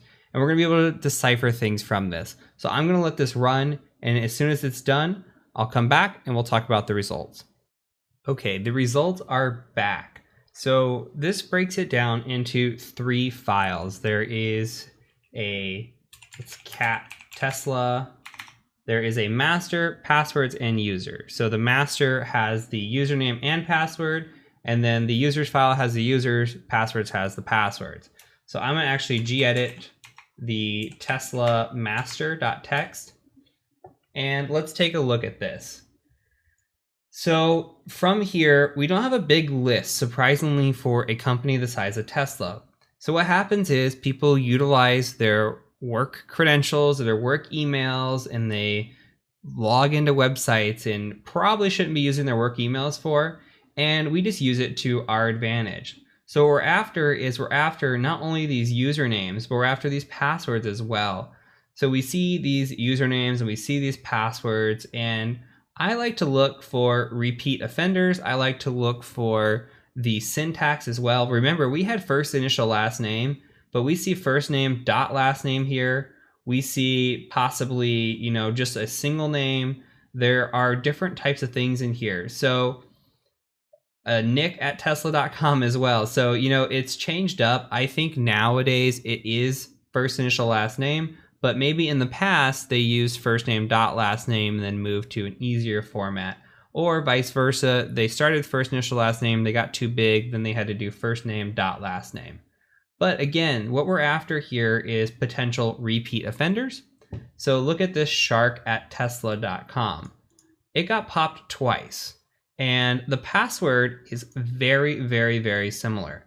So if I were to attack tesla.com through a login interface, I might spray this username with this password and this password. That's what we call credential stuffing, because we already know the passwords. And then I might make some modification of capitalized letters and non-capitalized letters with DADE, because 907 and 814 appear to be consistent.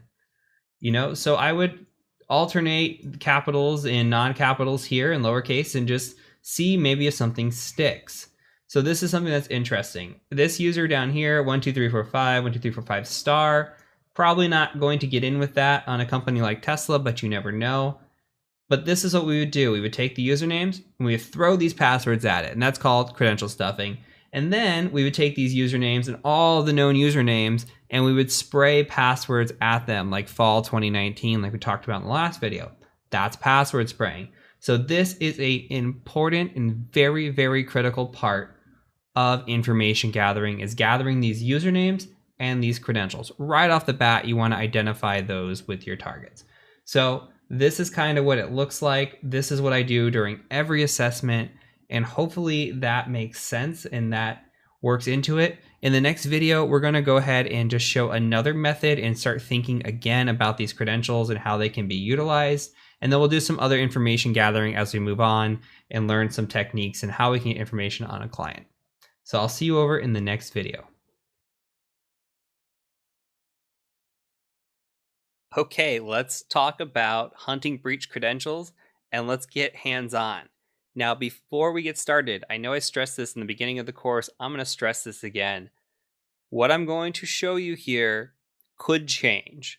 Now, I released a course about a year ago, which was on ethical hacking. We talked about breach credentials, and I utilized a website called WeLeakInfo.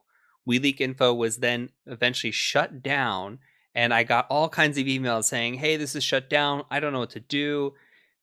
There's more out there, okay? There's always more out there. What I'm showing you is the methodology. I could show you on a specific website, which I'm going to do. That website could go down tomorrow. We never know. But what you need to retain is the thought process and the methodology behind what's about to happen. From there, you could take that and utilize it elsewhere. So if a website does go down, you still have the same thoughts, why you're doing it, and why you're thinking about it. So let's go ahead and move over to a website now. So I want to take you to a website called dhash. Now this is dhash.com. I do not expect you to be able to follow along at this point because this costs money. Okay, it's $5 for a week. It's $150 for a year. This is only, it used to take credit card. They only now take Bitcoin, I do believe, or some sort of cryptocurrency. Absolutely worth it, in my opinion. Even get a week. Get a week. See if you like it. It's amazing. There's going to be tools I show you later on in the course that will go through and we can do it locally, like the one I just ran in the last video. I ran breach parse, right? This is something that I put together and set up, and it's free, but the database isn't maintained. It's a slow search. I don't get the results back as instantly, and I can't tie it to as many data points as a website like this can. I think this website's great. Now let's talk about what dhash can do now that I'm logged in. We have the ability to search by, let me make this a little bit bigger. We have the ability to search by email, username, IP address, name, address, phone number, VIN. Okay, think about this. Say we know an email address.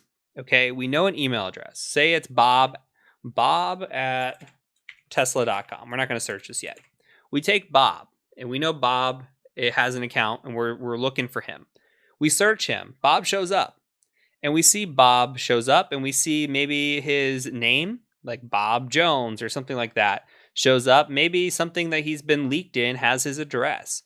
Or maybe there was an IP address tied to the client you're looking for or the person you're looking for. This can all be identified.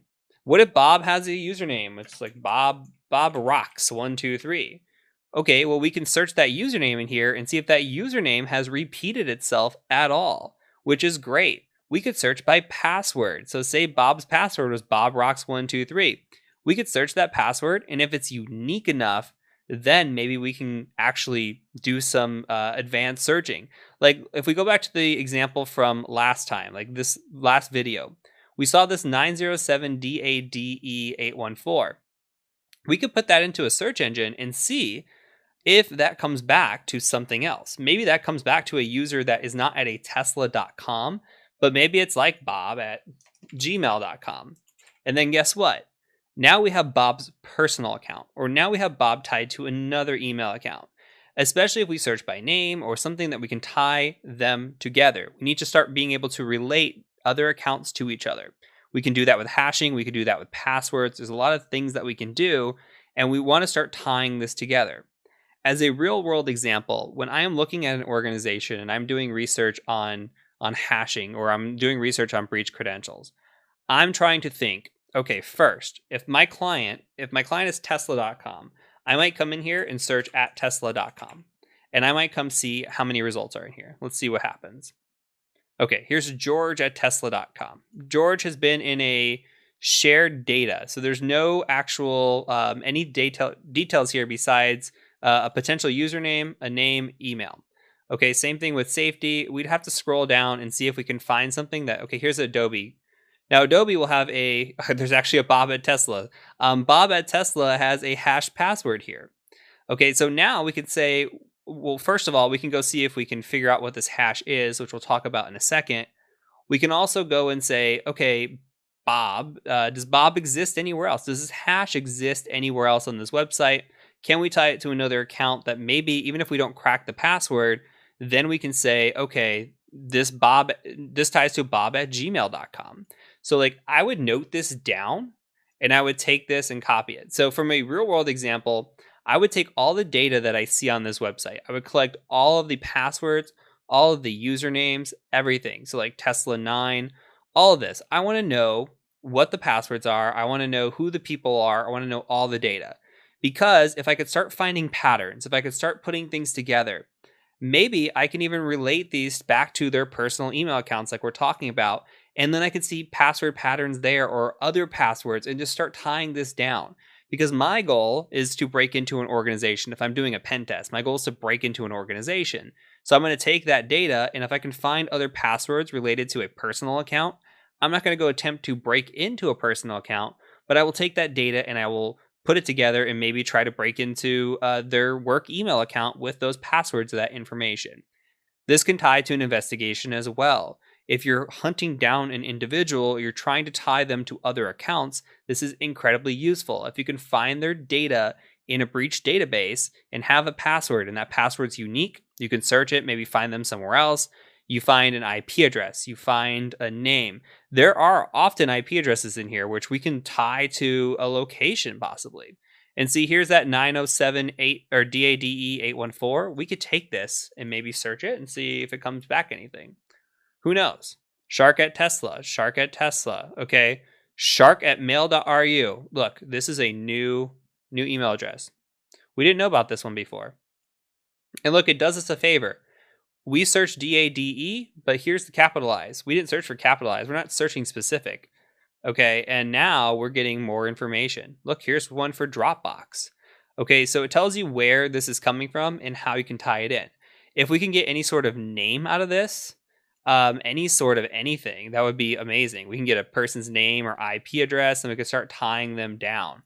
But when you're doing different searches like this, you need to start almost, like in the investigations where they have like the red yarn and it's going from one pinpoint to another. You kind of have to zigzag that back and forth and really try to tie this down. And you'll see that when we get into reporting, how you might take one individual and really just see like a password tied to an account, tied to this. And this was the exact methodology that we took to get to that point. Because when you write a report, you want to make sure that the investigative person, or say you're handing off to the police or whatever, you want to make sure that the person that is doing what you did, or they can replicate what you did with ease, and there's no question about it. So this is some of the searching that we can do. Now, if we come to dehashed, again, we can come here and we can search by email, username, name, anything. So you can put your name in here. I mean, if you want to search on here, I think it's great. You can come through here and just search for your name. Let's go back. Let's search Tesla again. I saw a hash in there. The Adobe hashes are kind of interesting. They're not the easiest to pick up, but let's see. Let's find this Adobe hash. So let's say we get a hash like this. We could try to identify what this hash is. We can try to crack this hash. We can see if it's been cracked somewhere else. This hash, as of right now, we have no idea. But we know bob@tesla.com. We can maybe paste this in here first of all and see if it ties back to anything. And there's 22 results back. I would probably be looking for somebody that has this password with the name of Bob. It's probably not going to be like a Brett or a Michael. We might want to see if we can find another account somewhere else. But these are all tying down to a hash from Adobe. So depending on how they were hashing this data, we might not find anything else of interest. But you can see all the things here, all the different opportunities that are here for us to just do research and tie down information. Now we can go to a website called hashes.org. And if we come here, we have the capability to actually try to search for this hash. So we could search hashes and see if we can find it. So you can come in here and just paste it. And again, it doesn't do a great job, in my opinion, with the Adobe hashes. Sometimes they crack, but a lot of times it says it can't find them. Oops, there we go. Let's try hitting a search here. Okay, so it says not a valid hash. Now, if you put this into Google as a search, you can see it didn't come back with anything either. So we want to make sure that when we're searching this, we try all options. There is an Adobe database that if you do put in a hash and it does show up, there's a GitHub Adobe database that will actually show up here. So with that being said, this is kind of what I want you to start thinking about when we're hunting down breach credentials. How can I take a person or company that I'm looking into? So if you have a company, you can just go at companyname.com or .net or whatever it is, search in here, see how they show up. If you have a person, maybe a personal email account, if you can find that person, if you know their email account, you come in here and say bob@gmail.com. Maybe you don't know what their email address is. Then maybe you come here to the main page, you go, okay, I'm going to look for a name. I'm going to look for Bob Jones and search for that. And then you start taking this and trying to find the patterns. If you know Bob lives somewhere, maybe you could find an address for Bob, or maybe you know Bob lives in like Arizona. You could search Bob Jones and see if Bob shows up, and then kind of take it from there. And there is some search operators that you can utilize. You can see Bob Jones is taking forever. You can put this in quotations and search it again, and kind of narrow down your results here. So if we click on this, you could see like, here's a name of, we got a lot of results, but here's the name of Bob Jones. This is a very common name. So, but you could see like, if we're trying to look this down, we can start searching and adding operators in here and trying to see if we can figure out to tie a username or something to them. So again, get your wheel spinning.